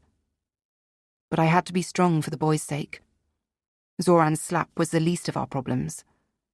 Ivan and his goons were a threat to our family. I'd have to solve that first. How much do you owe Ivan? He raised his head and looked at me wearily. 1.2 million. I gasped. I took a deep breath. I wanted to tell him off, to shout at him, to hit him. But that wouldn't help. I protested when he'd insisted on refurbishing the palace with expensive materials and exclusive furniture. But Zoran had merely waved me away and told me it was all under control. There was nothing for me to worry about. How much do Napoli and the palace bring in each week? About 100 grand. And the profit? 10 grand. Sometimes a little more, 15 maybe. I nodded. At the current rate, we'd never be able to pay it back. What are you doing with the basement? It's a nightclub. You know that. Not the one at the palace. The one at Ristorante Napoli. He raised his eyebrows. Well, it's a storeroom, isn't it? In my mind's eye, I was picturing the dark gambling dens of Zagreb, where family breadwinners would gamble away their pay packets, bringing ruin and misfortune upon their families. There was nowhere like that in Vecqua. I knew how lucrative they were and how much you could make running one. What I was about to suggest wasn't pretty, and it went against everything I stood for. But we needed to clear our debt to Ivan. Otherwise, his goons were going to kill us. Turn the basement into a casino. But the gamblers aren't to come in through the front door off the street. They'll have to come through the courtyard at the back, through the kitchen and straight down the stairs. That way, we won't disturb the diners in the restaurant. And while the police are busy with all the fighting at the palace, our gambling den will be left alone. The palace will be a decoy to keep them away from our real source of income. Zoran stared at me. Then he smiled. That might just work, he said. My face remained blank. I had no intention of forgetting that he'd hit me. Never again would I allow that smile to manipulate me. It will, I said. I know what you men are like. I turned around and left the room. March had got off to a somewhat milder start. The entrepreneurship course would be starting in about a week. When word had got out on the other wings, interest had been so great that the governor had decided to let her use the sports hall. 88 of the 120 women at Stayner Cole wanted to listen to her. Everyone from Faye's wing was going to join in again. Faye had decided it was time to start communicating with the outside world again. For the first time, she bought a phone card and made a call from the booth. Alice sounded surprised when she picked up. Faye? That bright, almost girlish voice. Faye smiled. She'd missed her friend, had forced herself to keep her out of her thoughts. Alice hadn't sent any more letters after the first one that had come in February. How are you doing, Alice? Fine, but how are you? Faye smiled again. It's not so bad. Better than you'd think, actually. Most of the girls in here are good people. You'd like it. Alice snorted. I sincerely doubt it. Why haven't you been in touch? Faye gazed at the graffiti inside the phone booth, the names of men and women who must have meant a lot to someone, some of them probably decades ago. I needed to do some thinking, and make some decisions. Okay, and what have you decided? Faye didn't know whether the phones were bugged, but there was a risk that they were. Could you come and visit? Does my new boob job mean I have to sleep on my back? Sure thing, whenever you want. There's a form winging its way to you that you have to fill in. Then you should be able to make a request and get here as soon as possible. I miss you so much, but I've had to isolate for my own sake. This place changes you, for better and for worse, and you have to constantly stay in the here and now to avoid being consumed. I get it. I miss you. We all do. A brief silence ensued. Faye tried not to picture the people closest to her. It was easiest just to push them away. I need a favour, she said after a while. Are you at the office? Yes? Could you check with PR on those interview requests that you mentioned in your letter? Which you didn't reply to. Sorry. There was a slight exhalation on the other end of the line. You don't have to apologise for anything, Faye. On my way. Faye heard her heels clacking on the floor as she walked down the corridor. She could see Alice now. It seemed almost unreal that there was a regular world out there, a world that worked and kept on spinning and where people could move about as they pleased. What I can tell you is that they haven't stopped coming. We're getting at least 10 requests a day, Alice said. Faye laughed in surprise. Unbelievable. Right, I'm here.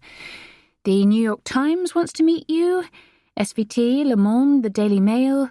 You're Little Miss Popular, as you can probably tell. All you have to do is pick and choose. Faye thought for a moment. Has anyone from Stromstad to Ning asked to see me? It was the local newspaper that everyone in Fjällbacka read, and she remembered sitting at the kitchen table as a child and ploughing through the articles.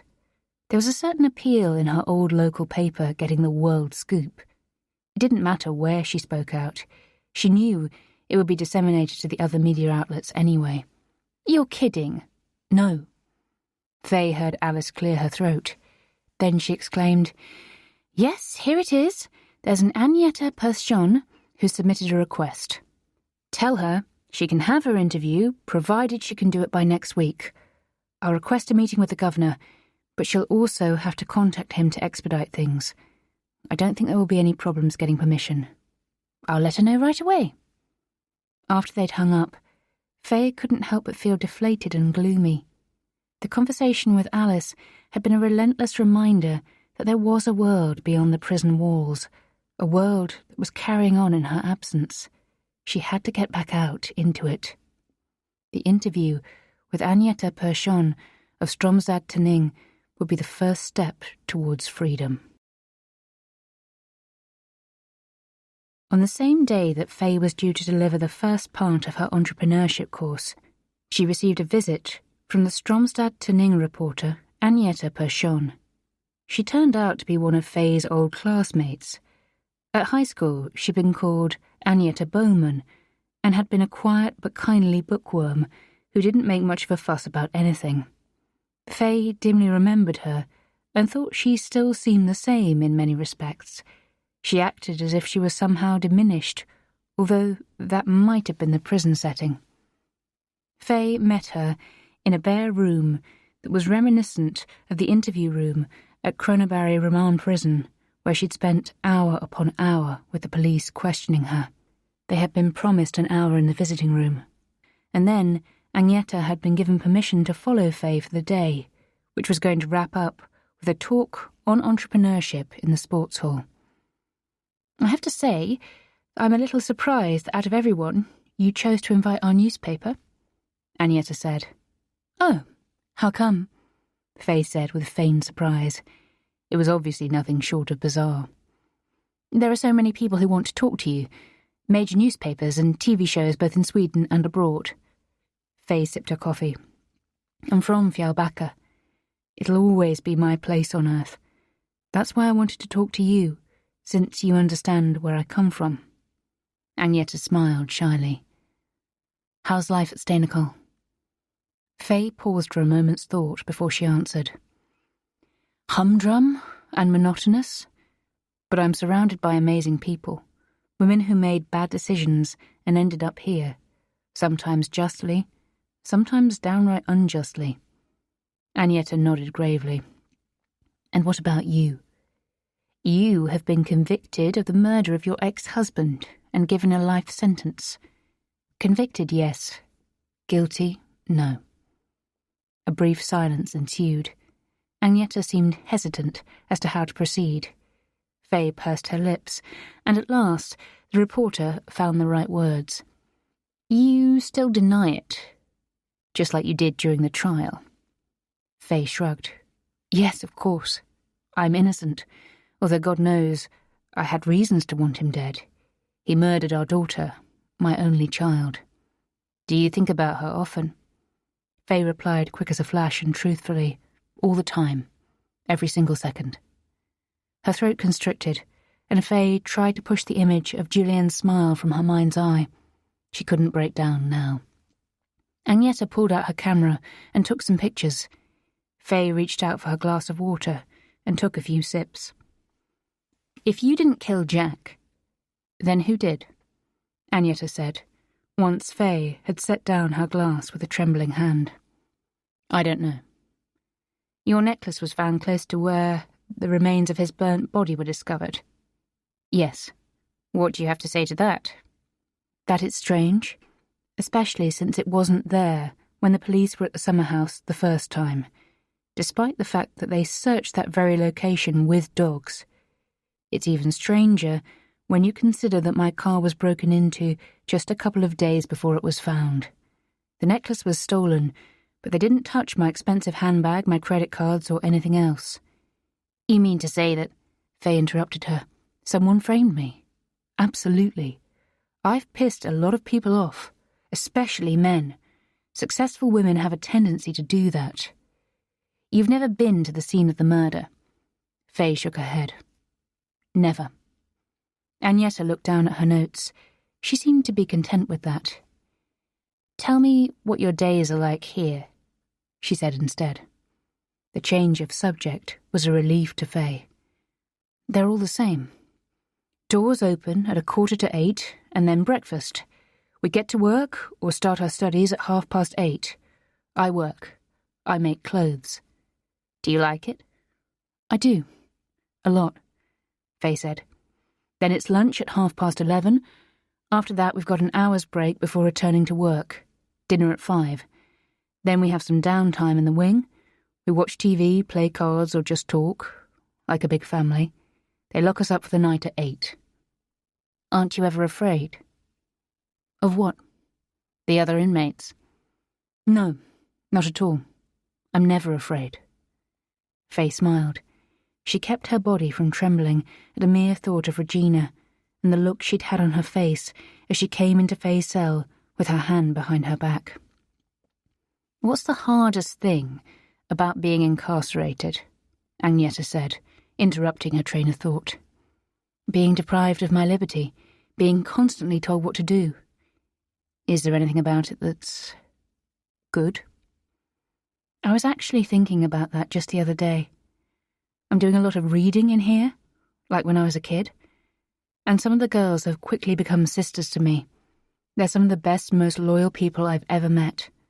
I think we'll always be friends, even if some of them make it out to freedom before me. Have you made any enemies? Faye shrugged.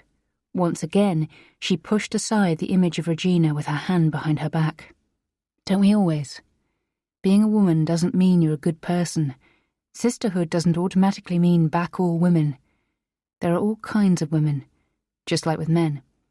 But I'll say this, throughout my life, I've found far more women than men who I've been able to trust. Following the interview, Faye showed Agneta around her wing, while 2 screws ambled along behind them. She showed her to her cell, and was photographed lying on the bunk with her books next to her. Then they went to the common room, where Agneta took some more pictures. Don't you ever get angry about being behind bars, given that you consider yourself to be innocent? Agneta said, as Faye showed her the kitchen rota on the wall. There are worse things that can happen. My life hasn't always been a bed of roses, but life in here makes you humble. There are women here who have been through terrible things, who never even had a chance. And you know what? Almost every single time, it all started and ended with a man. A man who couldn't behave, who exploited, hit or raped her. They moved on, into the exercise yard, where the inmates would take their walks. Faye inhaled the fresh air, the oxygen rejuvenating her brain. The surroundings are actually quite beautiful, even if you can't see much of them, Faye said. And it's obviously not as beautiful as Fjällbacka, but then again, there's nowhere on earth that is. Agneta smiled at her. Do you miss Fjällbacka? Faye stopped and gazed up into the sky. Every day. It'll always be my home, and one day I'm going to go back. When do you think that will be? I've got a life sentence, but as you know, that's not how it works in Sweden. I'm going to keep my head down in here and do the best I can to get released as soon as possible. I have no crime to atone for. I'm being robbed of the best years of my life, but I'm not going to let that make me bitter. That would be punishment twice over, meted out both by the judicial system and by me. My daughter never got the chance to grow up. It would be an insult to her if I let myself be embittered. I intend to honour her memory by living my life authentically wherever I may be, whether that's in Stena prison, or in Fjällbacka, or in Stockholm. A couple of hours later, Faye stepped onto a makeshift stage consisting of a rock-hard gym mat in front of almost 100 assembled inmates in the sports hall. She gazed at them and felt almost moved. Inez and Miriam were sitting at the very front and smiled at her. They were 2 women who in the space of a month had got closer to her than she had thought possible. I've stood on a lot of stages and talked about how to build a company, but I can't help wondering whether this might be the best one yet." She jumped up and down on the temporary stage, and the women laughed cheerfully. Agneta eagerly snapped shot upon shot. "I usually begin by explaining one thing to my audience. Being born a woman means the odds are against you. You have to fight twice as hard as a man. But I don't have to tell you lot that. There's no one on earth who knows that fact better than you." She paused. "Women in Sweden today earn less than men for doing the same or better work. That's what the system is like. It's rigged against us. What's more, we shoulder most of the responsibility in the home." She met Inez's gaze. It felt as if her beautiful eyes contained embers, as if she might ignite the whole world with that spark, change it. "That's why I have this to say to the system. Fuck you. I realized early on that if you fight the system, you can actually win. No system is unbeatable, but it takes time. You have to build your own system, your own universe. I created Revenge, a company by women, for women, with products for us, by us. I was sick of seeing the same old codgers making the rules for female beauty products. What do they know about us and what we need?" She took a deep breath. It felt as if the air itself were quivering, as if everyone were holding their breath and soaking up every word she had to say. "Each and every one of you has your own story, your own energy that you can use to create your own revenge. Not everyone will succeed, but at least you'll die knowing you tried. Don't let these walls hold you back. Use your time in here to dream, to read up, and to figure out what your universe is." She gazed towards the back rows. "But what about the money?" I hear you asking. "Don't you need money to start a company?" Well, yes, you do. That's why I'm launching a foundation for people to apply to for grants to start their own businesses. Quick loans, no interest.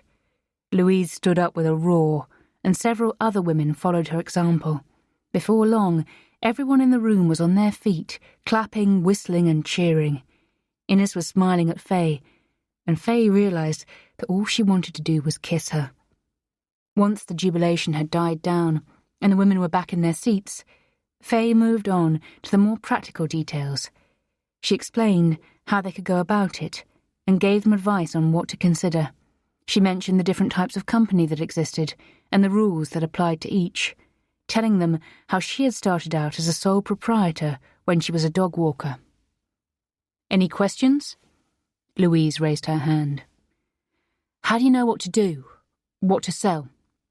A few of the women in the audience laughed, but Faye silenced them with a hand gesture. "That's a great question. My answer is this. Dig where you stand. I love makeup. I understand makeup. I understand women's need for makeup. That's why I chose it. If you're into fitness, do something related to that. If you like, I don't know, gardening, then maybe garden products or services might be your thing. Or do what I did when I was getting paid for walking other people's dogs. Keep your eyes peeled for an unmet need and then find a solution to it." "How do you know you're not being cheated?" A big blonde woman, whose name Faye thought was Jessica, had asked her question without putting up her hand. "You can never know for sure. We all know how dangerous it is to trust someone, and how little you can rely on others. Most of us only trust ourselves, and sometimes barely even that. You've got to dare to put your trust in others when you're starting up a business, but that doesn't mean you should be naive. Do your homework on the people you surround yourself with. Never relinquish control completely. Be on your guard. But when people reward your trust in them, be bold and give them freer rein. That's my advice. And try to find the right people to collaborate with, who are good at what you're not the best at." More hands shot into the air. After a Q&A session that felt like it would never end, Faye stepped off the gym mat 2 hours later to a smattering of applause. Agneta Perchon came over to say goodbye. She looked completely exhausted. Ball bag and another screw escorted the journalist out, while Faye spent a few seconds exhaling. Then she left too. She felt intoxicated with happiness. It had been wonderful to feel like the old Faye, at least for a brief moment. She was smiling broadly as she turned left towards her cell. You think you're so fucking special, huh? Faye started and found herself struggling to breathe. Regina was leaning against the wall, staring at her. Faye refused to show her how afraid she was. She began to move as resolutely as she could. Regina held out her arm as she was about to pass by. You think you're so fucking special, don't you? She said again. And you've managed to fool those grinning idiots in there and all. But you're just like us. Same shit. Bottom of the pile. You ain't no fucking millionaire boss or hotshot in here. I know that, Regina, Faye said in a low voice. She tried to avoid eye contact, to avoid provoking her any further. Regina wanted to show her dominance, and the most sensible thing to do right now was let her. Regina shoved her hard before walking off. Behind her, Faye heard her yell, I've got my eye on you. The cell door slammed shut behind her, and Faye let out a deep sigh of relief. She knew that sooner or later she would have to face off against Regina properly, and when she did, she couldn't afford to lose. Vekwa, 1999. Zoran paid off the debt to Ivan relatively quickly. The gambling den in the basement of our restaurant became a great, albeit secret, success. Gambling addicts, crooks, and high rollers came from across the county to play poker 7 days a week. Zoran was so pleased that he started talking about expanding to other towns. Of course, he forgot that it was me who had thought of it in the first place. Instead, he boasted to his friends far and wide about how he devised a strategy to ensure the police didn't rumble us. He was now scouting out suitable premises in Yanchoping. One evening, after I put the kids to bed, I heard the front door open. I knew it had to be Zoran, but then I heard voices and realised he had company. I got up from the sofa and went into the hall. The man with him was Ivan. Malenka, darling, come and say hello to Ivan, Zoran said enthusiastically. That Ivan had dispatched 2 of his goons to threaten us just 5 months earlier seemed to have slipped Zoran's mind. We kissed each other on the cheek, and Ivan admired our home. He wore an elegant, chalk-striped suit and looked like a wealthy businessman rather than someone devoted to a life of crime and violence. They left me and went upstairs to Zoran's study while I returned to the TV. Ivan's presence made me feel uncomfortable. Zoran hadn't said a word about him coming here. Occasionally there would be peals of laughter upstairs, and after an hour or so they came downstairs again, still engaged in cheerful conversation. We said goodbye to Ivan in the hall, and once the door had closed, Zoran turned to me. I could tell by his face that he was excited. Come on, he said. Let's sit down in the living room. He went over to the drinks trolley, poured 2 generous whiskies, and brought the glasses to the sofa where I was waiting. I reached for the remote control and turned down the volume on the TV. Ivan was impressed by our setup down here, Zoran said. Great, I said hesitantly. He wants to partner up on the gambling clubs. I hoped we'd be shot of Ivan in our lives, now that we'd cleared our debt, but I didn't say anything and waited for him to continue. He wants to expand, to the big city, to Malmö, to Gothenburg, to Stockholm. He'll source the venues and I'll be in charge. Do you realise what this means? He drank the whiskey while waiting for my reply. Do we have to move? I said. Move? He said, as if this were a stupid question. Yes, of course. He wants us to live in Stockholm, so that we're close by. Malenka, damn it, we'll be able to get out of this shithole. It's where we met. Surely you remember that New Year's Eve. You said you wanted to live there someday. Now we have the chance. You want for nothing, nor will the boys. I clutched my glass tightly, without tasting the whiskey. He was right. I had dreamed of Stockholm. I still did, even though I was happy in Vekwa. What worried me was not the move itself, but being too close to Ivan. He was dangerous. Being accepted into his inner circle could be the end of your life. It was a world of violence in which the strong always prevailed. Worse, Zoran would be pulled even further into shady dealing, which risked us attracting the attention of the police. This wasn't just about me and Zoran anymore. We had our 2 boys and... I put a hand on my belly. Another child was on the way.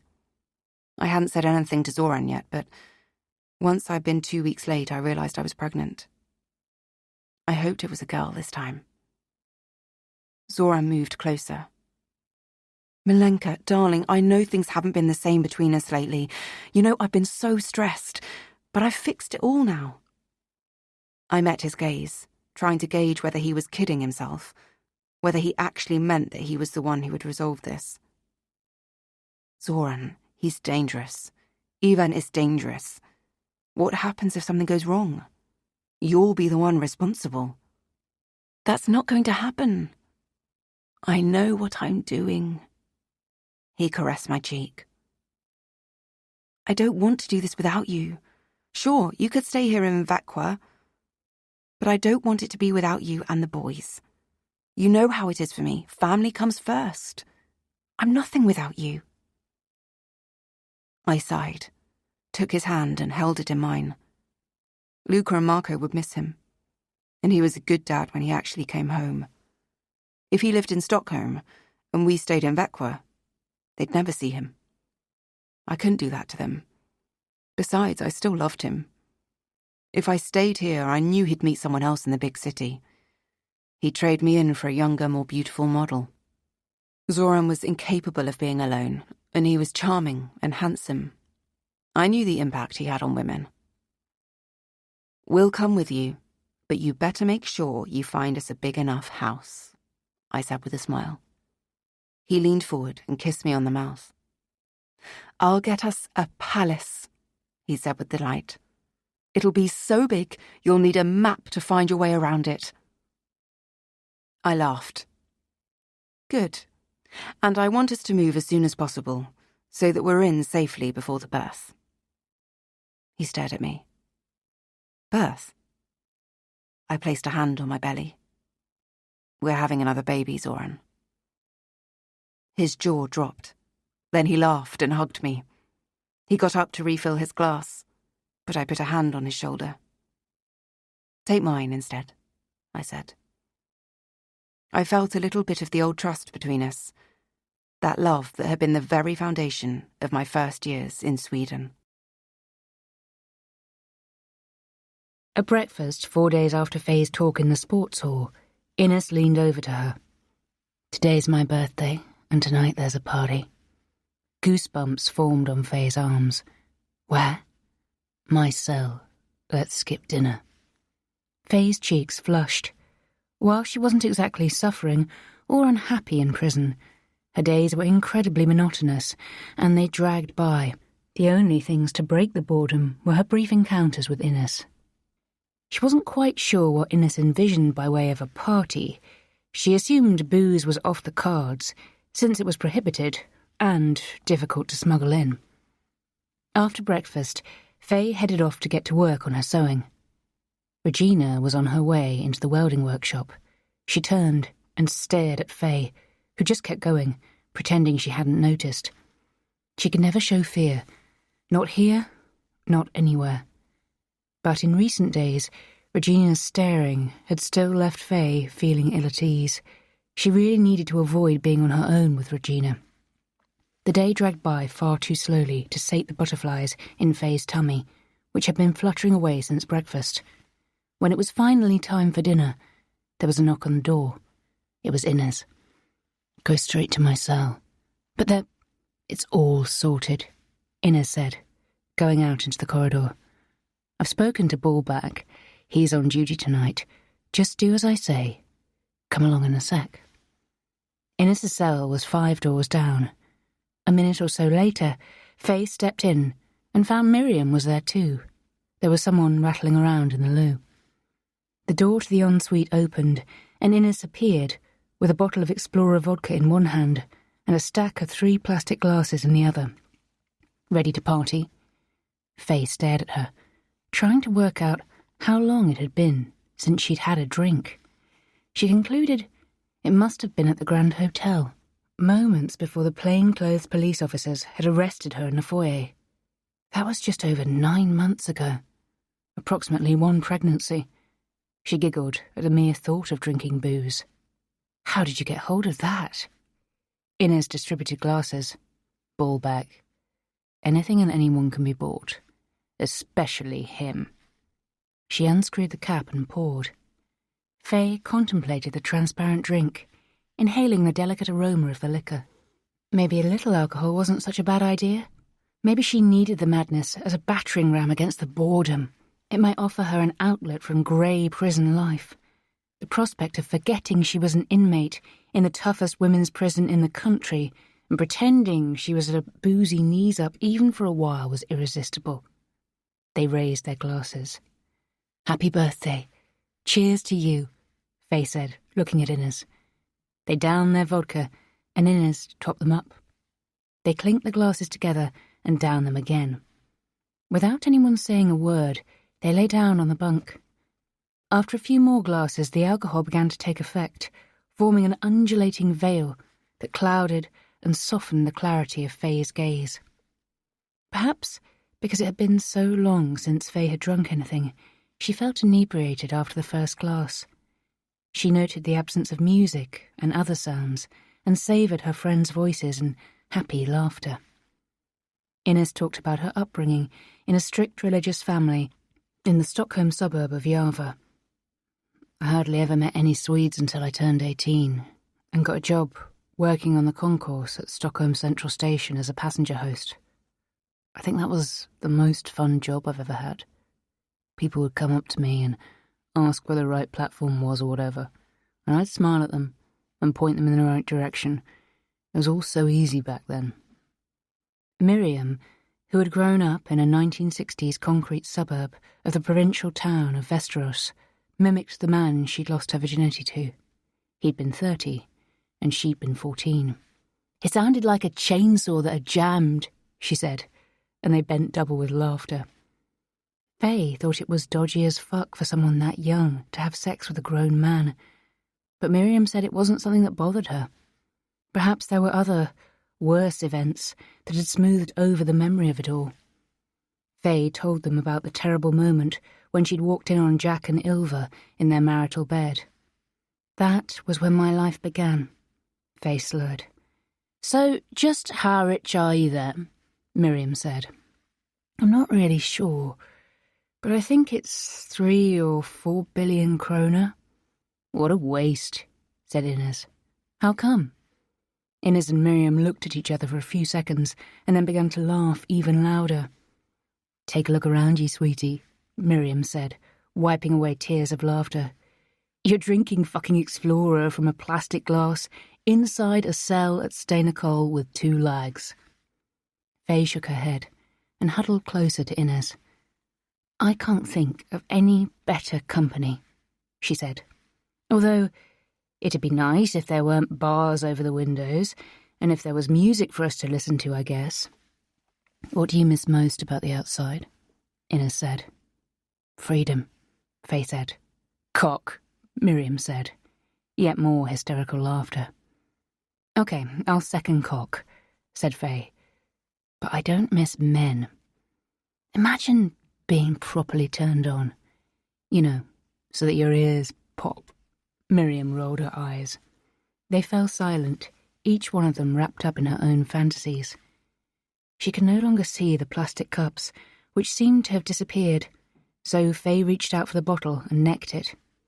Then she passed it on to Inez. "Why does drinking always get me so wet?" Miriam complained. "Feel for yourself. I'm soaking." She reached out and guided Faye's hand into her trousers.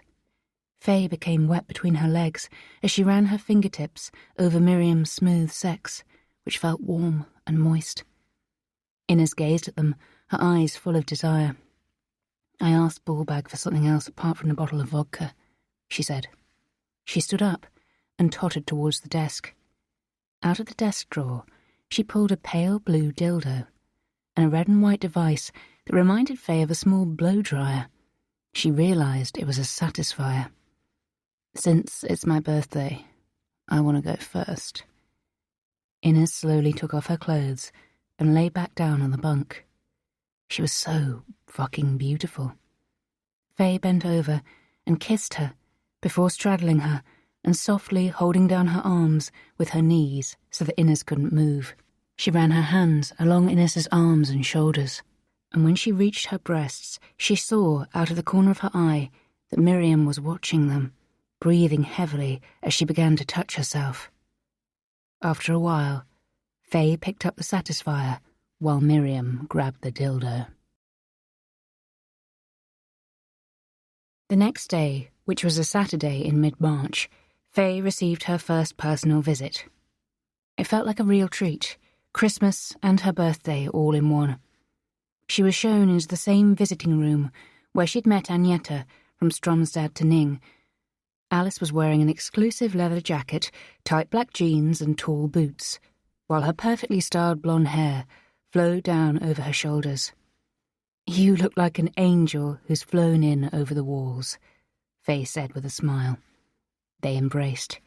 As ever, Alice smelled expensive, thanks to her Chanel No. 5. The scent seemed more pronounced to Faye now. "Did they search you?" Alice giggled. "Yes." "But not down there." "No." "Apparently they're not allowed to." "Should I have shoved something up there?" "Next time," said Faye. "It's a pity I just had one of those vaginal rejuvenations. I'm afraid there's probably not much space up there." Faye laughed and hugged Alice again. "I'm so happy to see you. Sorry about not wanting visitors before. I've been focusing all my energy on blending in and getting to know the others, and I didn't want to confuse the two worlds." "So, have you done it now? Are you blending in?" In her mind's eye, Faye replayed images of the previous night in Inez's cell.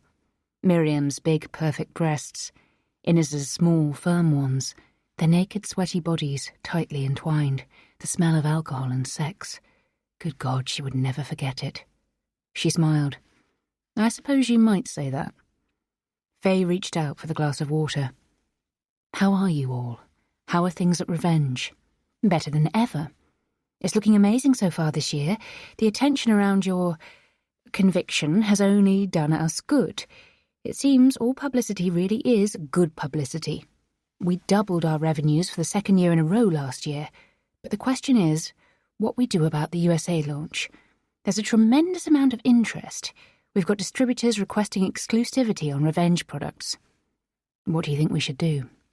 "I think we should go for it. And let's invite 3 or 4 American outlets to come and interview you here in prison as part of the launch." "Isn't that risky?" "Have you been following the debate since the article in Stromstad to Ning?" Faye furrowed her brow. "No." "You've been praised by loads of people. You denied the murder, and most people think you're innocent. Swedish women are buying revenge in their droves. Even if they thought you were guilty, I think they still would, because that would mean you killed the man who killed your child." Faye laughed and shook her head. She paused to think for a moment. "Okay, let's do that then. Pick the biggest media outlets. We'll go ahead as planned with the launch. I'll do the interviews here, show them around, play the grieving mother and so on." Alice stood up and went over to look out of the barred window. "Are you sure you're all right?" Faye looked at her standing by the window, beautiful, fragile, and completely out of place here. "Oh yes, you get used to everything. This is my life now. And it's given me time to think about Dad. His next move. You don't think he's given up? Isn't getting you banged up enough?" Faye shook her head. "No, he'll never give up. But the more I think about it, the more certain I am that he must be getting help. He wouldn't have been able to stay on the run this long otherwise. Someone's helping him. Who? If only I knew. I wonder if Zoran Rakitic might be helping him." They were in hall together. "The gangster kingpin? Why would he be helping your dad?" "My father's qualities may well be invaluable in the right context, and to the right person." "What qualities would those be?" Alice tossed her blonde hair. She looked exceedingly overdressed and refined in this setting. "Cruelty, ruthlessness, no conscience, and he takes immense joy in hurting others." Faye shivered. She thought once again about the gang shootings. Alice turned around. "Don't you ever think about breaking out?" Faye hesitated. Ought she to let Alice in on her ideas? No, it was too early. She shrugged. The problem isn't escaping. The tough thing is life on the run, always being hunted. It's really not so bad in here. I would never make it. Yes, you would, Alice. They sat talking, and when they parted an hour later, they embraced for a long time. The warm water ran down Faye's body, and she closed her eyes in pleasure. Her muscles were worn out and throbbing after the heavy workout session that Miriam had led her through. She lathered herself and thought ahead to the sore muscles she knew were coming. The shower in her cell was small, but right now it surpassed the most luxe bathroom out there. Faye started. Had she heard something outside the door? She pricked up her ears. Was it her imagination? No, there was definitely someone going through her things. She put her hand onto the tap, but didn't stop the water yet. The sounds were clearer now. Someone was approaching the door to the ensuite. For a moment, she thought it was Inez, who had come to surprise her. But when the door opened, Faye almost lost her balance. It was Louise who was standing there. "What are you doing here?" said Faye. Louise didn't reply. She was staring at Faye with a gaze that seemed almost vacant. Faye's own gaze was drawn to something in Louise's hand. Something gleaming, something sharp. She stopped breathing. Then everything went very fast. Faye heard herself scream, but the sound of running water drowned out the sound she was trying to squeeze out. Louise raised the sharp implement and lunged forward to stab her. Thoughtful, happy, jolly Louise was stabbing and stabbing. Faye defended herself with the only thing she had to hand, the showerhead. She cried out for help. She shrieked even more loudly when she sustained a flesh wound on her right arm. And she flailed wildly with the showerhead, managing to strike Louise's face. Louise lunged again, and it was as if all Faye's strength disappeared. A gasp escaped from her, and then she felt the pain in her side. She collapsed with Louise above her. She heard cries, not her own. She was unable to make any sound. Arms were pulling Louise away, and she was roaring as if she were possessed, but what she was yelling was incomprehensible. "They'll kill her! No, no, Paula!" Somewhere amidst the tumult, Faye heard Inez's voice. She looked down and saw a knife. It was still stuck in her. Shocked, Faye stared at the black handle protruding from her body. Someone turned off the water. She moaned. She groped about for the handle, meaning to pull it out. No, leave it alone, otherwise you might bleed to death. She tried to place the voice, to understand who was talking to her, but her vision was clouding over. The women who were crowding around her were nothing more than blurry outlines. She was frozen, shaking. She heard herself mumbling Julienne's name. She saw her daughter's bright, beautiful face before her. Was she going to die? Who would protect Julienne and her mum? They would be completely defenseless. Someone was holding her hand and talking to her soothingly, but the world was slipping away faster and faster until there was nothing left but darkness. Stockholm, 2002. The first 2 years in Stockholm were the happiest years of my life. Or at least that's what I tried to tell myself. In the beginning, we lived in a small house in Botkyrka. But after a year, Zoran bought a big house for us in Skuru. Ivan and his family were now just a couple of doors down from us. We had more money than I had ever dreamed of. Zoran kept bundles of cash hidden around the house. If I needed to buy something, I would stand on a chair in front of the bookcase and grope about on the top shelf, and behind the books there would be a thick wad of notes that probably amounted to something like 100 grand in wrinkled 500s. That was my housekeeping allowance. But that wasn't the only place that money was kept. Sometimes I'd take a box of cereal from the pantry, only to find that Zoran had stuffed it full of banknotes.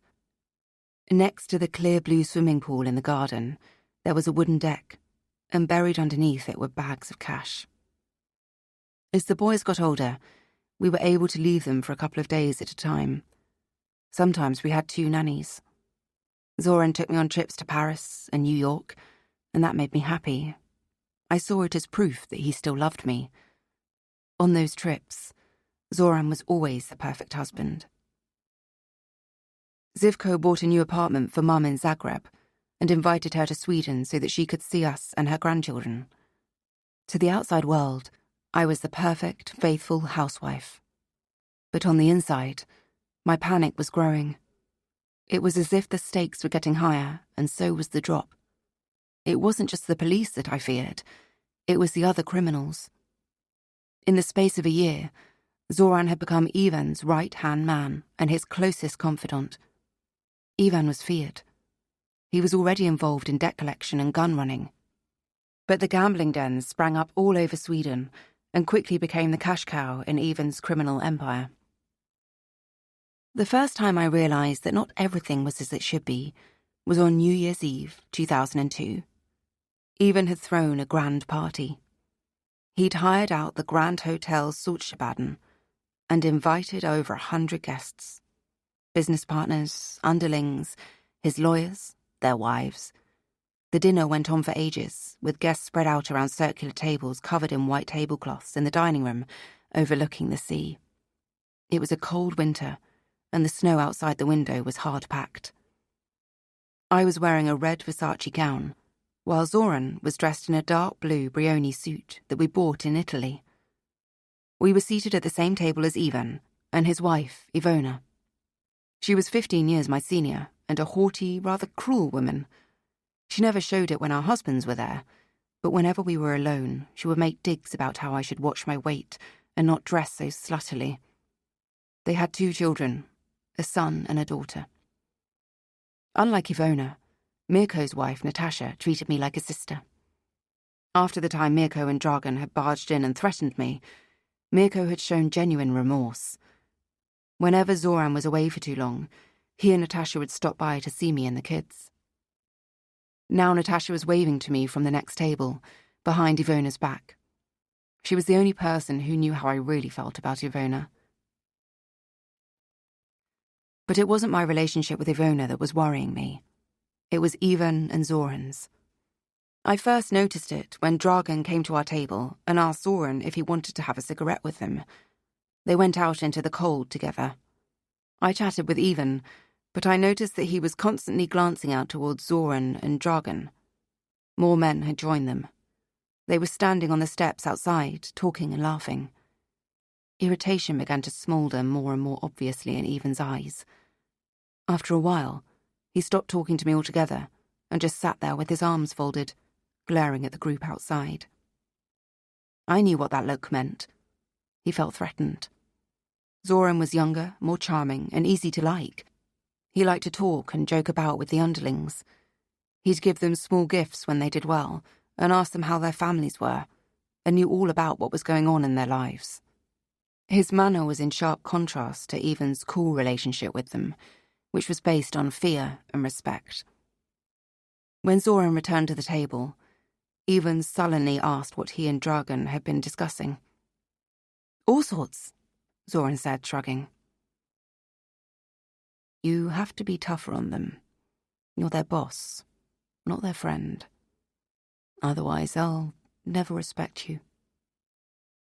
Zoran glanced towards me and Ivona. He and Ivan never talked about business or their crew in front of us. It was a breach of etiquette to do so in front of their wives. He lowered his voice. "Even we were chatting about football. The Hajduk Split are having a good season, and Dragan was banging on about bloody Partizan Belgrade, who look like they're going to win the Serbian League again this year." "Nothing else?" "Well, Dragan's son Adam, he's met a Swedish chick and now he wants to marry her. Dragan isn't sure how he feels about that." Ivan stared at him, far from convinced. I could tell that Zoran was completely unable to grasp what was behind Ivan's line of questioning, but it began to dawn on me what was going on. I had laid a hand on Zoran's arm, smiling and untroubled, as if I was truly curious about Dragan's dilemma. And what did you think, darling? Zoran turned to me and smiled. There are no better women in the world than Croatians. I said that even though his son is a Serb, he ought to pack him off to Dubrovnik or Split for a week to get that girl out of his head. I laughed out loud and kissed him on the cheek, but inside I felt an icy chill sweep through me. Zoran put an arm around me. I glanced towards Ivan and smiled innocently at him. He didn't respond. The party continued. There were fireworks on the stroke of midnight, and then it was full steam ahead on the dance floor. The booze was flowing. We got into a taxi to go home at 2:30. The boys were asleep, as were the nannies. We took off our clothes and had sex standing up against the basin in the ensuite to our bedroom. Zoran, have you thought about who's going to succeed Ivan? I asked, once we got into bed. He gave me an astonished look. No. He lit a cigarette and stared up at the ceiling. Talk like that's dangerous, Milenka. But... He tapped his cigarette against the ashtray on the bedside table. Never mention it to me again, okay? Zoran fell asleep quickly. I lay there watching him and thinking that he looked so innocent, so unprotected. Since we got home, I'd been meaning to share my thoughts about Ivan, but I kept them to myself. I wasn't sure whether Zoran would understand. He was a lot of things, but he wasn't a woman, and he lacked our unique intuition. Although Zoran lacked any ambitions for power, or at least not the ones that included becoming number one, that wasn't something Ivan would ever understand. To him, Zoran was a rival, and I knew all too well how he dealt with threats, regardless of whether they were internal or external. I would have to make sure that the threat towards Zoran was dealt with. When Faye woke up, she didn't know at first where she was. There were no bars over the windows, and the lighting was dim. She was lying in a bed in a room that she was certain was not inside Steinerkoll prison. She whimpered as she remembered Louise standing before her. The brutal attack, the roar, the knife handle buried in her own body. They'll kill her! No, no, Paula! Faye's hand trembled as she lifted the covers. She gently ran her hand down over her ribs and stomach. There was no knife. When she turned her head, she spotted a contraption that resembled a stranded spaceship in some sci-fi movie. She tried to sit up, but the pain in her side exploded. She sank back down onto the pillow, panting. It slowly began to dawn on her that she was in a hospital. She spotted a call button and managed to press it. After a while, she heard the shuffle of footsteps in the corridor outside, and a nurse, aged around 60, opened the door. "Hello there. How are you feeling?" "Not great. Where am I?" Her mouth was dry, and she was slurring her words. Her tongue felt weird. "At Solgrenska University Hospital in Gothenburg." Faye took a couple of deep breaths. Just talking took immense effort. "What time is it?" 10:30 in the evening. "What's the matter with me?" The nurse smiled. "The doctor's on her way. She'll be able to answer all your questions. Is there anything else I can do for you?" "Water?" The nurse filled a plastic cup from the tap and handed it to Faye, who raised her head before bringing it carefully to her lips to drink. The cup reminded her of the party in Inez's cell. She found herself smiling faintly. The nurse filled the cup again and set it down on the small table next to the bed before going to the door. "The doctor won't be a moment." Faye stared up at the ceiling. She really wanted to turn onto her side, but she couldn't because of her injuries and because of the handcuffs that were keeping her in a supine position in bed. She thought about Louise, picturing her desperate face in her mind's eye, the way she'd been screaming her daughter's name as they dragged her off Faye. It was impossible to believe that Louise harboured any sort of grudge against her. They must have got to her, threatened her family, whoever they were. Faye knew of only one person who wanted her dead, her father. Was he mixed up in this? Could he get at her in this very hospital? Probably. She wasn't safe anywhere. Not here, not in prison. She had to get back to Steinakal and regain her strength, and then she had to escape. Otherwise, she'd die in that prison. There was a knock at the door, and it then opened. A woman in a white coat with her brown hair in a ponytail came into the room. She introduced herself as Dr. Herg Barry before pulling a chair up to the side of the bed. "How bad is it?" Faye said. The doctor peered down at her through a pair of round spectacles. "You've got a punctured lung, but we've drained it, and it's been responding well to treatment. How long have I been here?" 4 days. By the way, you've got a gash on your right upper arm that we've also seen to." Faye was surprised. She looked at her right arm, which was bandaged. "How long am I going to be short of breath just from talking?" "You're going to make a full recovery, but it's hard to say how long that will take. It's down to the individual." "When will I be back to normal?" "In 2 or 3 months." Faye groaned. "That long. Is there anything I can't do?" "You can't drive," the doctor smiled. "That shouldn't be a problem," Faye said. "I think they'll sort out a lift for me back to Steinakal." The doctor's smile became a laugh. "When can I go back?" Faye said. "In a week or so, I should think. Once I think you're healthy enough to manage it. It's my decision, and my decision alone." Faye returned to the prison a week later. As she climbed out of the car and looked towards the big grey concrete building, she felt a strange mixture of conflicting emotions in her breast. In one way, it felt very wearisome to be returning to captivity and leaving freedom behind. But in another, she was looking forward to being home. She'd made friends here, people that she would never have met if she hadn't ended up here. As she entered the common room, the hubbub stopped abruptly. Hanging over the big table was a handmade sign that read, "Welcome home, Faye." She felt tears pricking the backs of her eyelids. Then Marissa rushed towards her and flung her arms around her neck. "Ouch! Ouch!" Faye laughed, and Marissa stepped back in horror. "Sorry, you're hurt." "It's okay." Faye reached out and hugged her gently. More and more of the others came to her. A few hugged her softly, while others gave her a pat on the shoulder, a smile, or a look of warmth. That went a long way. She looked around, anxiously. "Louise has been transferred," Innes said, stroking Faye's arm. "You're safe. No one else here would think of doing something like that. Right?" Innes fixed her gaze on one woman after another. Everyone nodded. Faye said nothing, but she knew that Innes couldn't guarantee anything. Anyone who could get to Louise could get to anyone else. "Coffee?" "Fuck yes. I never thought I'd say this, but the stuff we've got here is high-end compared with what they've got at the hospital." Innes came over with a steaming mug of coffee, and Faye sipped it carefully. The strong coffee left her reeling. "I'll help you to your cell. You need to rest," Innes said firmly. Faye didn't protest. Supporting herself on Innes, she walked to her cell.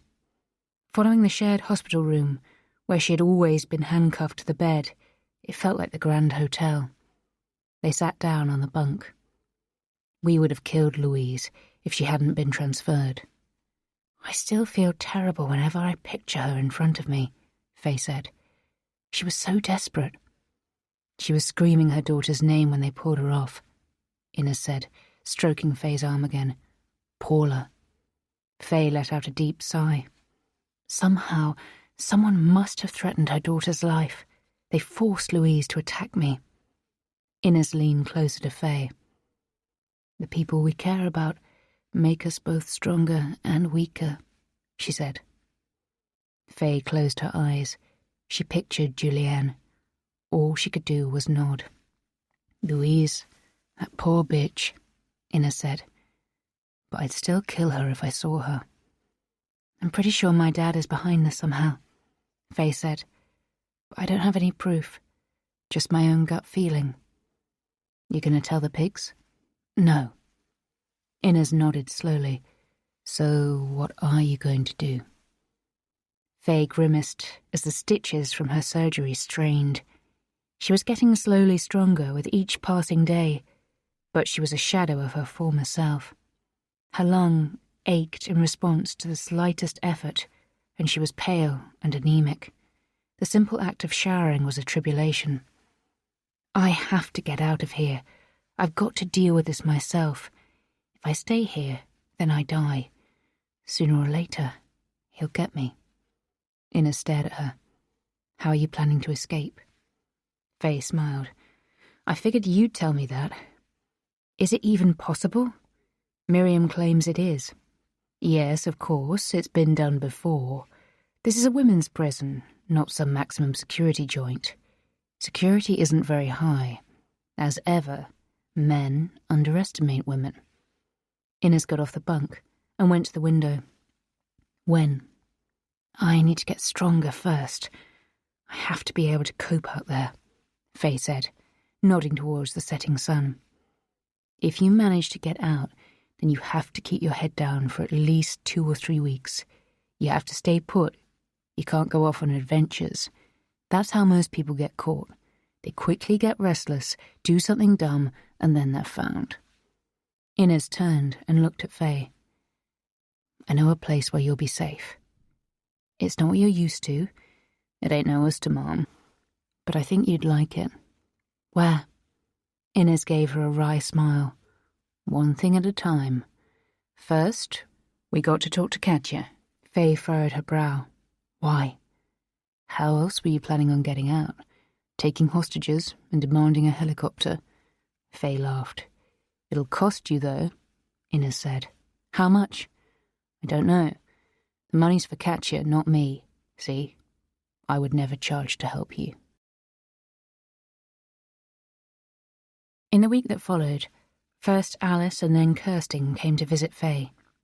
She needed to involve them in her plans, and neither of them protested when she told them she decided to break out. Both of them understood that she was in mortal peril if she didn't, given what had already happened on the inside. Above all, it was Kirsten who needed to make certain practical preparations. Faye was going to spend the first 3 weeks in hiding at a location arranged by Inez. She hadn't received any details as yet. She trusted Inez enough not to ask any questions, but to assume that everything was ready. Kirsten's tasks were much more difficult. Faye explained roughly what she had in mind, but it was up to Kirsten to figure it out. She probably wouldn't be able to go and see Bengt in Mumbai for a while, and that pottery class would have to wait. In parallel with her escape preparations, Faye had been spending an extra hour in the sports hall each day. The governor had given her special dispensation to help her build back her physique, and she was also allowed to work half her usual hours at the sewing machine. Faye was slowly regaining her strength. She would need it for what awaited her. She had to be in good shape. After seeing Kirsten in the visiting room, she returned to her wing. I've got a number for you, Inez whispered. She dragged Faye to the empty phone booth so they could talk in private. 300 Gs, deposited to this account. Faye peered down at the note she'd been handed and nodded. Before I go? No, Katya trusts you. Just as long as she gets the money before she gets out, you won't have any problems. She's got 2 years left. Good. That means I can do a better job of disguising the transactions, Faye said in a low voice. She looked towards some of the other women. Katya was in conversation with Miriam. How's it going to work? Miriam's going to help. Katya's going to ask Ballbag to do a weekend shift so they can hang out. That's when it's quietest around here. She's going to say that Miriam wants in for a threesome. He won't be able to resist. And it has to be in the evening so that he can sneak into her cell and let Miriam out too. And then? Inez smiled. Then the girls will make sure that the access cards get to your cell, and you'll walk straight out. It's that simple. This is a Class 2 prison. It's that simple. In that case, I'll make sure Miriam gets the same amount. Can you let me know when and where she'd like the money? Sure thing, Inez said, smiling at her. And then what? There will be a car not far away. It'll be dropped off about an hour before you go to avoid raising suspicions, which it will if it's there too long. It'll have a full tank and be ready to go. The keys will be on the right front-hand tyre. Get in and drive to Hovda. You'll change cars there. Someone will be waiting for you at the Ika Maxi supermarket by the motorway. Drive that car to Husby. Don't stop anywhere until you get to Hovda. If they have time to set up roadblocks, then you'll be screwed. Husby? Inez nodded. There will be a flat there with people waiting for you. It's all been sorted out. Who are these people? My family, Inez said, grinning. Is that really wise? If the cops find me there, they'll be in trouble. You're my family too. They know that, and in my family, we stick up for each other. Faye gazed into Inez's dark eyes. Then she hugged her for a long time. On Saturday, May the 1st, there was only half the usual shift on duty. There wasn't a better day for Faye to escape. Katya had arranged for Ballbag to come to her cell at 11:30 that evening, after first letting Miriam out.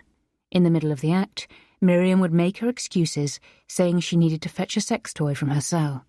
They knew what Ballbag liked. Katya would ensure that his attention was directed elsewhere to allow Miriam to take the access cards that Faye would need from his trousers before hurrying to Faye's cell and letting her out. Faye put on the prison guard uniform that Inez had bought from one of the female screws and given to her before they'd parted ways. She looked at the clock on the wall. It was 11:25. She moved silently to the door to try to figure out whether Ballbag was on the way. After a while, she heard his heavy footsteps and the sound of a door slowly opening. Butterflies fluttered in her stomach. She nipped the loo before hurrying back to her position by the door. She sank to the floor. Earlier that evening, she'd said goodbye to Inez in her cell. They'd lain on the bunk, holding each other, until one of the screws had come and said it was time for lockup. I'm going to miss you, Faye had whispered. And I'll miss you, but we'll see each other when I get out. Though, that might be a while.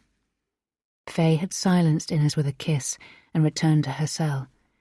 She had tried to watch TV, but it was hard to focus on the news bulletin that was on. There had been yet another shooting. According to the grim-faced reporter who was standing outside a residential property, this victim had also been an associate of Zoran Rakitic. Once again, the modus operandi meant the police believed it was the same killer. But they didn't want to go into any further detail. Faye checked the time again. 20 to 12 now. In about 5 minutes' time, Miriam would leave Katya's cell, hopefully with the access cards that Faye would need to get out. She stood up. She was ready. Just 4 minutes later, she thought she heard the sound of footsteps in the corridor. They stopped outside her door, and a moment later the lock clicked. Miriam was standing there, naked and glistening with sweat. She handed over 2 access cards, flashed Faye a smile, and then nodded before turning and hurrying away again. Faye headed for the door that the prison officers used. Miriam, who had had sex with a female guard in the staff changing rooms on several occasions, had told her how to get out. She pulled the cap down low over her brow to make sure her face wasn't clearly visible, then tapped the card against the reader. A green light came on. She took a deep breath. She entered the airlock and tapped the card against the next reader. Nothing happened. Beads of sweat began to form on her forehead as she tried again and met with the same result. She began to feel sick. She tried the other card, her hand trembling, and she could have shrieked with joy when the second door silently glided open. The corridor in front of her was dark, but the lights came on as soon as she took a step into it. She consciously made an effort not to start running. It was not likely that anyone would be monitoring the CCTV at this time of night. She knew the screws usually watched TV or listened to music, and if they did spot her, then they would think she was a colleague doing her job. No one would suspect it was an inmate in disguise staging a prison break. At least, that was what she told herself. She made her way down the stairs and reached another locked door. This time, she chose the correct access card first time round and continued on her way. She turned right around a corner and passed what she understood to be the changing room before arriving at an entrance hall that represented the final obstacle before she reached the outside. All of a sudden, she heard footsteps behind her. Faye looked around in panic. If she were discovered here, then it would be over. There was no sensible reason or explanation she could provide for why she was here in a guard's uniform. The footsteps were getting closer, and panic made the blood rush in her ears. The changing room. The door was a few meters away, and she didn't know whether there was anyone inside it, but she would have to take her chances. There were voices audible as the footsteps got closer, 2 people talking. Quickly but quietly, she ran to the changing room door and opened it cautiously. Her heart was pounding as she looked in. No one there. The steps and voices were even closer now. She closed the door behind her and looked around the small room. The only place she could hide was in one of the lockers where the prison officers kept their clothes and belongings. She threw herself into one of the open lockers. It was a squeeze. She barely fitted, but she managed to pull the door shut on herself. She forced herself to control her breathing so that she wouldn't be heard through the locker door. She had to stay completely still. The changing room door opened, and the voices were suddenly much too close to her.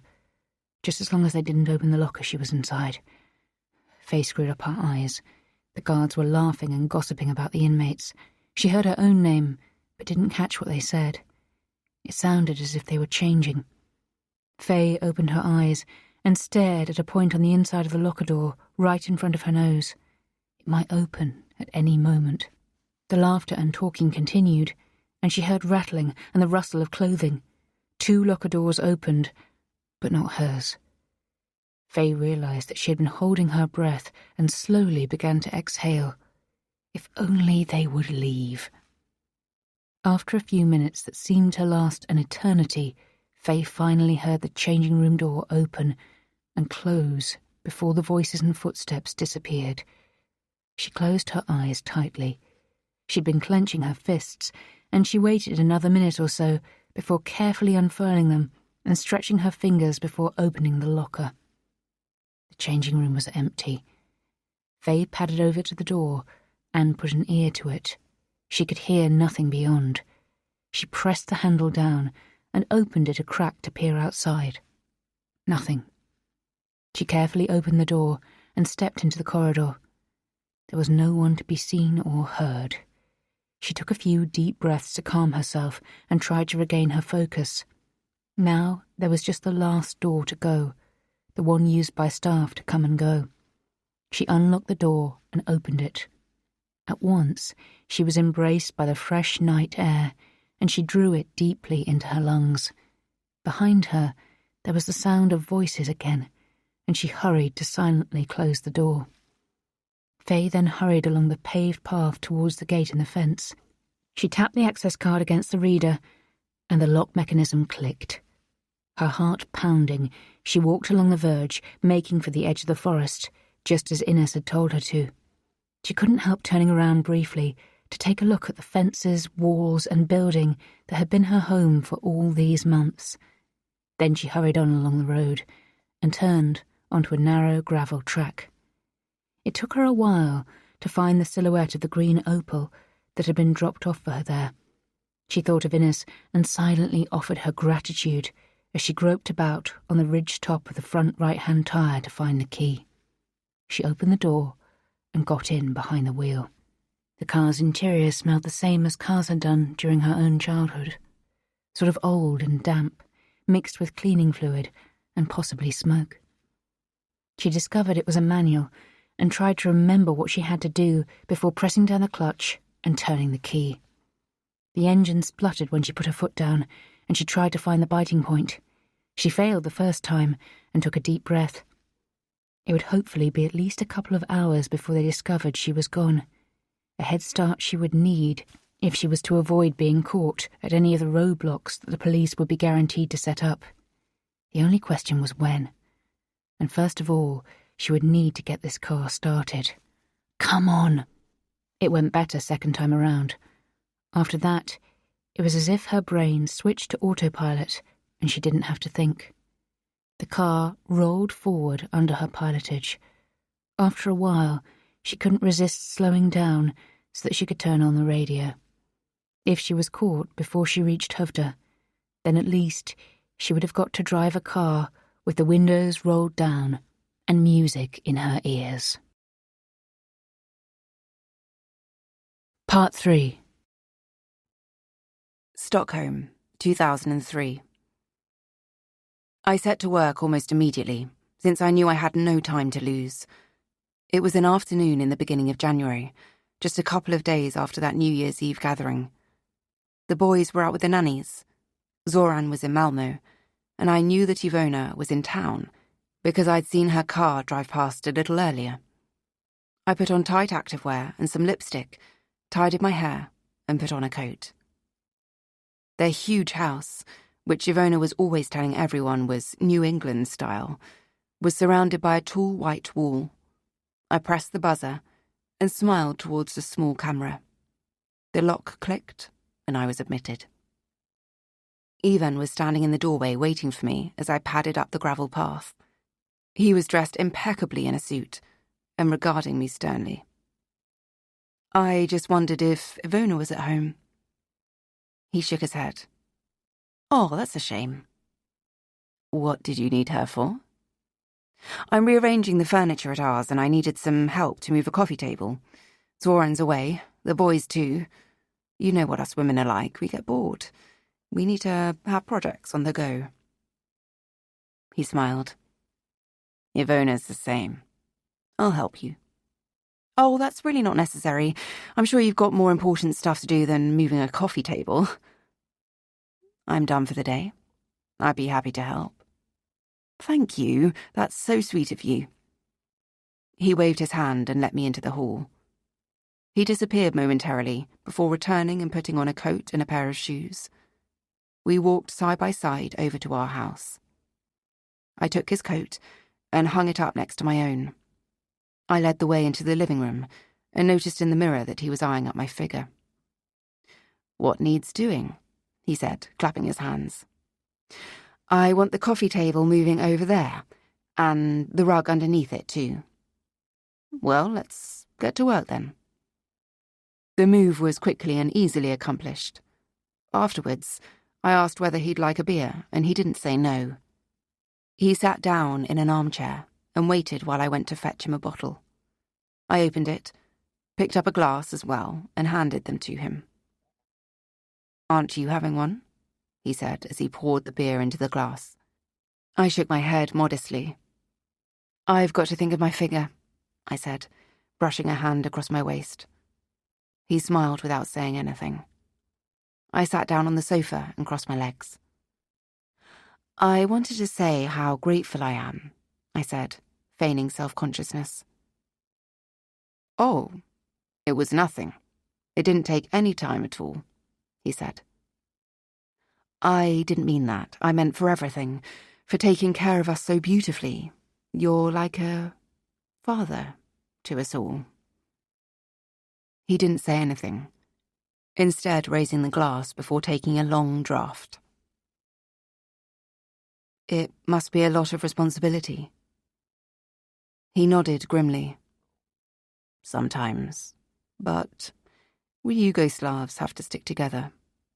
The war was a long time ago, and if we're going to stick together, then someone has to lead us. I'm glad it's you, I said. He gave me a long look. I knew I couldn't move too quickly, but there and then, I knew it was going to work. Faye was standing in front of the mirror. The long, dark fabric felt unfamiliar against her body. There was a strong and spicy smell of cooking in the flat, and of lots of people in a small space. This room had been her sheltered world for 3 long weeks. She hadn't seen anything else and hadn't spoken to anyone outside the flat. Now, for the first time, she was going to venture out onto the streets she had seen from the window in her room. The flat was on the 8th floor, where she could hear the hum of the E18 motorway if she had the window open. She closed the window and went into the hall. She sat down on a stool, raised her skirts, and put on her shoes. "Are you ready?" Faye looked up at Layla McCraby, Inez's mother. "Yes. We've told the neighbours that you're a very religious relative visiting from Iraq. It'll be fine." "I know." Faye stood up and looked in the hall mirror, adjusting the niqab's face veil so that only her eyes were visible. Then she embraced Layla and put a hand on the front door handle. "Would you like me to come with you?" Faye shook her head. "No. This is something I've got to do alone, but thanks for offering." She carefully shut the door behind her, lifted the niqab slightly, and began to descend the stairs. Her footsteps echoed around the stairwell.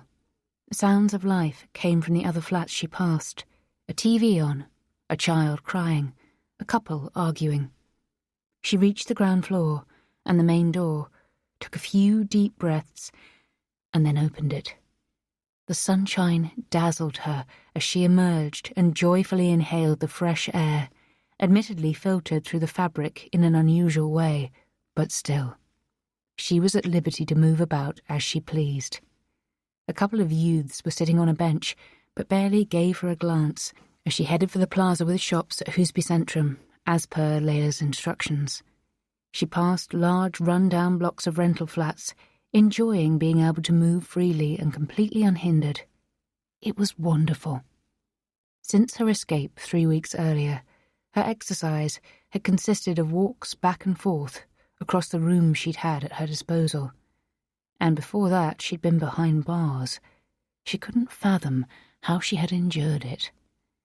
Faye had followed the intense police-led search for her. In the early days, on the small TV in the living room. It had now abated, and resources had been redirected. But what was apparent was that she was more famous than ever. The escape had given her cult status. That much had been clear when she had viewed both the news and the social media platforms from the family computer. She knew there were hashtags and memes alluding to her escape. A roaring moped made her start as it passed by her on one of the footbridges crossing the motorway. Faye made herself calm down. Before long, she arrived at Husby Centrum, which was full of people. At first, she was anxious, having become unaccustomed to crowds, but she soon relaxed. In the plaza, there were market traders selling fruit and vegetables, while men stood in clusters smoking, and children were running around and playing. No one seemed to pay her any attention. She went over to one of the men selling fruit, glad that Layla had given her some cash. She pointed at the apples and held up 2 fingers. He put 2 shiny pieces of fruit into a paper bag and handed it to her. She handed over a 20 and took the bag, not bothered about getting any change. She walked on and spotted an empty bench, which she sat down on. She didn't know whether it broke any unwritten rules, and she was ashamed by her own ignorance, but she carefully lifted the bottom of her face veil and took a big bite from the juicy red apple. The pulp crunched inside her mouth and juice ran down her chin. She couldn't remember when she had last eaten something so delicious. Once Faye had finished her first apple, she immediately took out the next one and bit into it. She was about to meet the person who would give her what she needed. First, she just wanted to enjoy this moment. People began to emerge from the entrance to the underground station. 2 girls in their early teens passed by the bench. Faye's jaw dropped when she spotted her own face on one of the girls' T-shirts. Beneath the picture it said, "Run, Faye, run." She smiled. Then she began to cry. Faye sought out a small mobile phone shop in the shade on the ground floor of a grey block of flats. The windows were barred.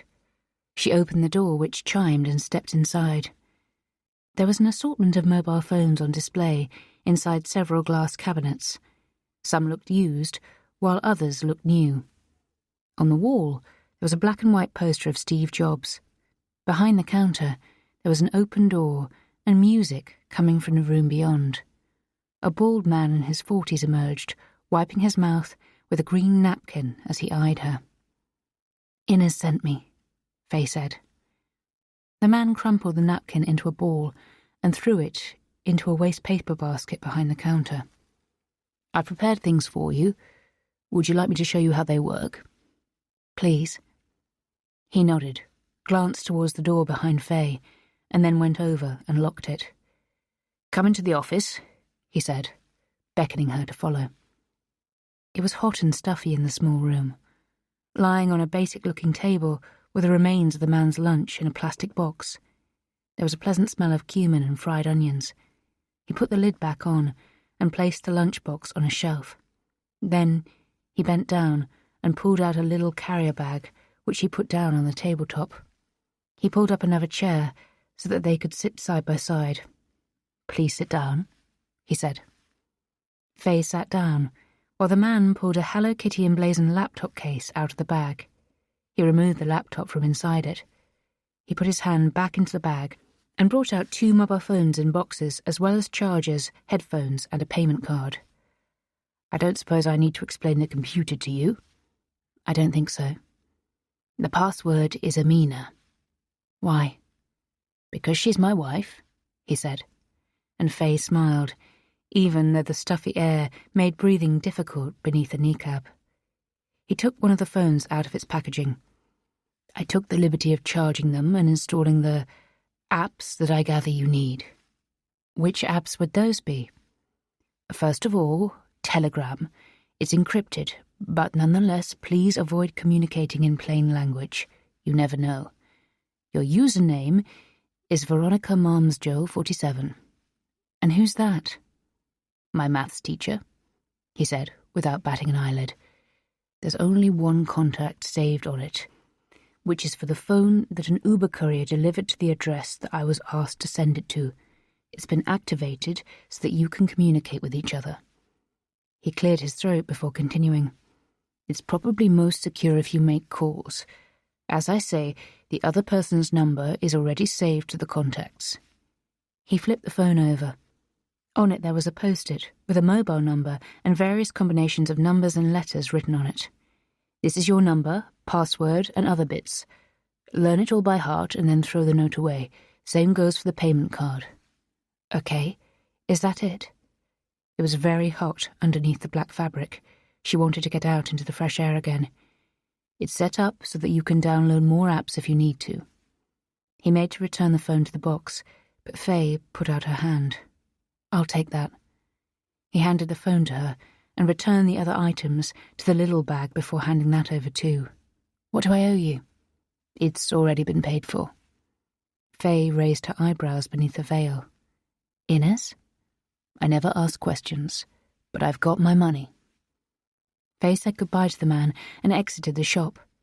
The sun had disappeared behind the clouds, she noted with relief. It was cooler now. She refrained from pulling out the phone to call Kirsten, even though that was all she wanted to do.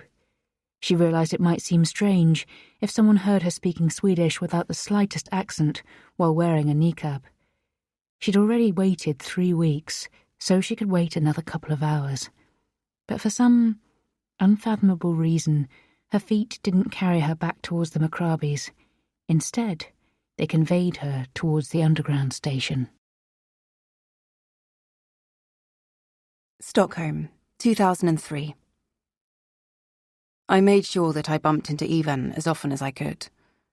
As soon as Zoran was away and I knew Ivona was out, I would pop over to theirs on minor errands. Ivan didn't mind. The relationship was a friendly one. He was fatherly in his indulgence towards and protection of me, and I gladly took on the role of the innocent, feminine daughter. We became increasingly familiar. When we met in other contexts, where it wasn't just the two of us, we were polite and cordial. But I noticed that Ivan's looks towards me were getting longer and more covetous, especially if Zoran touched me. It was April by the time I took the decisive step. Zoran was away again, and the nannies were keeping the boys busy. I saw Ivona's car drive by, so I went to the phone. Ivan and I hadn't seen each other for a while, as they'd been back to Croatia for a week, and before that, Zoran hadn't been gone much. "Hi, Ivan," I said in a bright, childish voice. "What are you up to?" He laughed. "I thought it might be you." "We never hang out anymore," I said, feigning a hurt tone. "Perhaps you're sick of me?" "Never. But I've had a lot on." "Well, you do have a lot on your mind. I won't disturb you, but I do miss our chats." Silence for a while. "What are you doing tomorrow night?" "Nothing much," I said. My heart began to pound in my chest. There was a new tone in his voice. I was actually supposed to be going to the cinema with Luca and Marco, while our youngest son, Dejan, was tended to by one of the nannies. But that could be changed. "Why don't we have dinner?" he said. "At yours?" I said, hoping he would suggest something else. "It's nicer to eat out. How about the Grand Hotel Sulzbaden, where we had the New Year's Eve party?" I contemplated the intent behind his question. I was convinced that he hadn't told anyone about our relationship. So far, it hadn't crossed any lines, even if it was obviously flirty. His wife would never believe that he was just hanging out with a much younger woman, nor would Zoran appreciate our friendship, to say the least. Ivan's men would turn against him if they found out he was spending time one-on-one with the wife of his right-hand man. Ivan would never take the risk of being seen alone with me. The risk of bumping into someone in the restaurant at the Grand Hotel Sulzbaden was far too great. No, he had no intention of being seen there. There wasn't going to be a dinner. He would most definitely book a hotel room and seduce me. And he wouldn't tell anyone that he was going there to see me, or that we had been in each other's company for a couple of months already, even if nothing had happened. He couldn't take that risk. "Sure, but it'll have to be after the kids are in bed," I chirped. 9 o'clock? It would be dark out by then, which was perfect. Faye got off the underground at Östermalmstorg. It had been very trying to come all the way into town amidst all those other people. In the city's smartest postcode, practically everyone stared at her. A woman in a kneecap was as alien as a giraffe roaming around the posh-covered market nearby. Many of the looks she received were angry, or even downright hateful. A woman with a big blow-dried hairdo and a small feisty dog in tow hissed at her as she passed by. "Why don't you get back to where you came from?" Faye ignored her and kept walking. Her feet were automatically directing her towards the old flat on Navavargen, where she and Jack had lived. Once there, she stopped for a while and looked at the windows on the top floor, her gaze fixed on the bedroom window where she had found him in bed with Ylva. Then her thoughts turned to her father, just as they had done every other minute since her escape from Steinakol. But out here, in the open, in her old neighbourhood, it was as if those thoughts were sharper. She was sure that he was behind the murder attempt on her behind bars, that he still wanted her dead. The only question was how. She had spent hours doing research on Layla Macrabi's computer. She had practically devoted herself to reading up on Zoran Rakitic and the connection to the so-called gangland killings. The victim, who had been shot shortly before Faye's prison break, was a man by the name of Zivko Mikolic, who had been close to Zoran for a long time. Unnamed police sources in the press were convinced Rakitic was putting his own house in order, and that he was using an outsider to do it. She couldn't disregard the fact that the murders had taken place while her father had been on the run. Faye didn't want to think about him. Not now that she was finally able to move freely. She needed a break from those thoughts if she was going to cope. But he was a constant presence. She sat down on a bench on Narvavägsallén, pulled out her mobile, and downloaded a popular true crime podcast that she had been binging on in the flat in Husby. It was called Gangsterland and was hosted by a woman called Caroline Sterner. After struggling with the kneecap, she managed to insert the earbuds she'd been supplied with in her ears. To her surprise, she heard Sterner say that in 2 weeks' time she would be posting a special episode on the murders connected to Zoran Rakitic, in which she would reveal something that the police had missed. "I've spoken to a witness who has actually seen the man suspected of at least one of these murders," said Caroline Sterner. "But that's in 2 weeks' time. Today we'll be talking about other things, including the recent wave of scams targeting the elderly." Faye jumped as she received a message on Telegram. She looked around and then opened the app. It was from Kirsten. "Everything's ready." Faye checked once again that no one was nearby. She so longed to hear Kirsten's voice. Finally, she gave in. She opened her contacts and pressed the call button. "Hello?" she said when Kirsten picked up. "Oh, my dear, hello. How are you? Where are you?" Faye looked around. A nanny with an Eastern European appearance was leading a small girl with a rucksack across the street.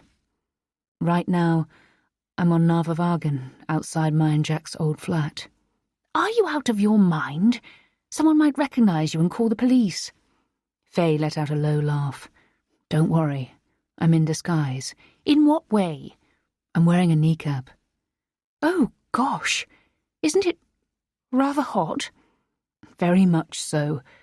And I might be attacked at any moment by some angry Sweden Democrat voting Östermalm bitch. How are you?" "Good. I miss you. But I'll see you soon.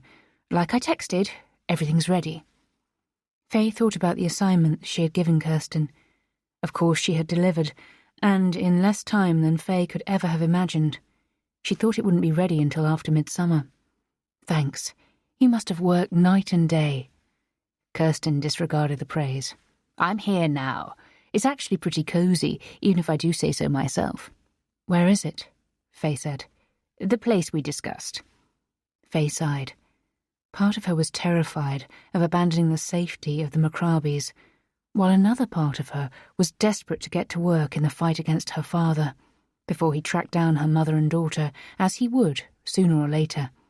Once she'd started, there would be no going back. She would win or die. "I'll be there tomorrow. I'll let you know when I'm close." She ended the call and stood up. She glanced back at her old bedroom once more, then headed for the underground station to return to Husby for what would probably be the last time in a long time, perhaps ever. She thought about what Caroline Sterner had said about the witness. She wanted to know more about the killer in order to confirm the suspicion that had begun to germinate inside her. She had to contact Sterner before the episode dropped, and she knew she had something that would attract the podcaster's attention. Faye had borrowed a battered green suitcase from Layla in which to put her belongings. They looked paltry, making her think of small fish inside the belly of a whale. Together with Kirsten, she had decided she would go to the meatpacking district late that evening so that as few people as possible saw her out and about. Now she was sitting on the bed that she had neatly made and staring out of the window at the early summer sun that still hadn't set. She heard a quiet knock on the door. "Come in," she said. Layla stepped into the room and sat down next to Faye on the edge of the bed. "I've been to see Ines," she said. "How's she doing?" "Good. She says hello and hopes it all works out." Faye smiled. "I miss her. We were close on the inside. I don't know whether it's possible to explain what that isolation does to you. Bad things, of course, but good ones too. It makes your relationships stronger. You endure, side by side." Layla cleared her throat. "I miss her too. But there's a lot that I miss." "Your homeland?" Faye said tenderly. Layla shrugged. "More like my home. We lived in the countryside, surrounded by nature and greenery, and so many animals. Here all I see is concrete." Faye nodded and took Layla's hands in hers. Her eyes were shiny with tears. "I really want to thank you for everything you've done for me. You opened up your home to me and protected me. I'll never forget that. Layla smiled. It's been an honor to have you. You're a special woman, very different to me and the people I'm used to. But I'm glad you're my daughter's friend, and that she had you close by for a while at Steinerkoll. Faye pictured Inez's dark eyes in front of her, remembered what her lips tasted like. Once she's out, we'll see each other again. They stood up and embraced. Faye held back her tears. It was horribly difficult to leave this protective cocoon. She felt like a soldier, getting ready to leave on a campaign, as she donned her niqab, picked up the suitcase, and put on her shoes in the hall. Layla waved at her sadly as she stepped into the stairwell. The taxi Faye had booked was waiting for her outside the main door. The driver put the bag in the boot, and Faye climbed into the back seat. She handed him a note with the address. Then he started the engine, and they slowly began to make for the E18 motorway. Faye wasn't sure she felt ready for what awaited her, but she had to be ready. Otherwise, she and her family would soon be wiped out. Stockholm, April 2003. As soon as the kids were asleep that evening, I got ready. The plan was in place. Now all I had to do was implement it. No one would suspect me. Of that I was sure. But my biggest issue was ensuring that there was no call history connecting me and Ivan. Neither the landline nor my mobile could be among the last numbers he had called. This was something I had already dealt with, or so I hoped. Once I'd put on my makeup and a provocative black dress, I put on a tracksuit over it and donned my coat. I'd have to leave my mobile at home. I checked that I had everything I needed in my big handbag. I'd be gone for about an hour and a half, and the kids would be alone throughout that time. But they rarely ever woke, so I would just have to hope everything would be fine. It was 10 degrees Celsius. I pulled up the hood on my tracksuit and cycled down towards Nacka Forum. There were 2 payphones in the square outside the shopping centre. I propped my bike up on a bike rack and looked around before making for one of them. There were people around, so I made sure that my hood was covering me as much as possible. Then I pulled out my phone card and inserted it into the slot. It was 8:30. From my handbag, I retrieved the note of Ivan's secret mobile number that he used for business and which he'd given to me. Yes? It's me. Ivan fell silent. I could hear a woman's voice in the background and realised that Ivona was at home. That made me wonder if he was going to cancel. I didn't have my mobile with me, so he could well have called it already to let me know. I could tell that he wanted me to say something. Pick me up from Nacka Forum instead. I'm by the cab rank. I'll explain later. Okay, he grunted before hanging up. I stood there with the receiver in my hand for a few seconds before I returned it to the hook. Then I went over to the nearest bin and threw away the phone card. I positioned myself a short distance away from the rank to ensure the drivers wouldn't be able to identify me after the fact. It began to dawn on me what I was going to do. I spent all my time until now trying not to think about the moment itself. I discreetly slipped my hand down into my bag and fumbled for the Mora knife I'd bought using cash 2 weeks earlier. I ran through the story I was going to tell Ivan again. He had to believe it. I was a woman.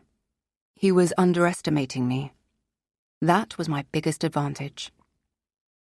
He didn't know that I had realised he thought Zoran posed a threat to him, and this meant a problem for my whole family. Luca, Marco, and Dejan were in danger. But Zoran would never be able to deal with Ivan. His being away was the perfect alibi. No one will suspect you, I muttered to myself. You're a woman. You're insignificant. I gazed towards the road, but Ivan's Mercedes was conspicuous by its absence. 2 cabbies were leaning against one of their cars, smoking. I stifled the impulse to go over to them and ask for a ciggy to calm my nerves. It was 9:05 when the black Mercedes finally pulled into the car park. I emerged from my hiding spot and quickly made for the car, opened the back door, and got in. Even turned around and looked at my outfit. "Drive," I said, laughing. He smiled in amusement. "What happened?" he said once he was back on the main road. "I had to fool the nanny. I said I was going out running, so I couldn't take the car. That's why I cycled here." "Why did you lie?" he said, giving me a probing look in the rearview mirror. He began to indicate to pull onto Shabadsleden. I realised he was testing me. "Because I'm not the kind of girl who goes out for dinner with handsome men while my kids are asleep and my husband is away," I said. "Then why are you doing it?" I stretched the seatbelt as far as it would go and leaned forward so that my face was almost beside his. "Because I don't think you're taking me for dinner," I whispered. I felt him freeze. "Or am I mistaken?" I said. He didn't reply. I leaned back and looked out the window. Traffic was sparse. "So, what do you think is going to happen?" he said, scrutinizing me in the mirror again. "I don't know. All I know is that I like spending time with you, even. You're a real man. I like being by your side, being able to feel weak. All women do, you know that. Zoran, he doesn't have your strength." I could tell he was satisfied with that answer. We drove past the grand houses of Saltsjöbaden and across the level crossing in silence. The white facade of the Grand Hotel loomed in front of us in the darkness, and beyond there was a glimpse of the dark waters of the bay. "Please park away from the building, over there, where there aren't as many cars." "Where?" he said. "Over by that tree, with the bonnet towards the bushes. I need to get changed." He stopped in the most desolate corner of the car park, where I had indicated. The tinted windows hid us from the world outside. "Is Madam happy now?" he asked, switching off the engine. "Nearly. I just need to get out of these clothes. Surely you didn't think this was what I was going to wear for our dinner?" He turned and looked at me. I let the coat fall onto the back seat and pulled the zip down on my jacket. His gaze stopped at my cleavage. "We are having dinner, but I've booked us a room. We'll eat in there," he said in a low voice. "I suspected as much," I said with a smile. "Turn around, please. It's not very glamorous getting out of a tracksuit in the back seat of a car, not even a car this smart. You'll get to see the whole dress later." He reluctantly did as I asked. He was sitting upright, but I realised that the angle was wrong. I bit my lip and worked out how to make him move slightly. I preened and tugged at the tracksuit bottoms. I wasted no time, reaching into my bag and grabbing the knife by the handle. He looked at me in the rearview mirror, and I met his gaze with a smile while trying to thrust out my cleavage. I took care not to let my face show what was about to happen. "Even," I said. "Give me your right hand." He obeyed immediately. I gripped it softly with my left hand and guided it slowly to my leg and upwards along my thigh. His breathing became more strained, and he leaned to the side in order to go higher. When his fingertips reached my groin, I squeezed his wrist hard and stabbed him with the knife, right in the neck. He cried out, and I stabbed again. I felt the blade penetrating tissue. I pulled it out and struck again. The cries stopped, and he fell silent. I pulled out the knife, but remained at the ready in case he wasn't dead. I turned around and peered out of the tinted windows. In the distance, a man and a woman were walking away from the hotel. They didn't appear to have noticed anything of what had happened in the car. I had to stifle the impulse just to open the back door, hurl myself out and run. I waited until the couple were out of sight. I pulled up the tracksuit bottoms, zipped the jacket back up, and then put on the coat and gloves that I'd had with me in my bag. I looked around again, checked that the car park was empty, and opened the back door. I got out and opened the driver's side front door. Ivan's body was lying diagonally across the centre console. I took a deep breath, grabbed hold of his legs, and heaved. I pushed with all my might to try and get him into the passenger seat, but it wasn't enough. He was too heavy. I tried to stay calm. I checked that no one else had arrived in the car park. Then I went around to the passenger side and opened the door. I bent forward, grabbed him by the arms, and yanked him towards me. He shifted slightly, and finally I managed to push his head down into the footwell. His body was still soft, so he was lying on his stomach on top of the bloody seat. A pair of headlights was approaching. I hurried to walk around the car and get in behind the wheel, pushing his legs out of the way. I started the engine and reversed out of the parking space. As I was about to drive away, another car pulled into the car park, and I held my hand up in front of my face as if the headlights were dazzling me. I checked the time. 9:35. First, I pulled over by a drain on the road where I dropped the knife through the grate. Even in the unlikely event that it were ever recovered, it would be impossible to trace it back to me. Then I continued calmly towards the location where I planned to leave the car. It was a small clearing in the woods west of Fisksätra, overlooking the island of Mortenhelmer in the strait. It was just 10 minutes' walk from the nearby railway line. I pulled onto the narrow forest track, found the clearing, and drove the car into the vegetation. I got out, opened the back door, and retrieved my bag. Inside it I had a change of clothes, another tracksuit without bloodstains. But before I put them on, I took out a pack of baby wipes from my bag and swapped my leather gloves for latex. I wiped down the car's interior, trying to cover every surface that I had come into contact with. In the end, all that remained was Ivan's wrist, where I'd held him while guiding his hand back to me just before I stabbed him. It worried me that I couldn't find a mobile phone. I'd searched his pockets in the car, but assumed he must have left it at home. I changed out of my tracksuit and pulled off the dress too, shivering as I stuffed the clothes into the bag I had brought with me for the purpose. Then I put the bundle into my handbag. "Never threaten my family," I said, gently closing the door. Then I started walking towards the station.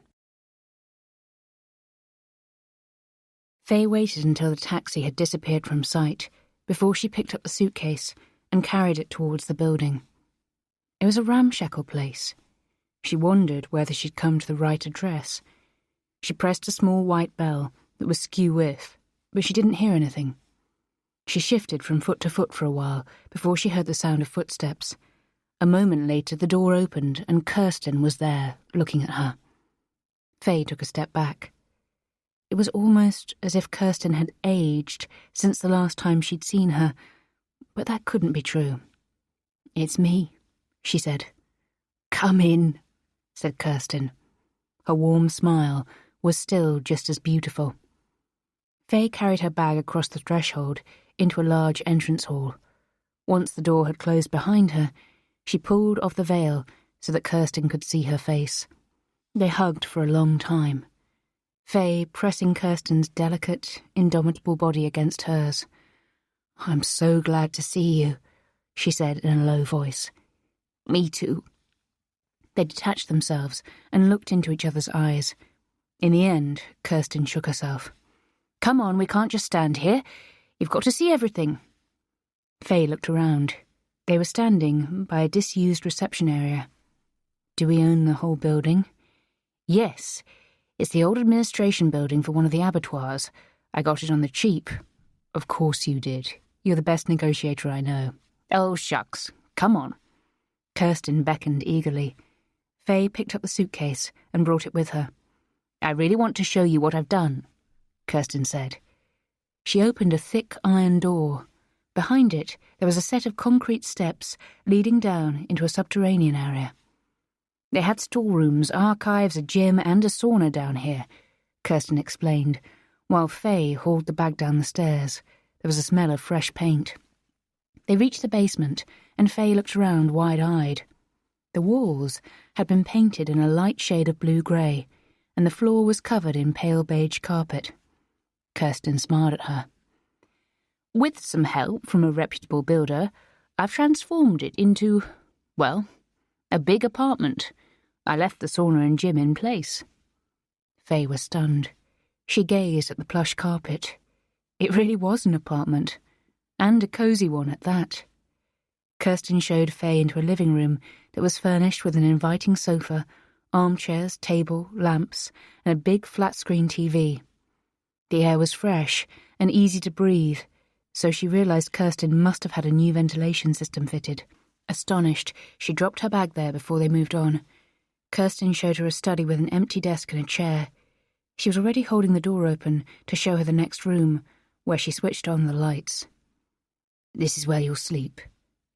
A big bed, with loads of cushions and fluffy throws on it, dominated the room. There were nightstands either side of it, each with a pretty blue lamp on it. This is the only room with wallpaper, Kirsten said. Faye ran her hand lightly over the beautifully patterned walls. This is the best part, Kirsten said, with a look of satisfaction. She went over to a built-in piece of furniture at the foot of the bed and pressed a button. It opened up, and a TV rose out of it. Handy, right? I love it. And you, Faye thought. It's one of those smart TVs. It's got Netflix and all the rest. Come on, let me show you the bathroom. Kirsten turned off the light before leading Faye into a large bathroom. Behind a glass door, she caught a glimpse of a sauna, but it was the vanity that really attracted Faye's attention. Next to it, there were 2 packs of hair dye and a big hair trimmer that was plugged in to charge. Faye picked up one of the packs and stared at the bright red colour. The other was green. I've watched a couple of YouTube videos, Kirsten said. I think we'll be able to get you looking really cool with one of those Mohicans. I've also got hold of lots of makeup, revenge of course. And I've done my best to find out how those gobs like to make themselves up. The new clothes are all in the wardrobe in your bedroom. You'll be absolutely gorgeous. Faye laughed. Goths, Kirsten, not gobs. And I'm sure it'll be great. Will you be staying here too? Kirsten nodded. Yes. I took the liberty of making up another bedroom. Great. It'll be just like the old days. Kirsten reached out and caressed Faye's cheek. Just like the old days, except Julianne. But she's best off where she is. I know. But I do miss that little girl. Me too. Faye's throat constricted, and she coughed to clear it. She pulled out her phone to check the time. 23:17. Tomorrow, we'll give you your makeover, Kirsten said, stifling a yawn. But I think it's best we get some sleep. I should at least. The people who claim you need less sleep as you get older are lying. Faye put a hand on her shoulder. Thanks for sorting all this out. I don't know what I would have done without you. Kirsten shrugged. It's been a lot of fun. Well, not the circumstances themselves, but you know I like to be useful and helpful, and I'm not sure I was all that into pottery anyway. Faye and Kirsten ate a hearty breakfast comprising porridge, cheese sandwiches, boiled eggs and coffee. After they cleared the table and loaded the dishwasher, they went to the bathroom. Faye brought a kitchen chair with her. Are you ready? No, Faye said, positioning the chair in front of the mirror before sitting down. I feel like Britney Spears. Kirsten grabbed the scissors. At least you don't have to do it yourself. Faye closed her eyes as she felt Kirsten's fingers grasping her locks of hair. She heard the scissors get to work and hummed the melody of Toxic to herself. When she opened her eyes after a couple of minutes, her hair was chin-length and hung in lank clumps. Kirsten put down the scissors and reached for the trimmer. She switched it on, and the room was filled with a low rumbling sound. Faye kept her gaze fixed on the mirror, while Kirsten shaved her head, leaving a broad strip of hair down the middle. That was going to be used for the mohawk. You actually look younger now, Kirsten said appreciatively when she put down the trimmer and washed her hands. Faye saw that she was right. The new hairstyle accentuated her face. "Now we just have to decide which colour you're going for," Kirsten said, her brow furrowed. Then she smiled. "Both of them, right?" "Red and green?" "Yes. It'll be harder to do, but look way better. You'll look like that Salander woman." "Lisbeth Salander. Haha, okay." It was an hour before they were satisfied. There was a 10-centimetre red and green mohawk protruding from the middle of Faye's head. They laughed so hard that their sides almost split as they admired the results of their handiwork. "No one is going to recognise you, especially not once I've done the next step," Kirsten said. "What's that?" Kirsten opened one of the drawers in the vanity and got out a piercing gun. "I've already read the instructions, and the full process is well documented on YouTube, so there's no need to worry." "Is this really necessary?" Faye said, staring anxiously at the contraption in Kirsten's hand. "Yes. Don't be a coward now." A wry smile crossed Faye's face. "I've always secretly harboured the dream of having a nipple piercing." "In that case, this is the day your dreams come true. Let's start there." Faye unbuttoned her shirt and unclasped her bra to reveal her breasts. "The left or the right one?" Kirsten said. "Why not both while you're at it?" Kirsten dabbed both nipples with disinfectant before bending forward, taking aim, and pulling the trigger. Faye screamed. "Jesus fucking Christ!" Kirsten smiled. "And the right one?" "Yes, but make it quick," Faye said grimly, "before I change my mind." Kirsten gripped the nipple with a look of concentration before pulling the trigger again. "Bloody hell!" Kirsten wiped off the streaks of blood running down Faye's front. "There we are. That's quite enough fun for one day. I was also thinking one on your nose and one in each eyebrow. That's what goths look like. I've seen them on YouTube." Faye rolled her eyes. "Stop banging on about YouTube. If you carry on like this, we'll have to limit your screen time. Do what you must and stop looking so pleased. There's no getting away from it. This is sort of fun. Yes, you've made that quite obvious.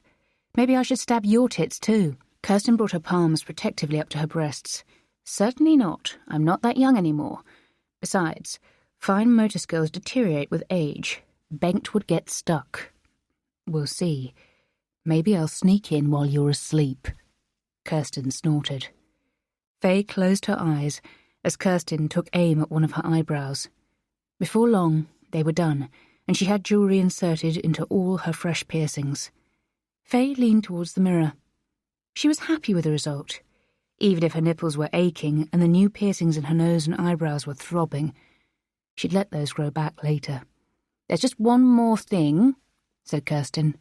"What?" Faye said in surprise. Kirsten opened the bathroom cabinet and took out a package. "Tattoos. You're going to tattoo me?" She nodded. "Don't worry, it's the kind of tattoos they use in films. They're ready-made designs that stay in place for a couple of days, so I'll have to touch them up later. But those will be the icing on the cake. You'll see."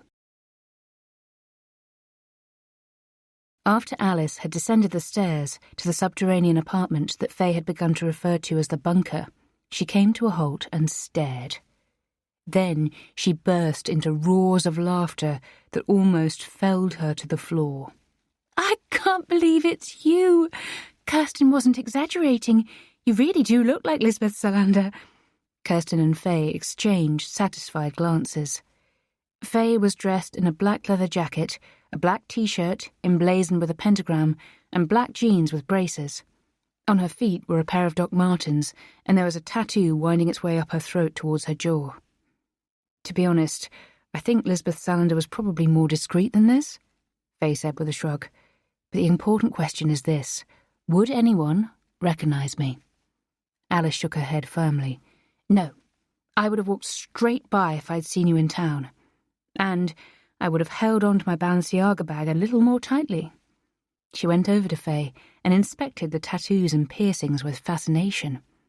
"It's incredible," she murmured, running her fingertips along Faye's shaved head before gingerly touching the mohawk. Faye and Kirsten showed Alice around the bunker, and she was just as full of admiration for Kirsten's work as Faye had been the night before. After they had finished the tour, Kirsten withdrew to her room, while Faye and Alice sat down at the kitchen table. Faye got out a bottle of red wine that Kirsten had, with a degree of foresight, left in one of the cupboards. She opened it and poured them a glass each. "I'm so bloody happy to see you," Alice said. "Even if I'm still having a hard time believing it's you. Couldn't you have gone with a more contemporary look? Punk went out of fashion in, the 80s? What is it the kids call themselves these days? Goths? Emus?" Faye laughed. "I think you mean emos. But I wanted to be a punk when I was a teenager, so this was my chance. And the main thing is that this is way different from my usual appearance. You've definitely succeeded in that." Faye smiled and took Alice's hands in hers. "How are you doing, Alice?" "Good. And revenge? Better than ever.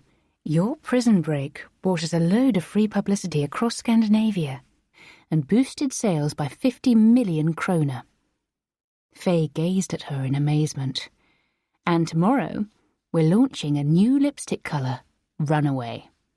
Faye laughed and raised her glass towards Alice, who clinked hers in return. "Good idea." Alice shrugged. "Well, it's my job, isn't it?" They drank in silence, and the atmosphere became more serious.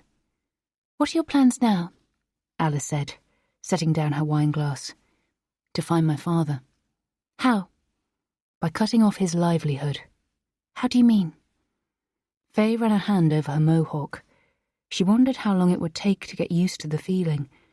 When she brought her hand back down again, she realized she had forgotten to paint her nails. She reached for a bottle of bright red Revenge nail polish on the table and smiled when she saw the shade was called Escape. Was that coincidence, or had the marketing department been extremely quick off the mark? She started to paint her nails while concentrating on her answer. "I suspect he's collaborating with a major player." She outlined the murders of people in orbit. Around the gangster, Zoran Rakitic, there was no lead suspect, but according to police statements to the media, they thought the killings had been carried out by the same person, possibly a contract killer from abroad. "Well, how are you going to succeed if Zoran Rakitic is backing him?" Alice said. Faye raised a hand to touch her sore eyebrows. The gesture made her topple the small bottle, and nail polish began to run across the table. "Shit." "Forget about it. You can take it off with acetone later," Alice said dismissively. Faye quickly righted the bottle, ignoring the spreading patch on the tabletop, and carried on applying polish to her fingernails as she replied. "First, I have to make sure that I'm right. That's where I'm going to start." Alice shook her head. "But the question still remains, how? Have you heard of the true crime podcast, Gangsterland?" "No." "It's run by a woman called Caroline Sterner. I'm going to contact her." Alice leaned forward and stared at Faye. "Why are you going to do that? What are you on about?" "I meant what I said. I'll offer her an interview in exchange for advance information about an episode she's putting out in 2 weeks' time, where she'll be revealing new details about the gangland killings. I have a feeling it might be important." "Faye, is this really—" Faye held up her hands to parry her off. Her nails were gleaming red, and she waved them briskly in mid-air to get the polish to dry more quickly. "A good idea?" "I don't know, but it's the only one I've got. I've got to stop him or he'll kill me. And it won't just be me. He'll kill Julienne and Mum too, I know it." Alice nodded. "Okay, I get it. When are you going to get in touch with her?" "Tomorrow." "And what are you going to say?" "I'll ask her whether she'd like an exclusive interview with Sweden's Most Wanted." "Just like that? What else am I supposed to do? Send the PR department round?" Alice sipped her wine. "No, you're right. There's no way she'll turn you down. An interview with you is a scoop. A massive scoop." In order to contact Caroline Sterner, Faye pulled out the second burner phone she had been given in Husby. She would dispose of it immediately after the call, and she would take care not to be in or anywhere near the bunker when she made it. She walked to the underground station by the Avicii Arena, feeling safe in her new disguise. No one would connect Faye, the businesswoman, with a leather-clad, tattooed woman with a mohawk. She grinned as she recalled Alice's reaction the day before. She took the underground to the city centre and got off at Hatoriet. She sat down on the sunny steps in front of the Stockholm Concert House and watched the crowds and market traders from behind a pair of sunglasses. She pulled out the mobile and created a throwaway email address that she used to send a message to Caroline Sterner, asking her to call and giving her first and last name and her number.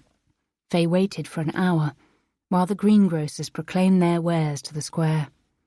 Eventually, she began to feel pangs of hunger and decided to make for McDonald's. She stood up and was crossing Kungsgatan when the phone began to ring. She answered it while standing on the corner by the Kungshallen food court. "This is Caroline Sterner. Who am I speaking to?" "Are you alone?" Faye realised how idiotic this question was. Caroline could say anything. It wasn't as if Faye was able to check her answer. "Yes." "I'm the person I claimed to be in the email I sent to you." There was a moment's silence. "What do you want from me?" "I want to be interviewed on your podcast." "Is this a joke?" "No, not at all." Caroline fell silent again. Faye gazed longingly towards the sign with the golden arches further down the street. "I can't do the interview by phone. You could be anyone." "Exactly. I was going to suggest we meet in person." Another silence ensued. Faye could practically hear the cogs turning at top speed in Sterner's brain. "What do you want from me? I mean, why do you want to talk to me when every single newspaper and TV channel out there would happily give you a big platform?" "Because I like your podcast. But you are right. I do want something in return." "What?" "The information that you mentioned on the latest episode of Gangsterland that you're going to release in 2 weeks' time. I want to be given that information when I see you for my interview, and I want my interview to take place as soon as possible." A group of teenage girls were looking at Faye, and she turned around and began to move slowly along the street towards the McDonald's. "I'm free tomorrow," Caroline Sterner said. "Good. I suggest we meet at your place. Where do you live?" "Freewangen. At 12 Beertelswagen." "Alone?" "Yes." "I'll come round at 2 o'clock tomorrow afternoon. Does that work for you?" "Yes." "And you accept my terms? A flash drive with your next episode on it." Faye held her breath. "Yes, although I still don't understand why you're so interested in it." A blue bus stopped on the adjacent bus stop and let off a handful of passengers. A beggar sitting on the pavement gave her a pleading look and extended his hands. "My explaining that isn't part of our deal." "Fine. See you tomorrow at 2 o'clock. One last thing. Under no circumstances are you to reveal what I look like, to anyone. Is that understood?" After a few seconds, Sterner meekly confirmed that it was. Faye sighed. She would just have to trust her. Stockholm, October 2003. I was in the waiting room at the Nacka maternity clinic, waiting for an ultrasound. I'd suspected I might be pregnant for a while, and I'd had this suspicion confirmed a couple of weeks earlier when I took a test, but I hadn't said anything to Zoran. This time, I was convinced it was a girl. In the months after Ivan's murder, I'd had nightmares about stabbing him to death in that car. I was constantly afraid the police would arrest me, but they didn't even question me. And even if they had questioned me, they would have struggled to tie me to the crime. I'd burnt the clothes I'd worn that very same evening in the fireplace. Zoran, Zivko, and the others in the gang had been questioned, and as far as I could tell, the investigators had one main avenue of inquiry. They believed Ivan had been betrayed by one of his own, given the execution of it. He would hardly have been in the car with an enemy. But they seemed convinced that the perpetrator was a man. Over the summer, I'd noticed that the investigation seemed to be losing steam. The tabloids, which had referred to it as the gangland killing, had lost interest after just a fortnight. Milenka Rakitic? The midwife wore round glasses and had curly brown hair. I got up and followed her into an examination room. She asked me a couple of routine questions before asking me to lie down on the couch and smearing cold gel on my slightly distended belly. She guided a transducer across my stomach and focused on the black screen. "You're in the 14th week," she said, making a note. "What sex is the baby?" I said. She smiled. "Would you like to know now, or should I write it down so that you and the father can open it and find out together?" "I want to know now." "It's a girl." I laughed. It had been a long time since I had been so happy. As I left, I felt a sense of relief. Finally, a girl. I really had been missing the company of a girl in this masculine world where I was surrounded by men of all ages. I went home, and as I pulled onto the drive, I saw Zoran's car was there. He was back from his trip to Malmo, and I decided to tell him the good news. Ever since the murder, our relationship had been increasingly strained. Zoran had assumed Ivan's position and was now head honcho, but responsibility weighed heavily on him. He had become increasingly unkind towards me. He would often snap at the boys and be dissatisfied with them. Although he had drunk a lot before, that was nothing compared with the way he was tipping the booze back now. Sometimes I'd see him having his first drink before lunch. I tried to talk to him about it, but it had only led to rows that ended with him getting into the car and driving off. Then he'd refused to speak to me for several days afterwards. I hoped the news that we were having a baby girl would make him happy. Perhaps it would be a fresh start for us. I unlocked the door and called out his name. There was no answer. I heard noises coming from upstairs and realised that he must be in his study. I examined my expectant face in the hall mirror, adjusted my hair, and then went up. "You're home early," I said, smiling at him. He stared at me but didn't say anything. I could tell by his eyes that he'd been drinking, and the room stank of alcohol. His eyes were filled with hatred, and his face was contorted into a grimace. "How long did it go on for?" I didn't understand what he meant. How long did what go on? Zoran stood up. "How long did it go on for?" "What?" "How long were you spreading your legs for him? How many times?" I shook my head. "Who?" He was bellowing now. "Ivan. You banged him. I know you banged him. Did you do it here too, under my roof, while the boys were asleep? Well, did you?" "No, we never did anything," I whispered. "I never betrayed you. Why would you think I did?" "Because I know everything. A taxi driver found Ivan's phone in the car park outside the Grand Hotel the day after the murder. He could see the last number that had called, so he dialed it from his own phone. It was Ivona's number, and she did what was expected of her. She went to see the driver, and then she passed the phone on to me. We knew there might be things on it that needed to be hidden. The phone died, but we kept it. We couldn't get past the PIN request, so it was sent down to Croatia, and a specialist there finally managed to crack it. So I've seen the texts you sent each other." I remembered how I'd frantically searched for the phone but been unable to find it, and how I'd decided Ivan must have left it at home. He stood up. He came closer to me. He looked out of his mind. "You cheated on me, you whore. You fooled me and humiliated me after everything I've done for you." When I opened my mouth to protest, he hit me. This time it wasn't a slap. It was harder, with his clenched fist. I fell backwards. Dizzy and dazed, I lay there on the floor. I didn't have time to react before he kicked me hard in the stomach. I was completely winded and gasped for air as I curled up to protect myself, to protect my little girl. Once I had air back in my lungs, I shouted that he had to stop, that I was pregnant, but he didn't listen and just carried on. When the kicking had stopped, he grabbed me by the hair and dragged me out of the study.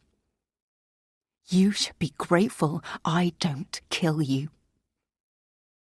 Then he slammed the door shut. My insides were burning, and when I put a hand to my crotch, I found it was bleeding. I knew I'd lost my daughter. Faye had butterflies in her stomach as she passed the Langborough Inn on her way to Bertelsvergen.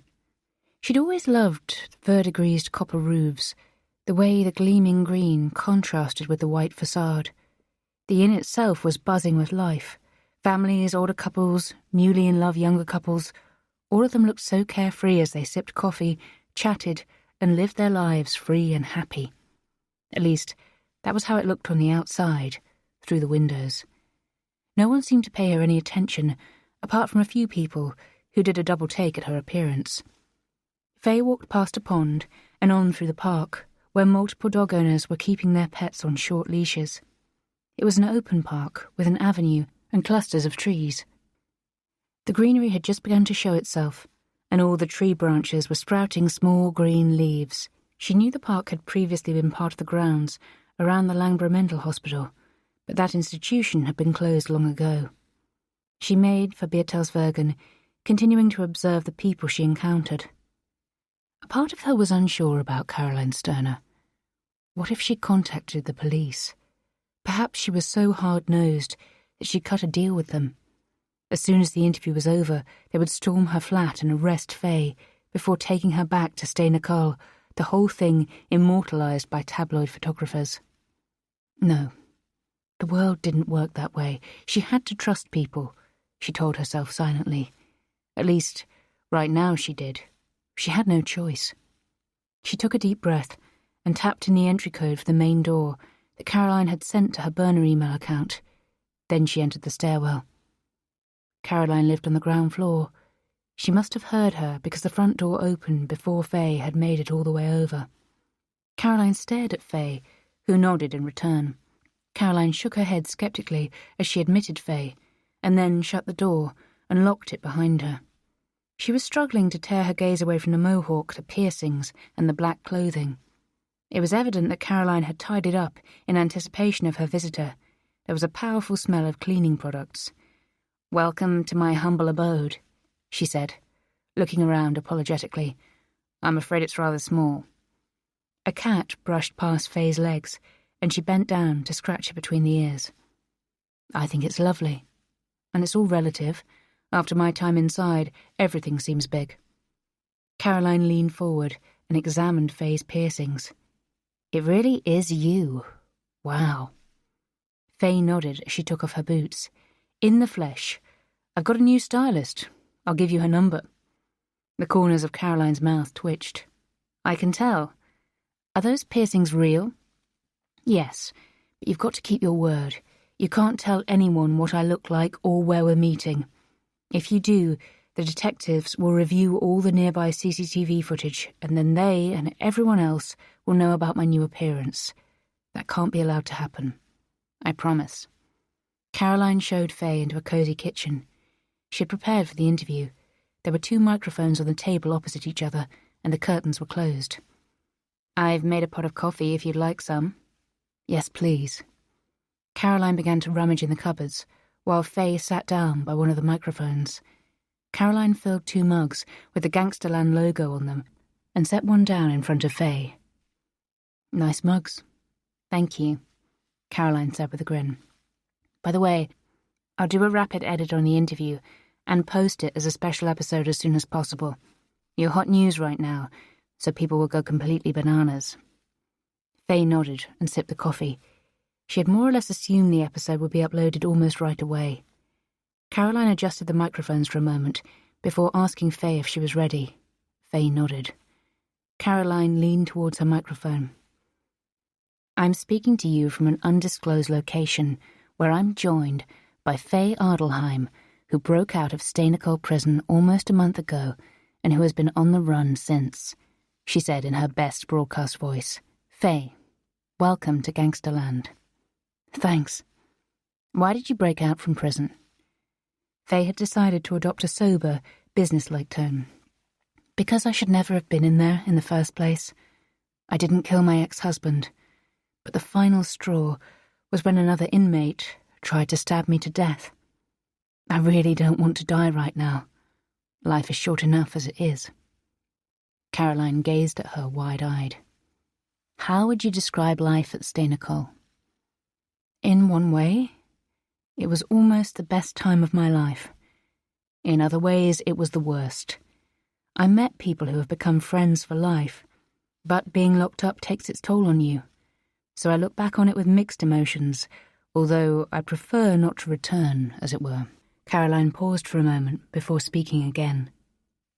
I've got to say, you really do seem to be very, very calm, even though every police officer in Sweden is looking for you. That's why I've got to be calm. Otherwise my freedom won't last for long. How did you escape? Faye thought through her answer. She didn't want to unmask the people who had helped her.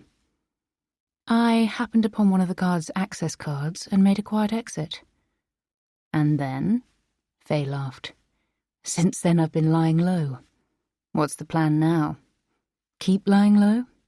For the rest of your life? Until I managed to prove that I didn't kill my ex-husband. I've been wrongly convicted, and to top it off, the prison service didn't even manage to protect me from a murder attempt while I was in their custody. I therefore felt I was fully entitled to get out of there, to survive. I would say it was my downright duty to abscond. Don't you agree? Caroline gave Faye a wry smile. I couldn't comment. I'm neutral, and not in possession of all the facts. Okay, but that's what I think, and I believe that most of your listeners will agree. The interview then turned to more detailed questions about the escape itself that Faye didn't want to answer out of consideration towards her accomplices, as well as questions about life on the inside. Eventually, after 45 minutes of conversation, Caroline began to wind up. You undeniably have a lot of support, particularly from women. Have you seen the t-shirts paying tribute to you? And all the posts, memes, and hashtags that have gone viral? It's been hard to avoid them. I'm both touched and proud. We women have to stick together. So thank you to everyone offering me your support. I promise to do the same if any of you are ever treated the same way I have been. Faye meant every single word. She often thought about the girl in Husby with the Run, Faye, Run t-shirt. Thanks for sitting down with me for this interview, said Caroline. Thanks for having me, said Faye. Caroline switched off the recording equipment, and they sat in silence for a while before Faye stood up to refill her mug with coffee. Now it's your turn, she said, after she had sat back down. Caroline pulled a flash drive from her breast pocket and pushed it across the table. There's the whole episode that's going to be uploaded. Faye eyed the USB stick. She would have liked to listen to the episode here and now to confirm her suspicions. She picked the drive up and tucked it into the pocket of her jeans, wondering whether Caroline had noticed how affected she was by it. They both got up, and Caroline escorted her back into the hall. Faye was startled by her own reflection in the mirror. She still hadn't got used to her new appearance. Once she'd put on her boots, she proffered her right hand to Caroline. If you have any questions about the episode, then get in touch, Caroline said as she shook Faye's hand. How are you feeling? Do you want to sign a contract? Faye looked at her, making an assessment. No need for a contract. I think I can trust you. Caroline nodded and smiled. You can. As Faye emerged from the building, she inhaled the clear air. She felt it penetrating deep into her lungs. She didn't look over her shoulder as she crossed the pretty park. She wasn't afraid. All her instincts told her that she was safe, at least for now. She set her sights on Freewing Centrum. It was time to go home. Faye inserted the USB stick into the computer and sat down on the living room sofa with a pair of big headphones she'd bought on the way home. She pressed play on the episode. It turned out to be an interview with a policeman whose voice was distorted to prevent him from being identified. We're certain that Zoran Rakitic is using a new hitman, an outsider, to clean up in the ranks. He went on to talk about how the suspected killer had known what times the victims would be at home and alone. The approach had been similar in all cases. The victims had been shot with a sawn-off shotgun at point-blank range. It was an unusual weapon for those circles. It was 20 minutes into the episode that the big revelation dropped. There's one witness who's actually seen the killer, the police officer said. How did the witness describe the killer? Caroline asked matter-of-factly. He was described as a male in his 60s, seemingly white, Swedish. As you can tell, this doesn't sound like one of Zoran Rakitich's usual hired guns. We don't know who this man is, but we're going to find him, sooner or later. Faye's hand was trembling as she stopped the podcast and closed the laptop. She took off the headphones and put them down on the sofa, clasping her hands over her stomach and staring up at the ceiling. It was as she had feared. Now there was only one thing to do: find out everything she could about Zoran Rakitich's criminal empire. The next question was why he'd turned to Faye's father. She would somehow have to figure out what their agreement was, but her questions would have to keep. First, she needed to find out as much as possible, find the weaknesses that were to be found in every organisation. She fiddled with the 2 rings attached to her eyebrows, but quickly reminded herself to stop. She couldn't let them get infected. She would proceed methodically, as if this were a competitor she was thinking about acquiring. At first, she considered going to the National Library and looking up all the newspaper articles and information there was out there, but she knew there was someone who knew more than she would ever find at the library. Marissa, Zoran's mistress, the woman who had given birth to his child and was banged up at Stayner Cole. Faye recalled her words. "I dare say he's keeping tabs on his entire operation. His men are loyal." She decided to arrange for Kirsten to pay Inez a visit. She would in turn approach Marissa to try to find out what weaknesses there were in Zoran's organisation. On the same day that the episode featuring her interview dropped, Faye headed to the National Library in the centre of Stockholm, where she spent most of her time in the reading room, just as she had done in recent days. First, she read up on everything that had already been written about her appearance on Gangsterland. The response had been immediate and huge. The struggle between law enforcement and journalism had been brought to a head, with countless statements made by both sides arguing their respective cases hard. The police were angry that Caroline wasn't helping them to track down Faye. Some even thought that they should search Caroline's home to look for images and other evidence. Journalists, on the other hand, were pleading for her right to protect her source. If she began to reveal things about the people she interviewed, no one would appear on her podcast ever again. Besides, there was always the risk of threats and violence towards those who passed on information to the police, some argued.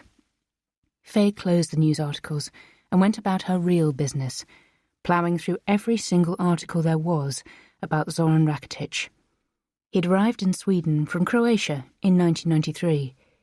He had built up a small restaurant empire in Småland before moving to the capital around the turn of the millennium. A few years later, he'd been regarded as the most important and dangerous player in Stockholm's underworld. His foot soldiers smuggled cigarettes, drugs, and weapons in from the Balkans, while he outwardly devoted himself to charity work and glad-handing events organisers and politicians. 5 years ago, it had all fallen apart when the police had managed to bug a call in which Zoran gave the order for a rival to be gunned down. The trial had received widespread attention, but despite the fact that Zoran was serving a sentence at the maximum security hall prison, business was booming. Not only that, but his status as the boss of the powerful and shadowy organisation he had built up remained unthreatened. The police officers quoted in the articles thought he was maintaining an iron grip over the gang via family members on the outside. Faye examined several recent photos of Malenka, his wife. She was as beautiful as Faye remembered her being from the pictures she had seen before. She was in her 50s, with a tough, penetrating gaze and expensive-looking attire that reflected her good taste. Faye glanced up quickly when she heard footsteps. "We're closing," she was informed by a librarian with a pair of glasses on her nose and a second pair pushed up onto her forehead. On her way to the underground station, Faye could still see Malenka's face in her mind's eye. It was hard to explain why, but she could tell instinctively that Malenka wasn't a trophy wife. She was deeply embroiled in her husband's business affairs. Perhaps she was the one who was running the show in his absence. If so, was she aware of her husband's escapades? Did she know about the much younger Marissa, who had given birth to his child, and who'd gone down for Zoran's right-hand man. Kirsten had gone to Stayner Cole that day to speak to Innes, so Faye would have more information by the evening. Maybe it would be possible to create a rift between husband and wife. Extramarital relations tended to do that. It was 5:30 in the afternoon when Kirsten tapped on the door to Faye's bedroom. They went into the kitchen, where Faye had made spaghetti bolognese. As she was laying the table, she asked Kirsten how she had got on. "Your friend Innes is a funny lady." The corners of Faye's mouth twitched as she considered how Innes would have taken it if she'd been called a funny lady. "Isn't she just? But what did she say?" Marissa confirmed that it's the wife, Malenka, who's running the show while Zoran is on the inside. Faye nodded impatiently while plating up the spaghetti. She remembered that Marissa had hinted something along those lines to her when they'd been discussing Zoran. According to what Faye had read, Malenka and Zoran had 3 sons together. She added the bolognese sauce and put the plate in front of Kirsten, who began to devour it. "My God, you know how to cook, woman. This is absolutely delicious. What else do you do?" "I'm afraid that's my whole repertoire," Faye said. "It's Julian's favourite." Her hand instinctively went to her breast when she mentioned Julian's name. Faye took a few deep breaths and sat down opposite Kirsten with her own plate. She prodded her food, but she didn't seem to have any appetite. She needed to find a way forward, and she was increasingly sure that it would be via Malenka. She understood women and what drove them. She would have to try to win her over. But how? There was only one way to find out. Seek her out. In one of the articles, Malenka had said she was a regular visitor to the spa at the Grand Hotel. Although the snippet was now a few years old, Faye doubted she would have changed her habits. Grand Hotel regulars usually remained regulars. Perhaps that would be the right place to approach her. But how to go about it? She'd only get one chance. And she couldn't fail. "What are you going to do next?" Kirsten said, wiping her mouth with a napkin. "I don't know. That's what I'm trying to work out." Faye twirled spaghetti onto her fork. "Is there anything I can do?" "Yes, there might be. How do you feel about a trip to the spa?" Kirsten perked up. "That sounds nice. When?" "Every day until Malenka turns up. It's on me." The boosted episode of Gangsterland was due to drop the next day, including its description of the notorious killer. It had been brought forward because the topic was so hot. Faye was curious to see whether Caroline Sterner had managed to find anything else in the imbroglio that had eluded the police, something that hadn't been included in the version of the podcast she'd been given on the flash drive. Once she had listened to the official episode when it was posted tomorrow, she would make her final decision on how to approach Malenka. Once they had eaten and filled the dishwasher, they watched an episode of Succession that Kirsten hadn't seen before, and then turned in for an early night. Faye fell asleep with a sense of tense anticipation in her breast, and nipples that still ached from being pierced. Stockholm, October 2003. "Natasha, can I come in?" I knocked loudly on the door. Mirko's wife let me and the boys in without question. She took one look at my bloody trousers and stepped aside. "Malenka?" Mirko came out from his study and perked up like he always did when he saw me. He had been one of Zoran's closest lieutenants over the years, and he and his wife Natasha had always been a safe place in a chaotic world. But when he too saw the blood, the smile faded. "Malenka? What's happened?" Natasha held up her hands towards him. "Don't start cross-examining her." She looked at me. "First, we need to get you into some clean clothes, and you need coffee. Mirko, put the coffee maker on while I find some clothes. I'm a lot chubbier than you, so they'll probably be a bit on the big side, but it's better than..." Natasha's gaze was fixed on the bloodstain at my crotch. Then she looked at my sons. "Boys, why don't you go upstairs to Dragomir's room? He's playing there." They quickly scurried away while I glanced gratefully at her. The boys didn't understand what was happening, and I didn't know how to explain it to them. I'd gone into the bathroom when I'd heard the nannies arriving back home with them. Zoran had given them the rest of the day off, and once they'd gone, he'd shouted to me that I'd have to take care of them. I heard the front door slam shut. As soon as Zoran's car was gone, I'd quickly hustled them into my car and driven away. He'd be angry if he came back and saw we were gone, but I had no choice. I had to get away. Away from the blood stain on the carpet in Zoran's study. Away from the bloody lump that had slid out of me and into the toilet. Away from Zoran. Natasha's face was a mask of worry when she returned. Here's a pair of joggers I haven't worn in years. If you pull the drawstring, they should fit. I took them and the pair of knickers lying on top and went into the bathroom to change. After I'd done that and washed, I stood there clutching my bloody garments. The trousers were from Max Mara. Expensive. Elegant. I never wanted to see them again. Can we chuck these out? Natasha took the clothes and put them in the bin under the kitchen sink. Take a seat and have some coffee, Mako said kindly, pouring me a piping hot cup. I took a couple of sips. My stomach ached, but the hot liquid helped to thaw some of the icy cold I felt inside myself. Let's talk, Natasha said, sitting down next to me. She glanced at Mirko to indicate he should also sit down at the table. It was as if they were embracing me with their warmth. The feeling made me want to cry, but I couldn't allow myself to. If I started, I wouldn't be able to stop. I'd dissolve. I'd be destroyed, like a sheet of wet paper. Zoran, Mirko said in a low voice, peering at me from beneath his fringe. He was an unusual man in this world, a man of honour and heart. Yes, he punched me and kicked me, and I lost the baby. You were expecting another little one, Natasha said, when I saw her clench her jaw. She'd never liked Zoran. I knew it without her ever having said a single bad word about him. A girl.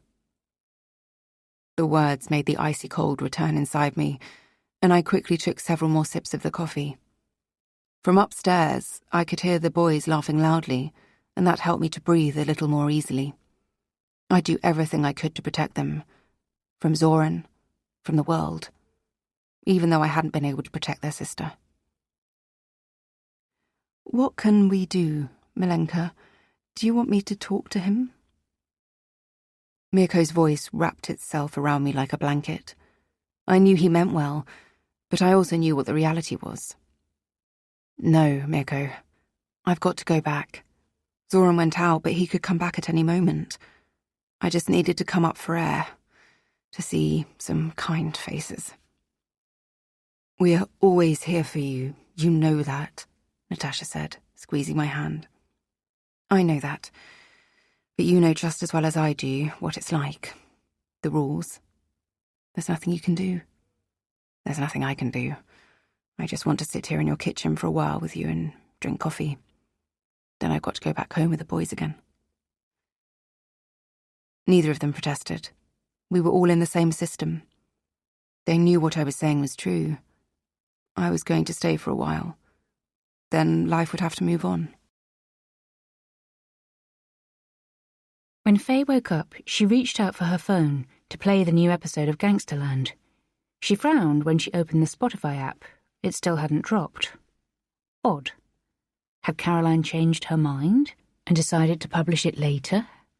She sat up and blinked the sleep from her eyes, yawning as she got out of bed. She went to the bathroom and was about to get into the shower when Kirsten knocked on the door. "Have you seen?" she shouted, her voice shocked. "Seen what?" Faye wrapped herself in a towel and opened the door. Kirsten held her laptop towards Faye, who squinted at the display. "True Crime Podcasting Queen Murdered," read the headline. Above it was a picture of Caroline Sterner. Faye snatched the computer from Kirsten and put it down on the vanity so that she could read the article. What the hell? she muttered, suddenly feeling icy cold. Podcast star Caroline Sterner was shot dead late last night in her flat in southern Stockholm. Police are currently very reticent about the course of events leading up to Sterner's death and have not made any comments. However, Express sources can confirm that it appears to have been an execution-style killing. Sterner was reportedly found with her hands tied behind her back and had been shot at close range with what is believed to have been a shotgun. Sterner was best known for her popular podcast Gangsterland, in which she talked about and examined crime from a variety of perspectives. Her last episode featured an exclusive and highly acclaimed interview with the convicted murderer Faye Adelheim. Sterner had stated in a previous episode that the podcast due to drop today would reveal new details about the 3 murders that have shaken the Stockholm underworld to its core over the last year. Police have, for the time being, prevented the publication of the episode. Police have refused to comment on whether they believe that Sterner's death is connected to this episode or her interview with Adelheim. We're pursuing a number of lines of inquiry, but have chosen not to disclose these for operational reasons, said police spokesperson Solveig von Felt. It felt as if Faye's legs were going to give way. Her father was behind this murder. He had to be, and that meant the police would intensify their search for her. Caroline's hands had been tied behind her back, so Faye's father had presumably been trying to extract information from her. What she looked like, where she was staying, what she'd said, apart from what had been broadcast. Faye had to assume that he'd been successful.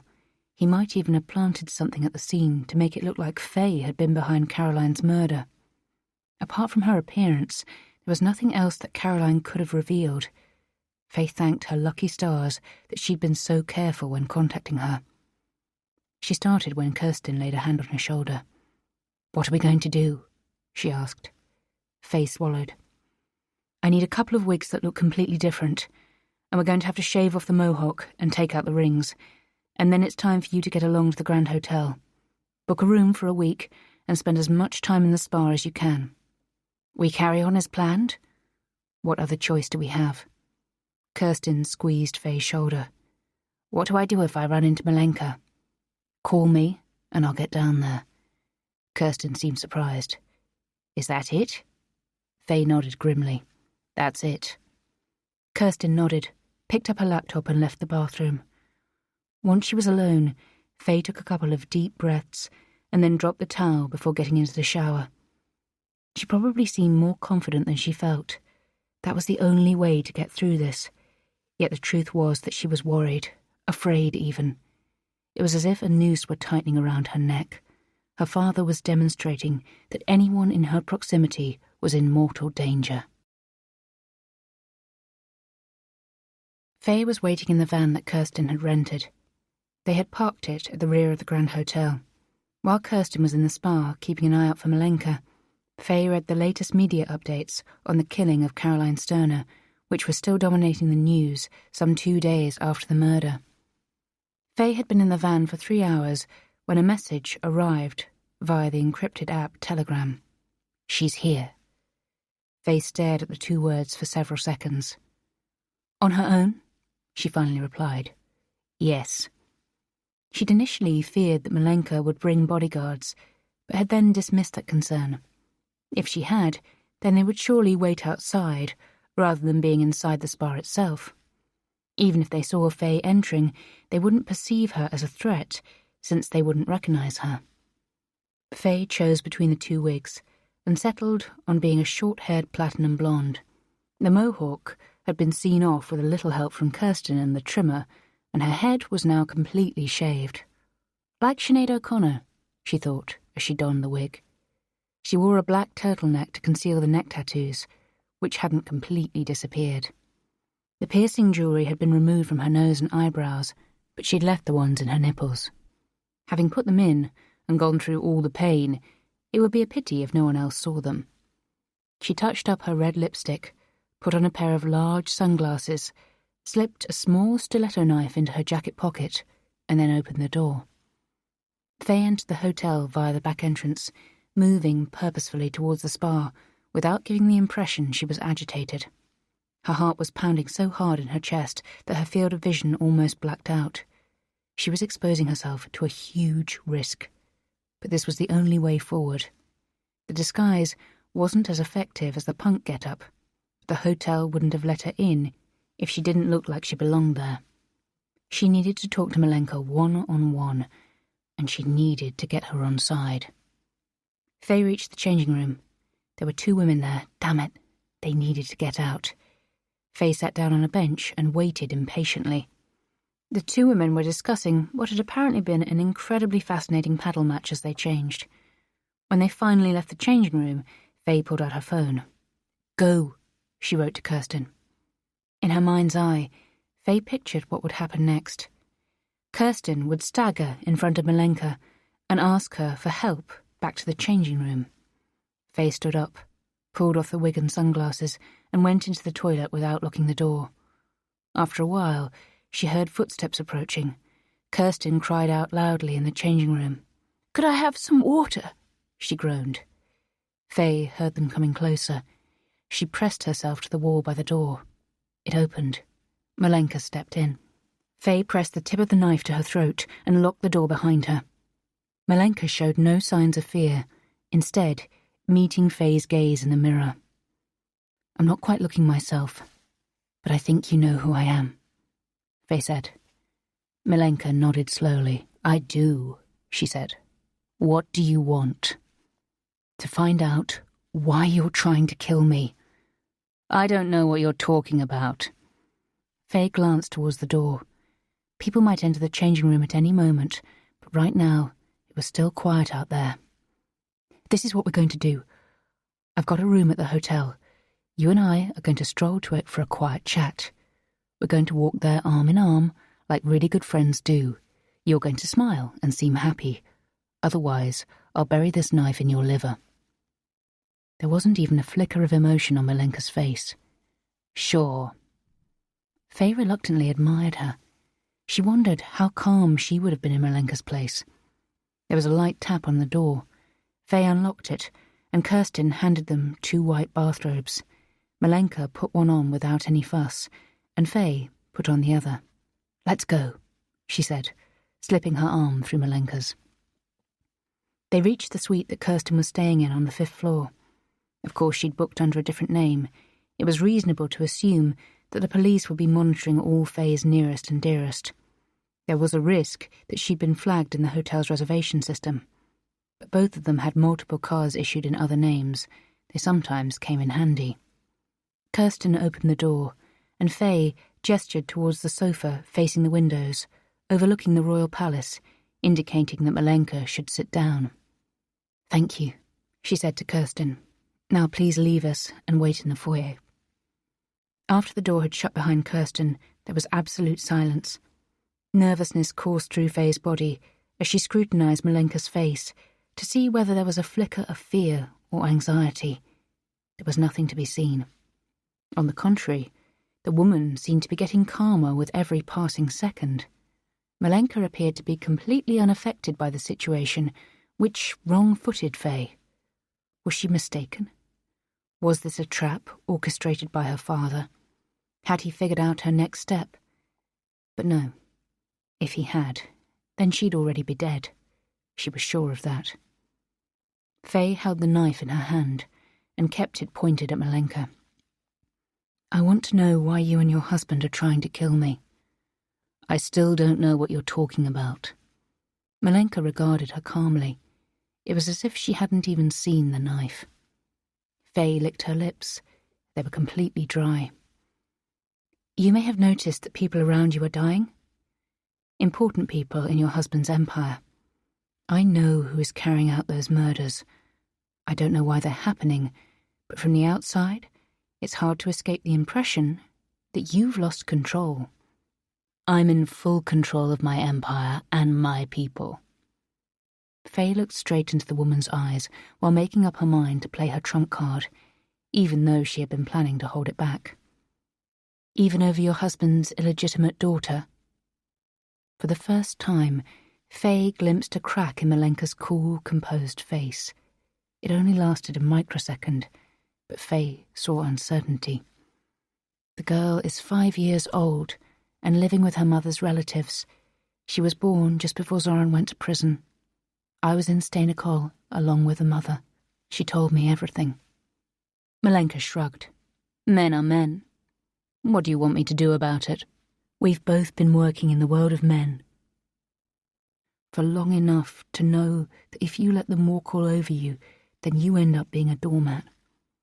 I don't think you want to be a doormat, Malenka Mikulich. As Faye uttered Malenka's maiden name, to prove she had done her homework, she realized something that had escaped her before. Mikulich was also the name of the man who had been murdered most recently. Zivko Mikulich. Was he a relative? You're probably right, but I don't know what you're looking for. All I hear is empty talk. Faye decided to take a chance. Zivko Mikulich, gunned down in his own home. My father committed the murder. Did you really authorize him to kill your relative? Malenka pursed her lips. Faye could tell that she was surprised, affected by the change of direction and Faye's knowledge. What do you want? Malenka asked at last. Faye thought she could make out a different tone, a more conciliatory one, less haughty. I'd like your help to find my father before he kills me and my family. And if I did happen to know where he was, then what would be in it for me? Faye moved the knife from one hand to another, buying herself more time. You'd put a stop to the man who killed your relative. You'd show your husband can't make decisions over your head. I assume that's what happened. Malenka scrutinized Faye for a few seconds before slowly standing up. She snorted when Faye tentatively raised the knife. I don't think you want to use that thing. I'm leaving now. For your sake, I'll forget this ever happened. I think that'd be best for all involved. She turned her back on Faye, headed for the door, opened it, and left the suite. Faye sat there, completely unable to do anything. Her chin slumped under her chest, and her shoulders began to shake. Pull yourself together, damn it, she said quietly but angrily to herself. Pull yourself together. She shook herself, and then finally managed to pull out her phone and call Kirsten to tell her they needed to leave right away. The situation was darker than ever. The previous day's attempt to win over Malenka Rakitic had been an outright failure. For the first time, she began to doubt whether she would defeat her father. She was on the sofa watching TV. A police press conference broadcast live from police headquarters had started at 10 o'clock that morning in relation to the murder of podcaster Caroline Sterner. A troubled-looking male detective in his 60s explained that there was a credible suspect in the case, and that individual was none other than escaped prisoner Faye Adelheim. The supposed motive for the murder was to prevent Sterner from revealing Faye's current appearance following the interview she'd given at the podcaster's flat. He urged the public to contact the police immediately if they had any information on Faye's whereabouts. This woman is dangerous. We have to stop her, he said. Faye switched off the TV. It was as she had feared. She put down the remote and sat there on the sofa, staring vacantly at the black screen.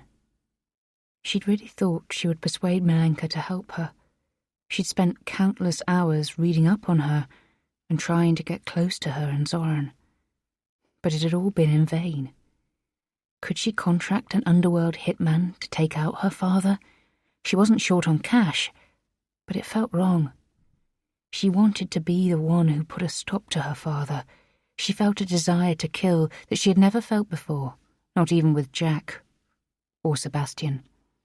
Everything that her father had done to her mother, the abuse, the torture, the years he'd spent breaking her bit by bit, the way he'd let Sebastian, Faye's own brother, rape her.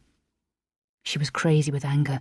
No, she wasn't just going to survive. She was going to have her revenge too.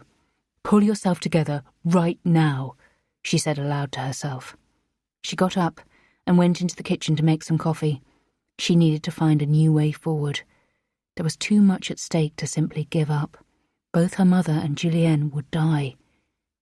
She was resignedly scooping ground coffee into the machine when there was a pounding on the thick iron door. She knew it couldn't be Kirsten, and Alice wouldn't just show up. She quickly put down the scoop, grabbed a knife, and crept into the hall. She checked the monitor with the CCTV feed. She instantly recognized the person on the other side of the door, and goosebumps began to form all over her body. Stockholm, October 2003. I don't remember much about the days following Zoran's assault, which had made me miscarry our daughter. I wandered about in a daze like the living dead. The boys noticed that something was wrong and tried to comfort me. Zoran hadn't rushed back since leaving in his car. He hadn't actually been home at all since then. After 5 days, I began to think he had left me. I'd taken the older 2 kids to school and dropped Dayan off at nursery when I returned to find his car on the driveway. I went into the house and found him on the living room sofa. I felt nothing but hatred towards him. Yet at the same time, he was the father of my children. I couldn't hurt him, even though I wanted to kill him. "So you're back," I said. He looked at me in surprise. "What do you mean?" "You kicked me in the stomach and made me lose our daughter." He snorted. "If it was even mine. I've come here to tell you what happens now." I sat down at the far end of the sofa. "Out with it then," I said. "We'll continue living together, for the boy's sake, but I'll never touch you again. You've been sullied, you whore. Do you understand?" I stared at him, trying to discern whether his words hurt me. I concluded they didn't.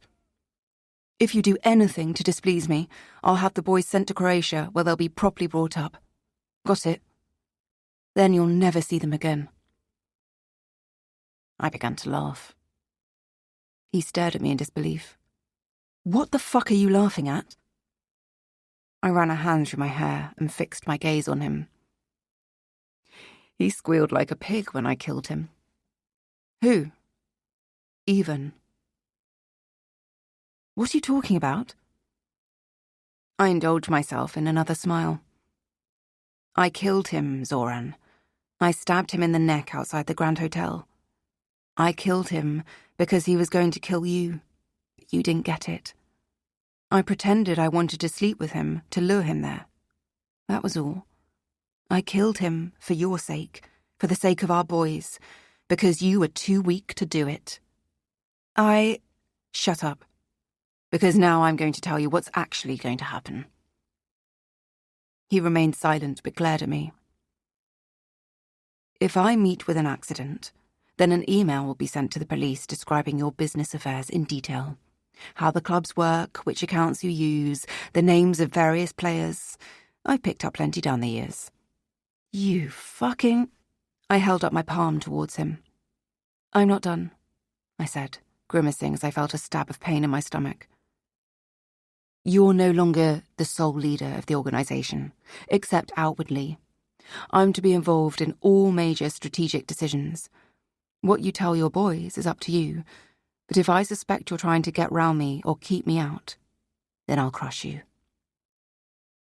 His face was pale as he spoke in a low voice. "How would you do that?" "Never forget that the gambling dens were my idea, even if you've taken the credit for them all these years.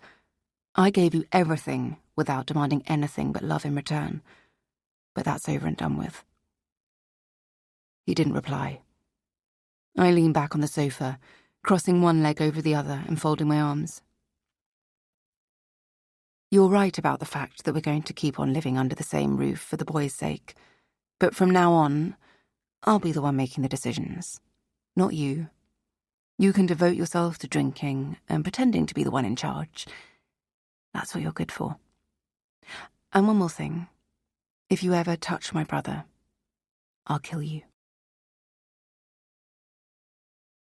Faye eyed Milenka Rakitic on the black and white screen while she evaluated the situation.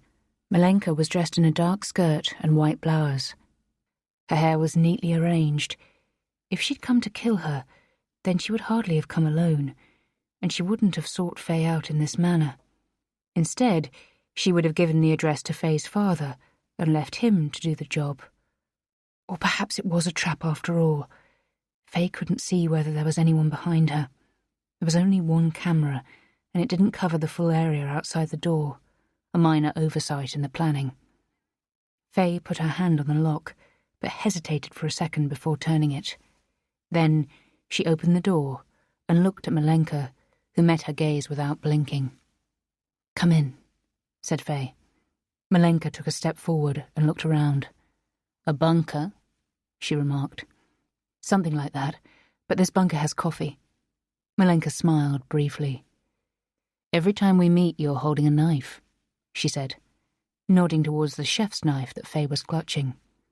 "You bring out the worst in me," Faye said, putting it down on the console beneath the monitor after locking the door again. "That's better." She showed Malenka into the kitchen, picked up the scoop, and finished filling the machine before pressing the button. They waited in tense silence for the coffee to be ready. While Faye poured 2 cups for them, Malenka didn't take her eyes off her. "Why don't we go into the living room?" Faye said, and Malenka raised her eyebrows at the choice of words. A smile began to form as they went through the door. "A bunker with coffee and a living room," Malenka said in surprise, as they sat down opposite each other in armchairs. "How did you find me?" Faye said. "I assumed you hadn't been hiding out at the Grand Hotel all this time, so I waited until you left your suite yesterday and followed you here." Faye nodded. How banal, and how incredibly clumsy of her.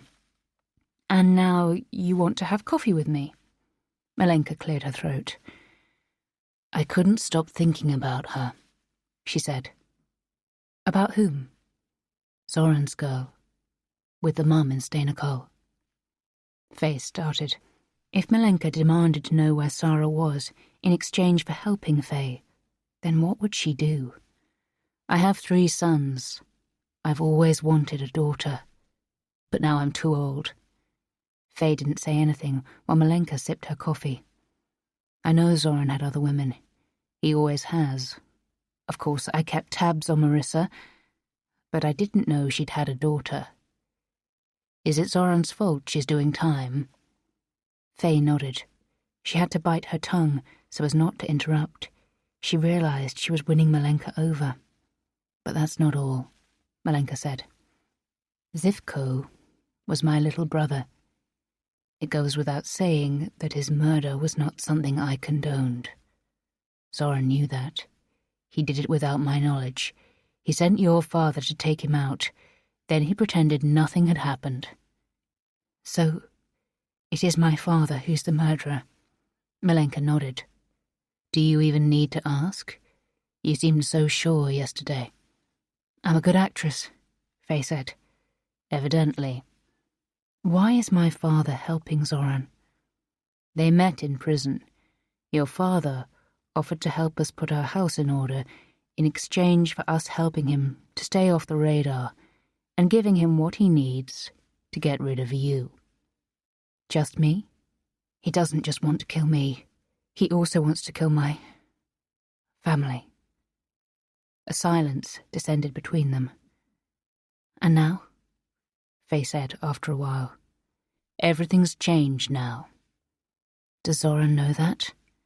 Malenka smiled grimly. "No, not yet." Faye and Malenka had moved onto the sofa and swapped coffee for wine as they worked out how to achieve the goals they had chiselled out together. Malenka wanted to know the location of Sarah, Marissa and Zoran's daughter, not to hurt her, she emphasised. On the contrary, she wanted to take care of her. The girl was the half-sister of Malenka's own sons and would become part of the family. She saw Faye's hesitation. "My life with Zoran is over. I can't forgive him. I'll never let him back into my life again. But the girl needs me. I'm pretty sure I can give her a more stable childhood than the relative she's staying with right now. And I promise to take care of Marissa too when she gets out. I'll make sure they're all safe, and that they stay together. You have my word." Faye could tell from the steely look in Malenka's eyes that she meant it. She weighed up the pros and cons.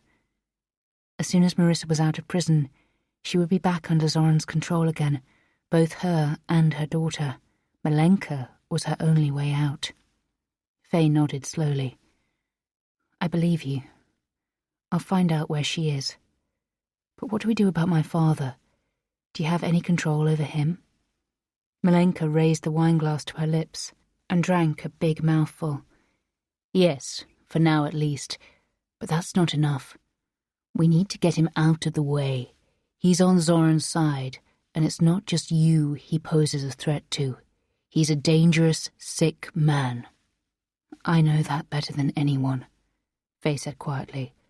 I realize that. Malenka swirled the wine in her glass. Are you able to contact him? Faye said, as Malenka took her eyes off the wine. I've got a phone number, she said.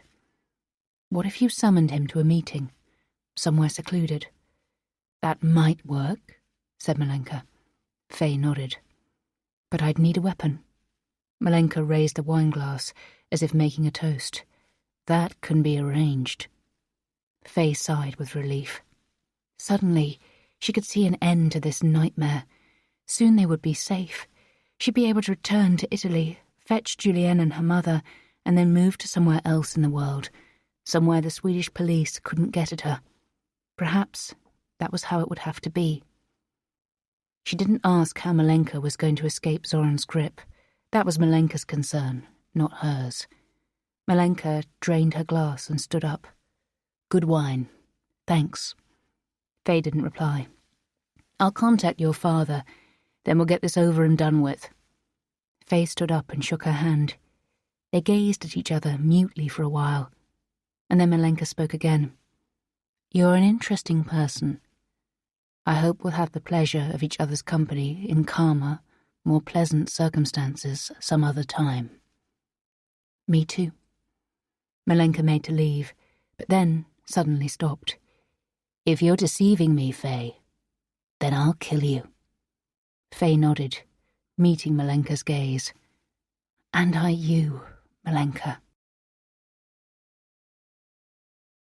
The day after Malenka's visit, Faye headed out onto the streets of southern Stockholm. There was a football match on at the Avicii Arena, and she encountered thousands of bare-chested young men drinking beer and singing for their team. She wasn't worried about the police monitoring the crowds, given that they had their hands full preventing the various groups of young men from clashing. For the first time since her prison break, she felt calm. She had done what she could, and now it was up to Malenka to lure her father to the scene of his death. Only then would the ball be back in her side of the court. Faye had no doubt she was going to succeed, nor was she afraid that she would lack what it took. It was either him or her family, and it wasn't as if she were the one who had triggered this vendetta. He had started it when he tormented her and her mother for all those years in Fjällbacka. Everything Faye had done and experienced in life had been preparing her for this moment, when she would confront her father. She sat down outside a cafe bar and ordered a beer. She remembered her Stockholm School of Economics years, when she had met Jack, and they'd hung out at the dives, in the part of the city they referred to as Chinatown. Back then, she would never have believed that one day she'd end up here, one phone call away from killing her own father. Back then, he'd been a closed chapter, locked up, forgotten. She thought that she and Jack would conquer the world together. It hadn't turned out that way. Jack had deceived her, humiliated her, and thrown her out without a penny to her name, even though it had been her know-how that had built his company Compare. But she had recovered. She'd met Kirsten, she'd walked dogs to get back on her feet and salvage her finances, and she'd built revenge. She'd even escaped from prison after being convicted of murder. Nothing could stop her. Her phone's angry ringtone derailed her train of thought. She was immediately worried.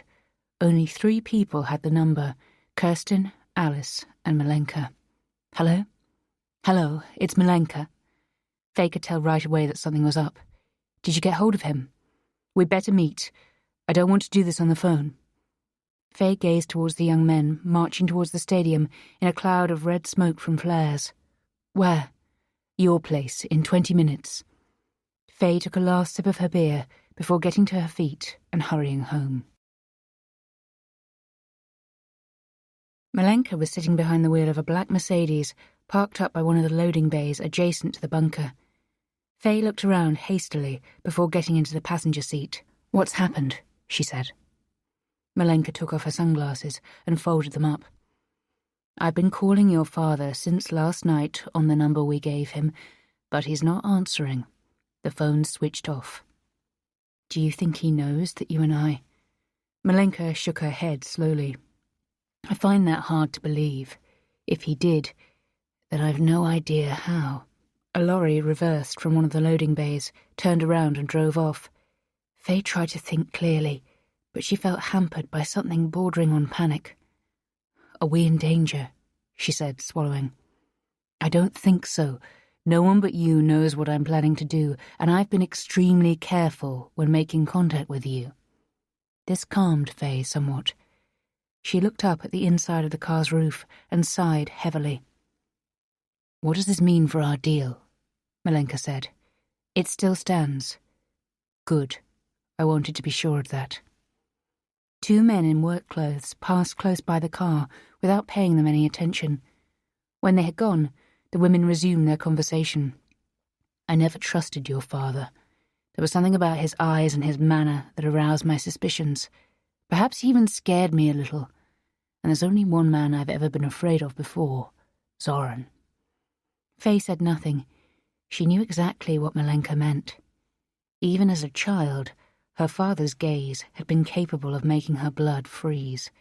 Nothing had been more frightening than his wrath, and the fact that he seemed to have enjoyed hurting her. I installed spyware on the phone I gave him, Malenka said. It's been showing me his position all along, but then yesterday afternoon it stopped. Faye raised her eyebrows. And where was it when that happened? Malenka drummed her fingers on the steering wheel. In Italy, oddly enough.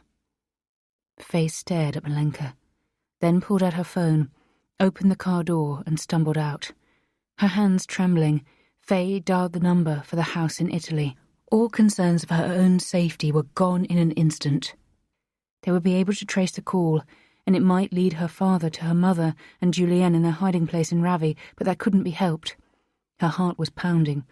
It took an eternity for the call to connect, and it rang for a long time. No one picked up. She ended the call and tried again. Just as she was going to end the call again, a man answered and said something in Italian. Hello? Who are you? Faye said, after recovering from the shock. I am police officer, the man said, in accented English. What has happened? Faye heard her own voice breaking. There has been an incident. Who are you? You are answering my mother's phone. It's my house in Ravi. They live there. Well, something happened here. The policeman's slow way of speaking was driving her mad. My daughter, my mother. We have 4 dead bodies, only men. The relief made her reach out to the car for support. It felt as if her legs were going to give way. And my daughter and mother, where are they? Are they okay? There is no woman and child here, just dead men. Faye slowly lowered the phone from her ear. Julienne and her mother were missing. That could only mean one thing. She had underestimated him. It had been a week since Faye had received the awful news. During that time, she had stayed locked in her room. She had barely left the bunker and barely eaten, even though Kirsten had tried to get her to. It was now the day before Midsummer's Eve, and Faye got out of bed to go to the toilet. When she looked at her face in the mirror, she barely recognized herself. The shaved hair had grown into stubble. There was almost no trace of the piercings any longer, and the tattoos were completely gone. Her face was pale, and there were big dark rings under her eyes, but nothing mattered. There was a tap on the bathroom door. I don't feel like talking, Kirsten, she called out mechanically. It was all pointless. The Italian detective she had spoken to had told her that they had found 4 dead men in the house. The security detail, Faye gathered. But the house itself had been empty. No dead girl, no dead woman. The CCTV had been switched off shortly before the first of the bodyguards had been killed. Where were Julienne and her mother? Were they dead too? The worst thing was that Faye couldn't do anything. She couldn't call the Swedish police to report 2 people missing, given that as far as the law and the public were concerned, they were already dead. Instead, she was afflicted by terrible apathy. She was paralysed by grief and fear. "You're going to want to see this." There was something about Kirsten's tone that made Faye turn around and open the door anyway. Kirsten mutely proffered her laptop. Faye looked at the screen. "He's your mother's brother, isn't he?" Faye squinted as she read the headline. Her kind Uncle Egil, who had helped Mum to flee from her husband all those years ago, had been found dead. Faye blinked a couple of times and then took the laptop from Kirsten and began to read. According to the journalist, he'd been murdered, shot in the head. The corpse had been found in the woods a couple of miles from his house. She knew it couldn't be anyone other than her father who was behind it. That meant he was in Fjällbacka. She immediately realised what that meant. Hope made her heart thud in her chest, hope and despair. Julienne and her mother might be there too. She slammed the computer shut and handed it back to Kirsten. "I've got to go," she said. Kirsten looked at her askance. "Where to?" "Fjällbacka. My father's there. I can't risk losing track of him again." She made her way out of the bathroom and went into the bedroom. She picked up a plastic bag from the floor and began to stuff it with a random assortment of clothes. Why she was doing it, she had no idea. She wouldn't need them. Maybe it was just to avoid travelling empty-handed. Perhaps packing before a journey filled her with some deceptive sense of normality. Kirsten followed her, looking sceptical. Do you really think Julienne could be there? How would that have happened?" Faye put on a pair of jeans and stuffed a jumper into the bag. "The Carabinieri didn't find their bodies, and it doesn't matter. My father knows where they are and what happened. I need an answer. I can't die not knowing. And what if he hurts you? That's what he wants. That murder is a message for me. He wants me to go there. So why are you going to go?" "Like I said, it's the only way for me to find out what's happened to Julienne and Mum." "But where in Fjällbacka is he? Are you just planning to go there and wait for him?" Faye stopped and turned to Kirsten. "I think he's at my childhood home, where it all began. I bought the place. I own it. It's standing empty. And it's pretty secluded. It's the perfect hiding place." "I don't know whether—" Faye began to move again. She had to get there. "I don't know much either, but I have to do this. Without Julienne, nothing matters. What happens to me, if he kills me, how he does it, those are just the details, the punctuation. I'm already dead." Kirsten scrutinised her silently before nodding. "I understand." She stroked her chin. "We've still got the van I hired." "I took it on a long rental. I thought it might come in useful. It's in visitor parking by the paint company along the way. The keys are on the hall console." Faye paused briefly, wondering whether there was anything else she needed with her, but nothing sprang to mind. Instead, Faye put the carrier bag down, went over to Kirsten, and wrapped her arms around her. "I love you, Kirsten," she said. "It's all thanks to you that I've made it this far. It's thanks to you I was able to pull through after all the business with Jack. I don't know whether I've said this properly before, but that's how it is. You saved me." Faye felt Kirsten's tears on her neck as she pressed the fragile, aged body tightly to herself. "I wish I could save you now," Kirsten said into her shoulder. Faye smiled. "Me too. But no one can. Not even you." Hall Maximum Security Prison, June 2023. Does Zora know? Mirko looked at me sadly when I asked. I struggled to keep my sympathy under control. Outwardly, he'd been one of Zoran's lieutenants for all these years, but he'd actually been one of my confidants. We were close. He understood Zoran. He understood me. And his entire family was under my protection. No, Zoran doesn't know, he said. 3 months? You're sure? I wanted to take his hand, but I stopped myself. I couldn't allow myself to become weak. I knew what I had to do. Zivko was dead, and I had to keep the promise that I'd made to Zoran all those years before.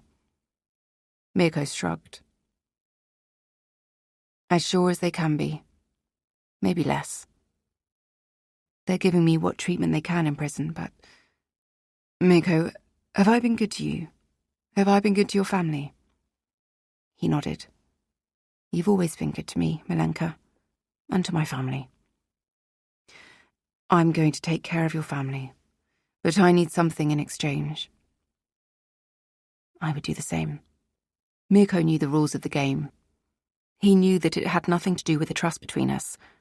We both lived in a world where emotions and personal relationships always came second. The top priority was survival.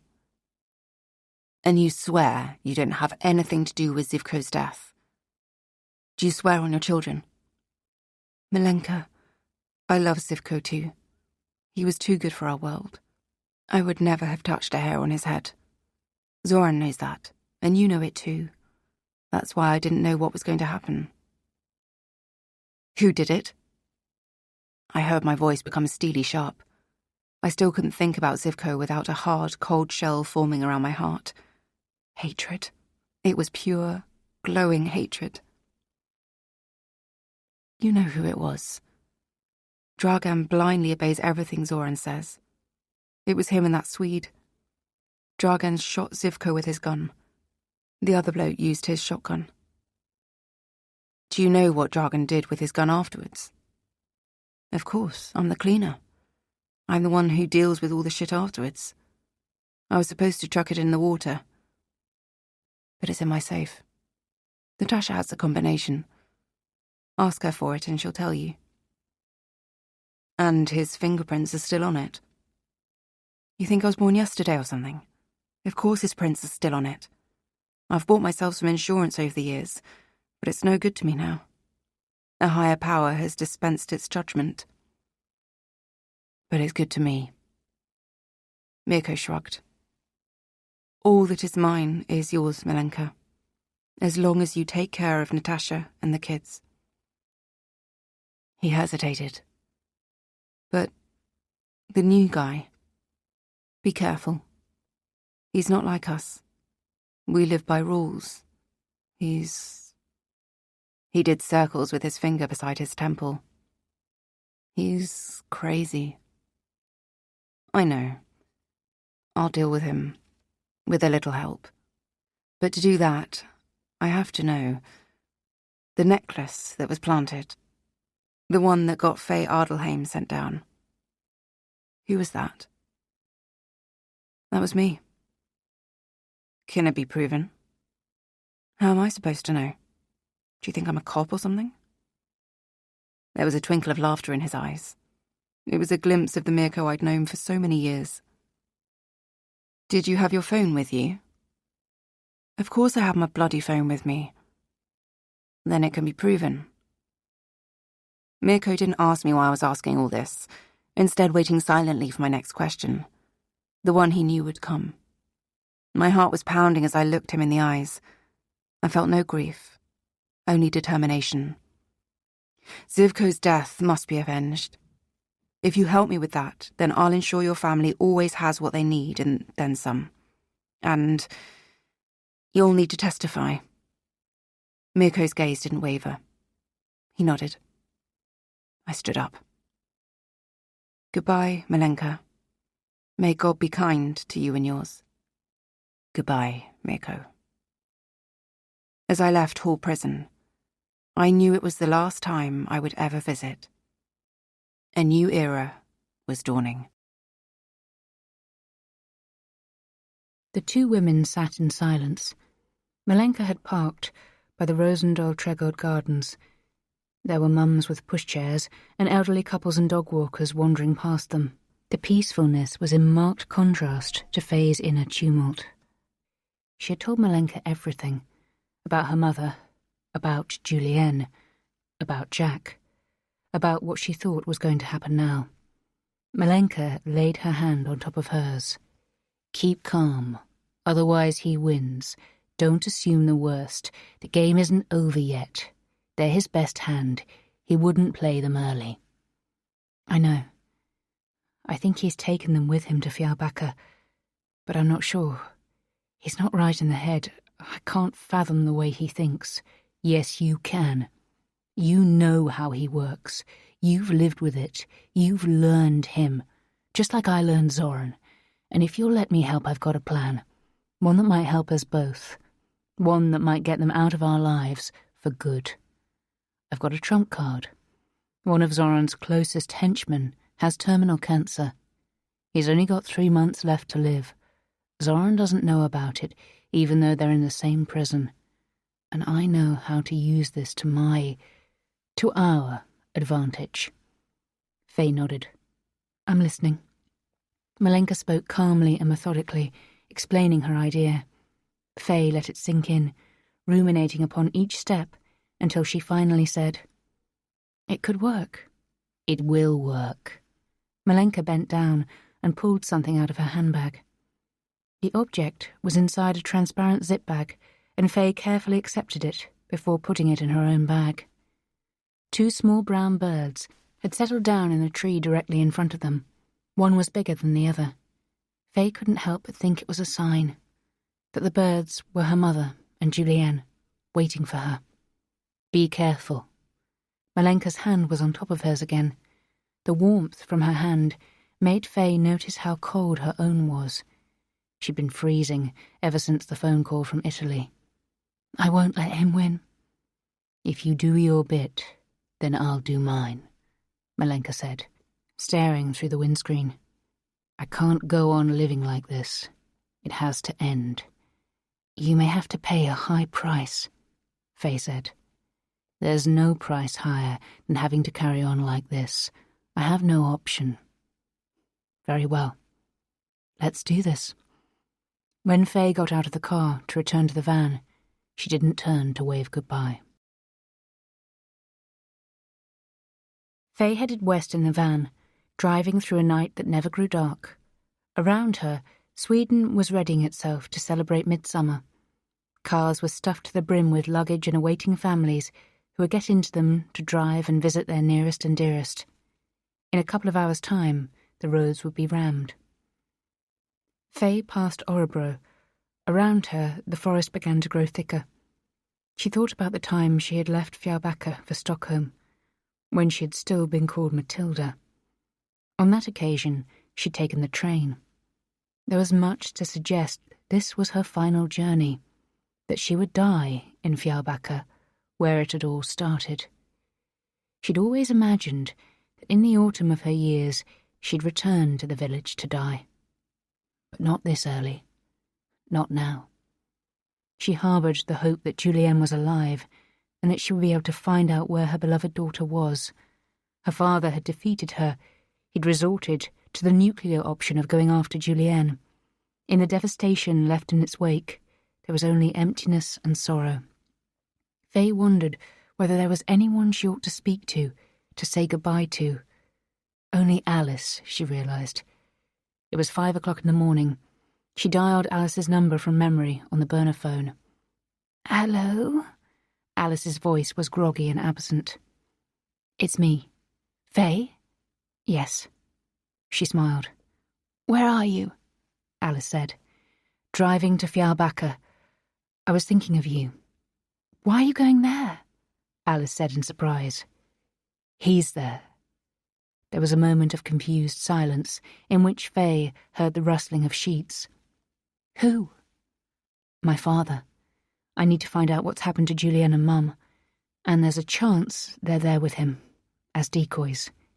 Faye, he's going to kill you. Alice's voice sounded tense. Faye realised she must be beside herself with worry, but she couldn't bow to that. She just wanted to tell her friend what she meant to her before it was too late. Possibly, yes, but then at least I won't die not knowing. The alternative is that he finds me in a week, in a month, or in a year and just kills me. And I can't live in uncertainty any longer. I've done that for a week and it's unbearable. This is no way to live. And if there's even the slightest chance that Mum and Julienne are there, then I've got to go. Faye had thought that Alice would object, but to her relief, there were no attempts to make her stop. "I understand," was all Alice said. Her voice sounded clearer and more alert now. "So, this is a goodbye," Faye said. "A goodbye and a thank you." "A thank you?" Alice cleared her throat.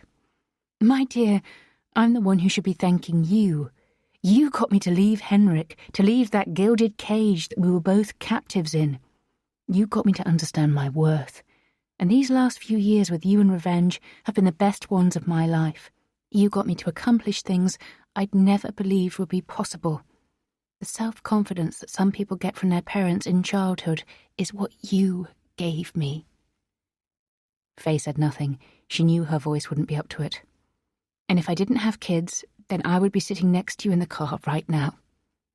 "I know," Faye said thickly. "You don't even have to say so." "You're going to make it through this. You'll be back." Faye smiled to herself. "You've always believed in me. We've always believed in each other," said Alice. "Yes, we have. Give Ilva my best. I love you. I love you too." Faye ended the call and threw the phone onto the passenger seat. The only sound in the cab now was the engine, and she blinked away the tears. She accelerated to overtake a lorry before the dual carriageway ended, while thinking back to everything that had happened since she'd left Jack.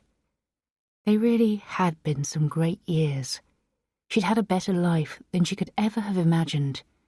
There had been setbacks and failures too, but on the whole, she'd lived a life that she could only have dreamed of as a teenager, and she had no one to thank except herself and the women who had helped her rise to the top. Now, she was on her way back to the place she'd hated so much, to confront the man she hated most of all. But to her surprise, she realized she no longer felt any fear. Terror, the weapon her father had always held over her head to repress, to humiliate, to abuse, had been wrung from his hand the very moment he'd gone after Julienne. Fjällbacka was asleep when Faye drove into the village. She drove along the old lanes past familiar buildings, and for a moment she lost her grasp of time.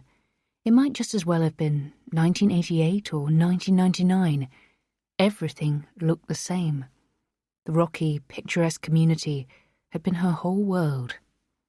Faye rolled down the window to inhale the familiar scent of the sea. This was where she'd been conceived and shaped, and this was where it would all end, one way or another. She knew that her father was in the house, and that only one of them would come out alive. The houses were gradually set further apart, and before long, she pulled over to the verge and stopped. She sat behind the wheel for a while, before getting out and walking towards the small wooden house. She opened the gate silently, but her footsteps crunched in the gravel. She came to a halt in the garden. Then she climbed up the steps in a few large strides. She put her hand on the door handle and pressed it down. Her father was sitting at the kitchen table, and her mother was standing over the hob. Despite the fear she hadn't felt since she was a child gripping her when she saw her father, Faye exhaled. "Mum, Julienne might also be in the house, alive." As Faye stepped into the room, her father pointed a gun at her. Her mother put a hand to her cheek to wipe away a tear when she spotted Faye. "Where's my daughter?" Faye said. Her voice was steady.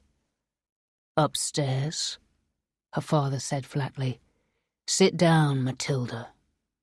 Faye concealed her relief, even though all she wanted to do was to call out to her daughter. Her girl was alive. Julienne was alive. "I'm called Faye now." "It doesn't matter what you're called. You're still a whore, Sit down." He gestured towards the chair on the other side of the table, which meant that Faye's back was turned to her mother. "Your dear mother is just making me some breakfast, just like the good old days.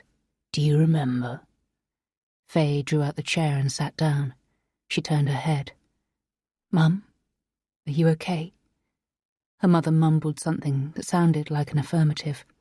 Her face was tense with fear and worry, but Faye was relieved to see there were no physical injuries. Her father chuckled. "It's so good to see the family back together again, one last time." Faye swallowed. "How did you do it?" "Get us back together?" Faye nodded reluctantly. "If that's how you see it, yes." Her father chuckled again. "I picked up my wife and granddaughter in Italy and brought them here with a little help. I made sure there was food in and the house was ready so that it would be just like it used to be. How are those pancakes coming along? I'm starving." Faye's mother turned around with a plate of pancakes in her hands. She set it down on the table between them. "Jam," said her father. She went to the fridge, opened the door, and took out the jar. She twisted off the lid, inserted a spoon, and stirred it. He grabbed her wrist. "Are we supposed to eat this with our hands like savages then? Fucking tramp. Cutlery and plates now." He let go of her, and she hurried to retrieve crockery and cutlery. Faye noted, with sadness, that her mother was once again in check and completely in his power. Her father reached for the fork and held it in his right hand while he kept his relaxed left hand on the gun. "Eat," he said, without looking up. Faye made no move to obey. Her father let go of his fork, raised his arm and slapped her. The pain and the shock were immediate. She raised a hand to her stinging cheek and closed her eyes. There was something about the smells, the place and the pain that made her almost lose track of what year it was. Her father was hunched over his plate. The fingers of his right hand were splayed after the hard blow. Faye reached out for a pancake and lifted it onto her plate before eating it in silence. Her mother watched them from her position by the worktop. "Why are we here?" Faye said. "To die together." "In what way?" "You'll see. You've always been a nosy little slut, but now it's time to shut your mouth. Can't you see that I'm enjoying your mother's pancakes? It's been much too long." Faye glanced discreetly at the gun. If she were to try to take it from him, he would just shoot her. No, she would have to think of something else. She didn't want to die, not now that she knew Julienne was alive. One way or another, she was going to kill her father. The zip bag with its contents that she had hidden in the waistband of her trousers made itself felt when she turned. There was too much that might go wrong if she yanked it out now. It was only to be used when she was fully in control. She resolved to wait him out. If he'd gone to the trouble of bringing them there, then he wasn't just going to shoot them. He had something planned. It would surely be painful and humiliating, but it would also be Faye's chance to kill him. Once her father had finished eating, he licked his lips before wiping his mouth with the back of his hand. He stood up and raised the gun, sweeping it through the air before aiming it at Faye. "Now we're going to go upstairs to your old room, all three of us.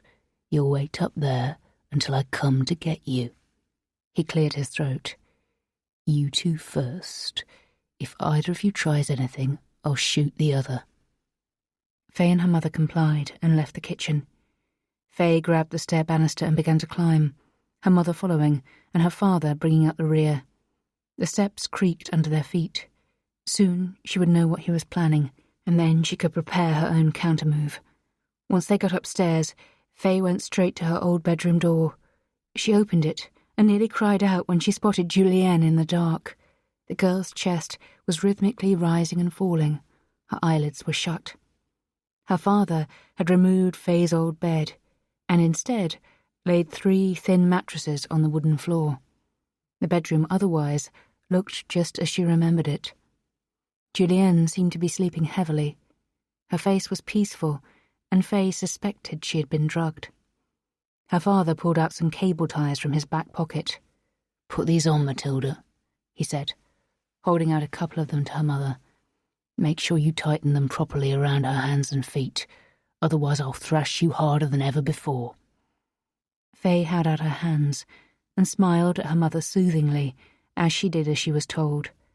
Then she sat down and allowed her mother to apply the next cable tie to her ankles. Her father bent down and checked they were properly tightened.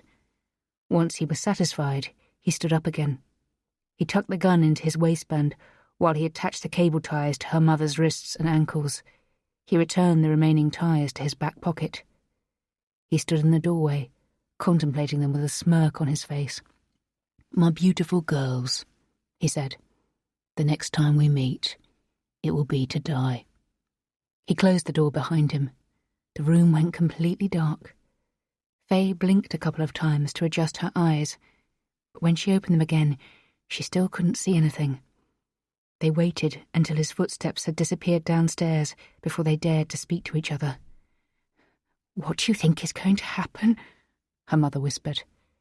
Faye couldn't see her face. "I don't know. I don't want to think about it. The only thing we should think about is how to get out of here." "How are we going to do that?" Faye didn't reply.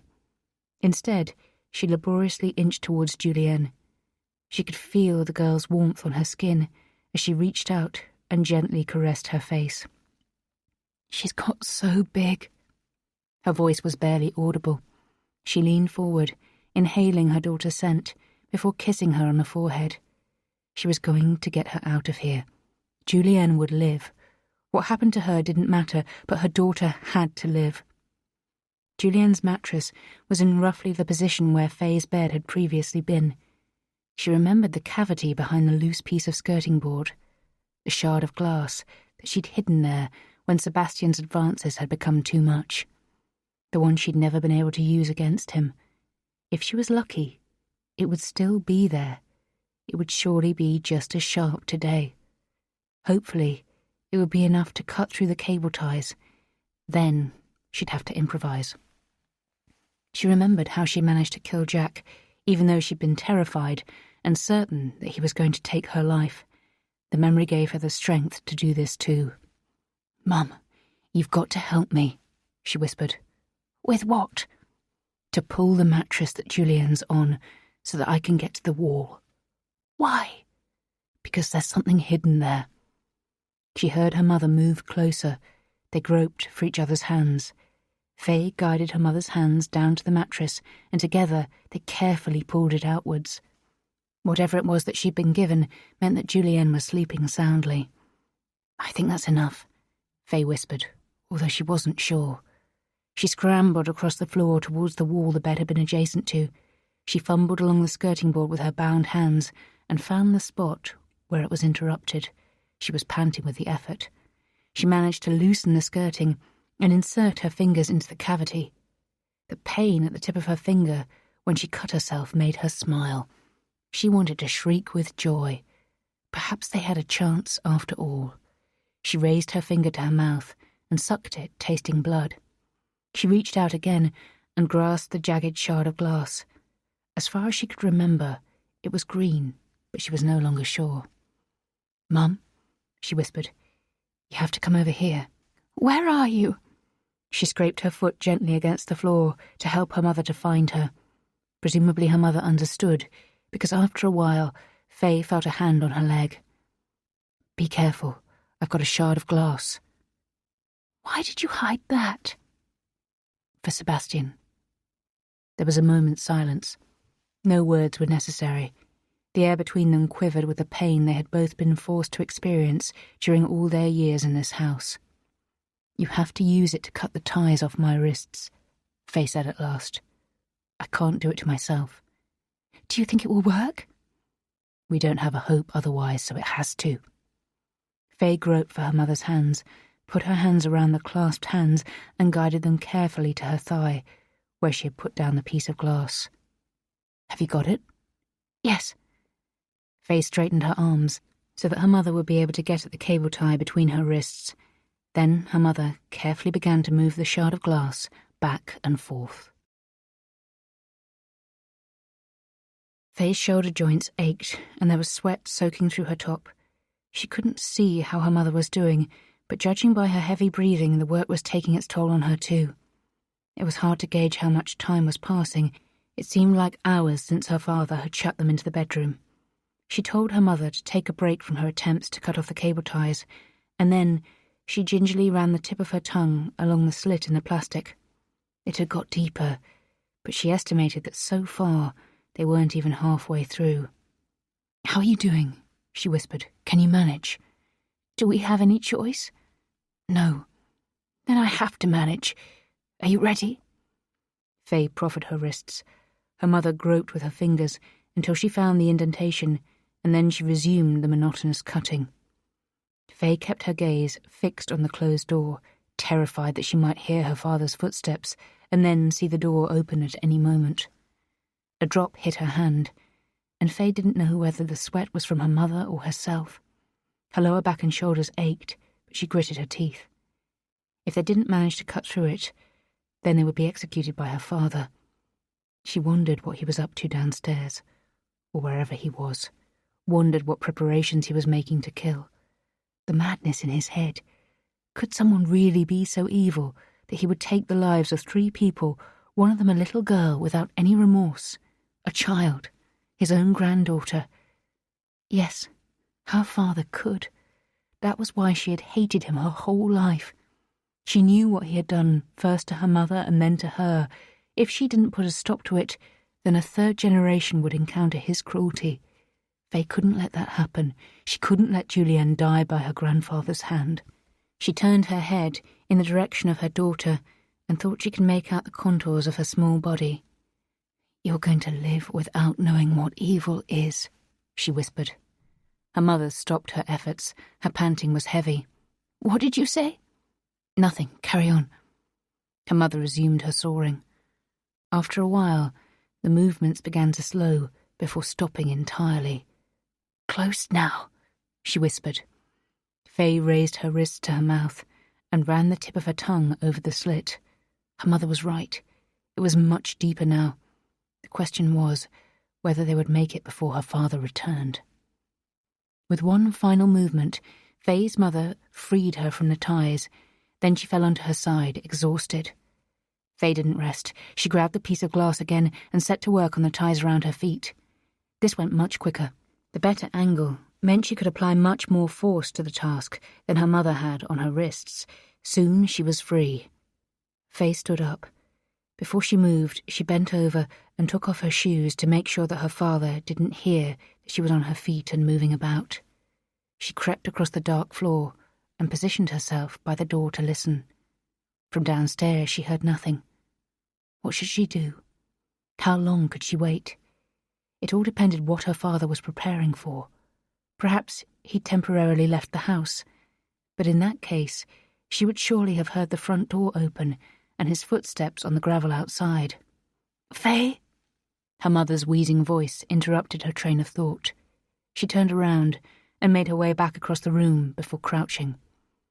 "I want to be there." "What do you mean?" "When you kill him." Faye could see the outline of her mother's face in the dark. She paused to think for a moment. Then she reached out and caressed her mother's cheek. It was moist. She didn't know whether it was from sweat or tears. He had made his wife's life hell. She was the greatest victim of his violence and sick mind. It would take a while to free her mother, but Faye couldn't deny her that. Not after all the years of physical and psychological violence. Not after all the horrors she'd had to suffer. "Hold out your arms towards me," she said. She picked up the piece of glass and set to work on her mother's cable ties.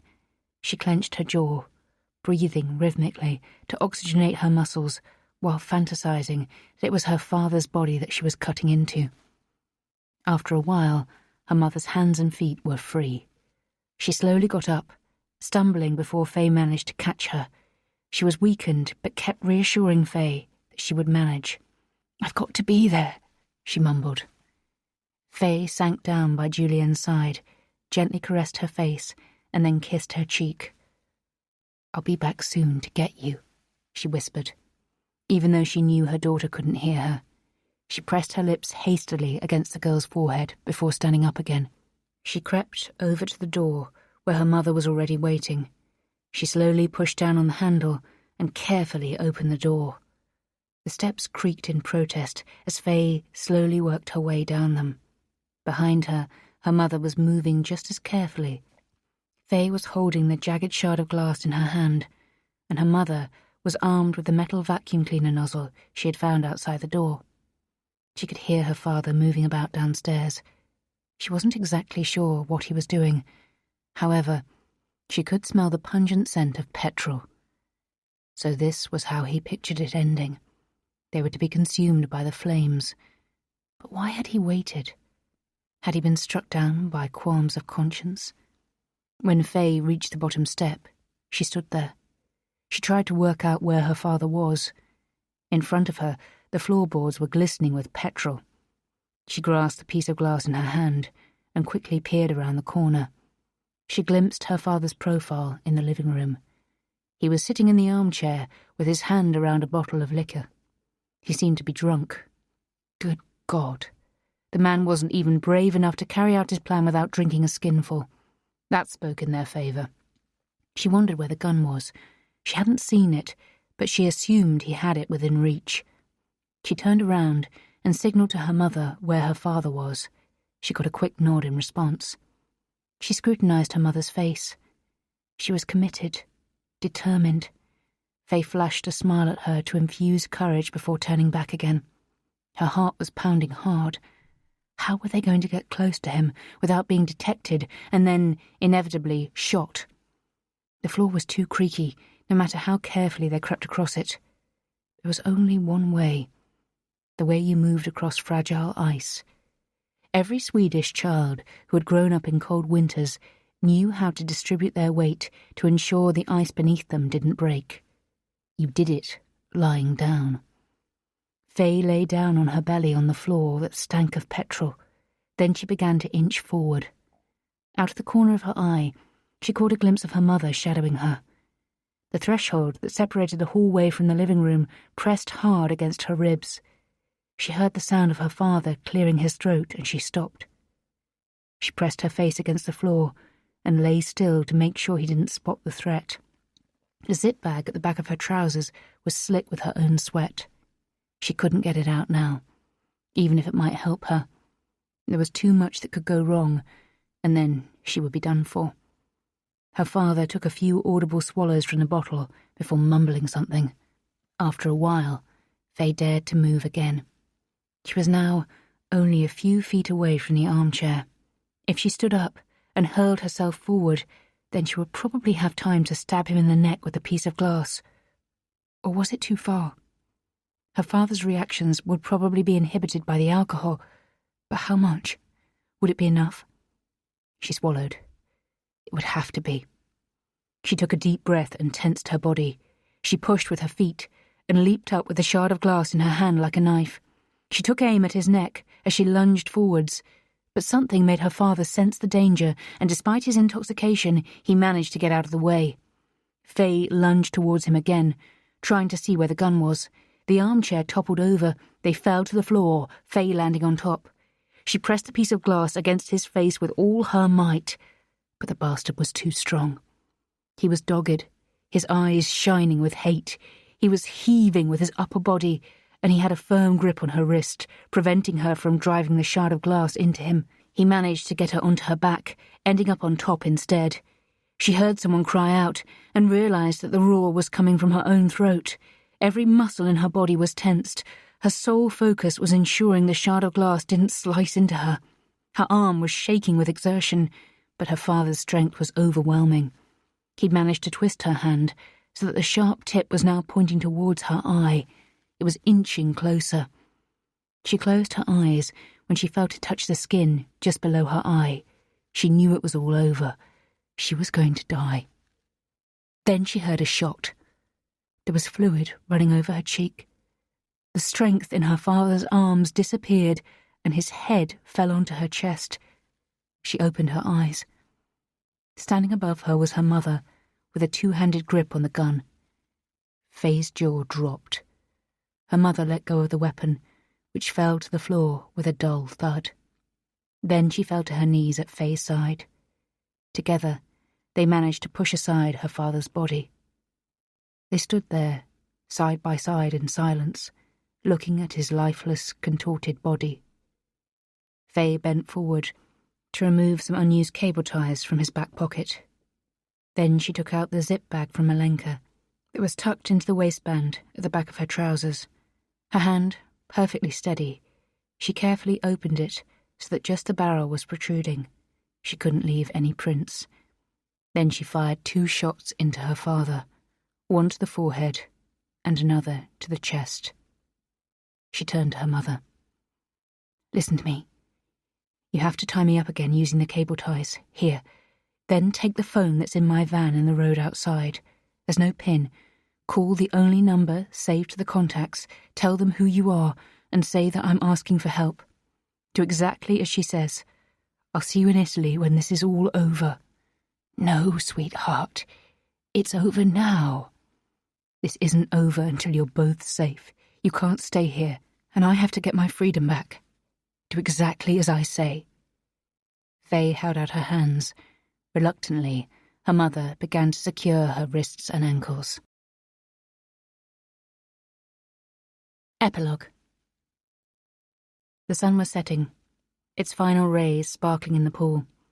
Faye sipped some ice water while marking the end of the day. It had been almost a year since her father's death in Fjällbacka. Faye, her mother, and Julienne had adapted to life in Ravi again and were enjoying a few lazy days of sunshine and swimming. Julienne was playing happily in the water. As ever, Faye pushed away the image in her mind's eye of her daughter lying drugged on the mattress. "Mum?" Julienne called out. Faye turned her head and saw her daughter come running. "Yes, sweetie?" "Can we go into town and eat at that nice place by the promenade?" "What's wrong with my cooking?" "All sorts of things." Faye laughed. "Fine then. Ask Grandma and Kirsten if they want to come with us." Her phone lit up with a new text message. It was another picture from Layla McCraby. Ever since Faye had bought her the small farm outside Sigtuna, she'd been bombarding Faye with photos of her new home. A home with animals and greenery, and no concrete. Faye smiled and stood up, taking her glass as she crossed the lawn. As she rounded the pool, she couldn't help stopping to admire the beautiful house that she thought she would never see again. She briefly afforded a moment of gratitude to Malenka Rakitic. 8 months earlier, her husband Zoran had been found dead at Hall Prison. He'd been killed by one of his lieutenants, who had died of cancer before he could be brought to justice. The murder had been splashed across the media, and photos taken at the gang kingpin's funeral had been in the tabloids. Faye smiled when she saw the photos and noticed how well Malenka was playing the role of the grieving widow. She'd been standing there, hand in hand with Sarah, Zoran's illegitimate daughter. She'd kept her promise to Faye. The girl was safe and loved. That much was apparent. Marissa was still in Stena Kull, but when she was released, she would become part of the family that Malenka was now ruling with an iron fist, even outwardly. Malenka had also promised to make sure that word got to Louise that there was no longer any threat to her daughter. And Faye was free.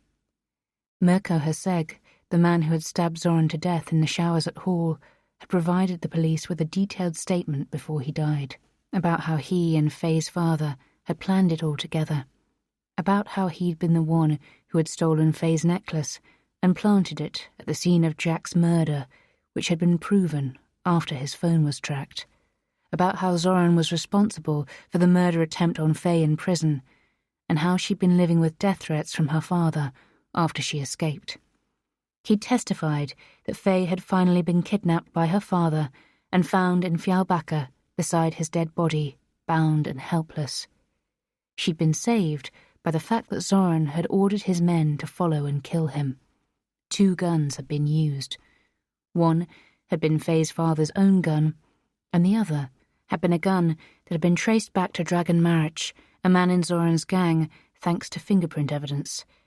Dragon had, however, been found stabbed to death before he could be brought to justice. The evidence had been compelling, and Faye had eventually been exonerated and released. The nightmare was over, and the family of the man who had testified before his death had been extremely well taken care of in financial terms. No one was convicted of Jack's murder, and the mystery remained unsolved, but a rumour had begun to spread in the media that there was a connection between him and Zoran Rakitic. No one knew how the rumour had started, but once it took hold, it quickly grew to become an accepted truth. Revenge's American launch was just around the corner, and Faye was soon going to make her return as the figurehead of the company. She had missed it, but the thing she had missed most of all was what she had around her now. Thanks to Milenka, who had helped to get her mother and daughter safely back to Italy again, following a plan hatched by Kirsten, all without anyone finding out that they were alive. "Mum, Kirsten and Grandma are waiting for us in the car," Julian called out from inside the house. "I'm coming." She couldn't help but turn around to take another look at the setting sun. The future was bright. 3 months later.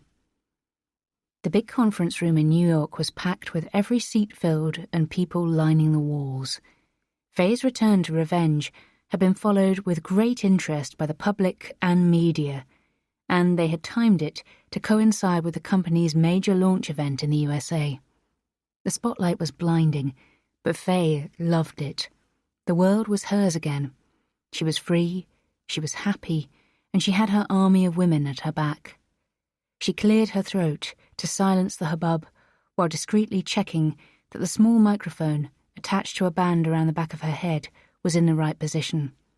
The fuck cancer wristband that she always wore as a reminder of Chris brushed against the band, and she felt the presence of her best friend. She gazed at the audience and smiled. "We've created a revolution," she said, and she meant every word of it. "We've shown that women can do anything when they work together. Through sisterhood, we can create an empire. Revenge is heading for its most successful year to date, and now that we're launching in the USA, we'll take the market by storm. And I'm so grateful to be standing here in front of you today.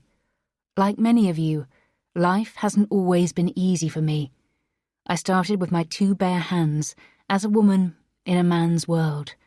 That's the world we all live in. I was oppressed. I was broken. But I refused to accept my fate. I refused to accept that I didn't have the power to create my own world." She paused for a moment. "But I couldn't have done it alone."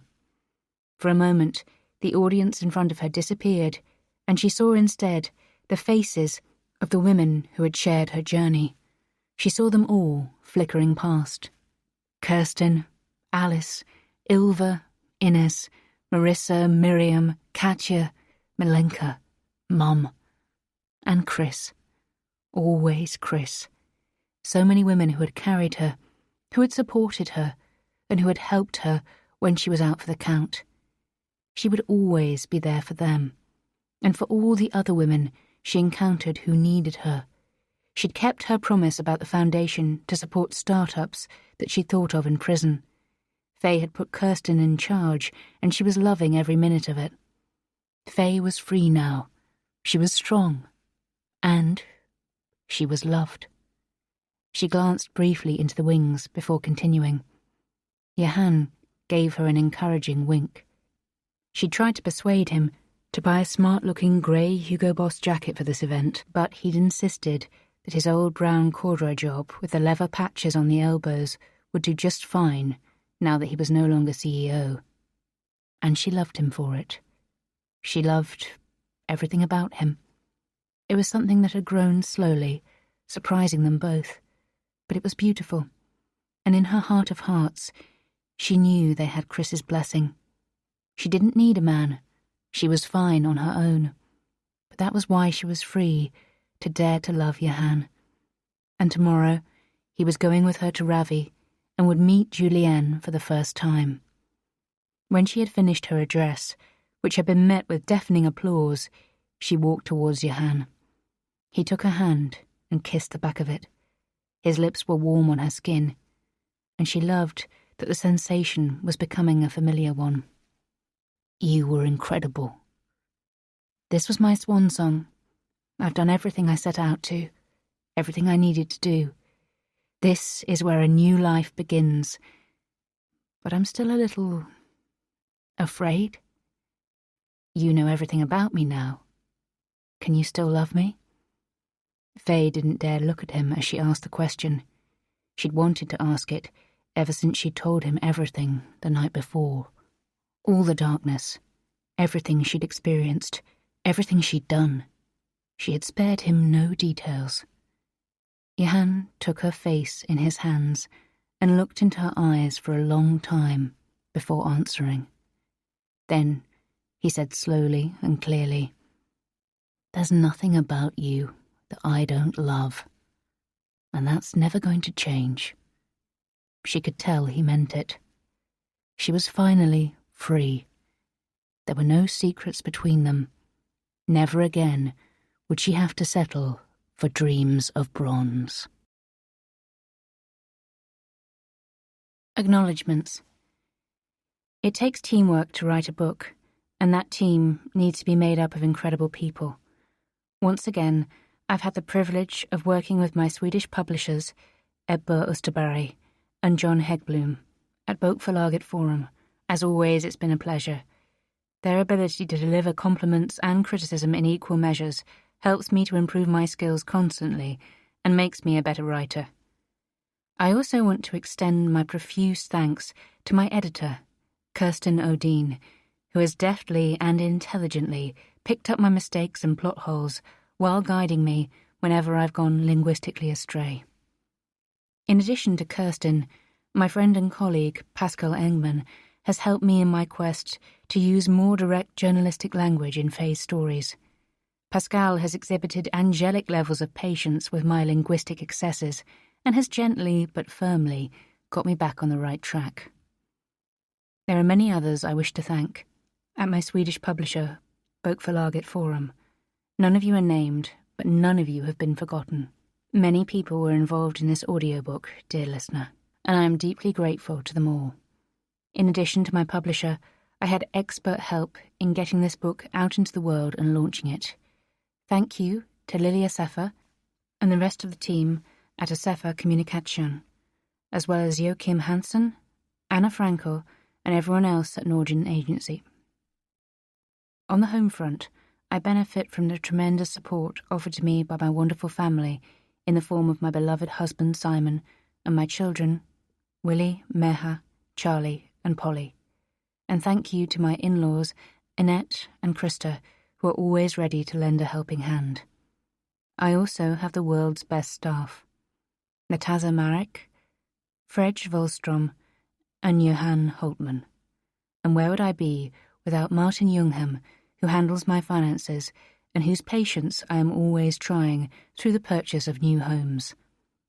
Finally, I would like to thank my father, Jens, for giving me my love of books. Camilla Lackberg, Stockholm, March 2024. That was Dreams of Bronze by Camilla Lackberg, translated by Ian Giles, read by Josie Dunn and Eleanor Winters. Produced by Belinda, a HarperCollins audiobook. Text copyright 2024. Translation copyright 2025. Production copyright 2026 by HarperCollins Publishers. All rights reserved. No part of this publication may be reproduced, stored in a retrieval system, or transmitted in any form or by any means, electronic, mechanical, photocopying, recording, or otherwise, without the prior written permission of the publishers. Without limiting the author's and publisher's exclusive rights, any unauthorized uses of this publication to train generative artificial intelligence, AI technologies, is expressly prohibited. HarperCollins also exercise their rights under Article 4.3 of the Digital Single Market Directive 2019-790 and expressly reserve this publication from the text and data mining exception. Camilla Lackberg asserts the moral right to be identified as the author of this work. Thank you for listening.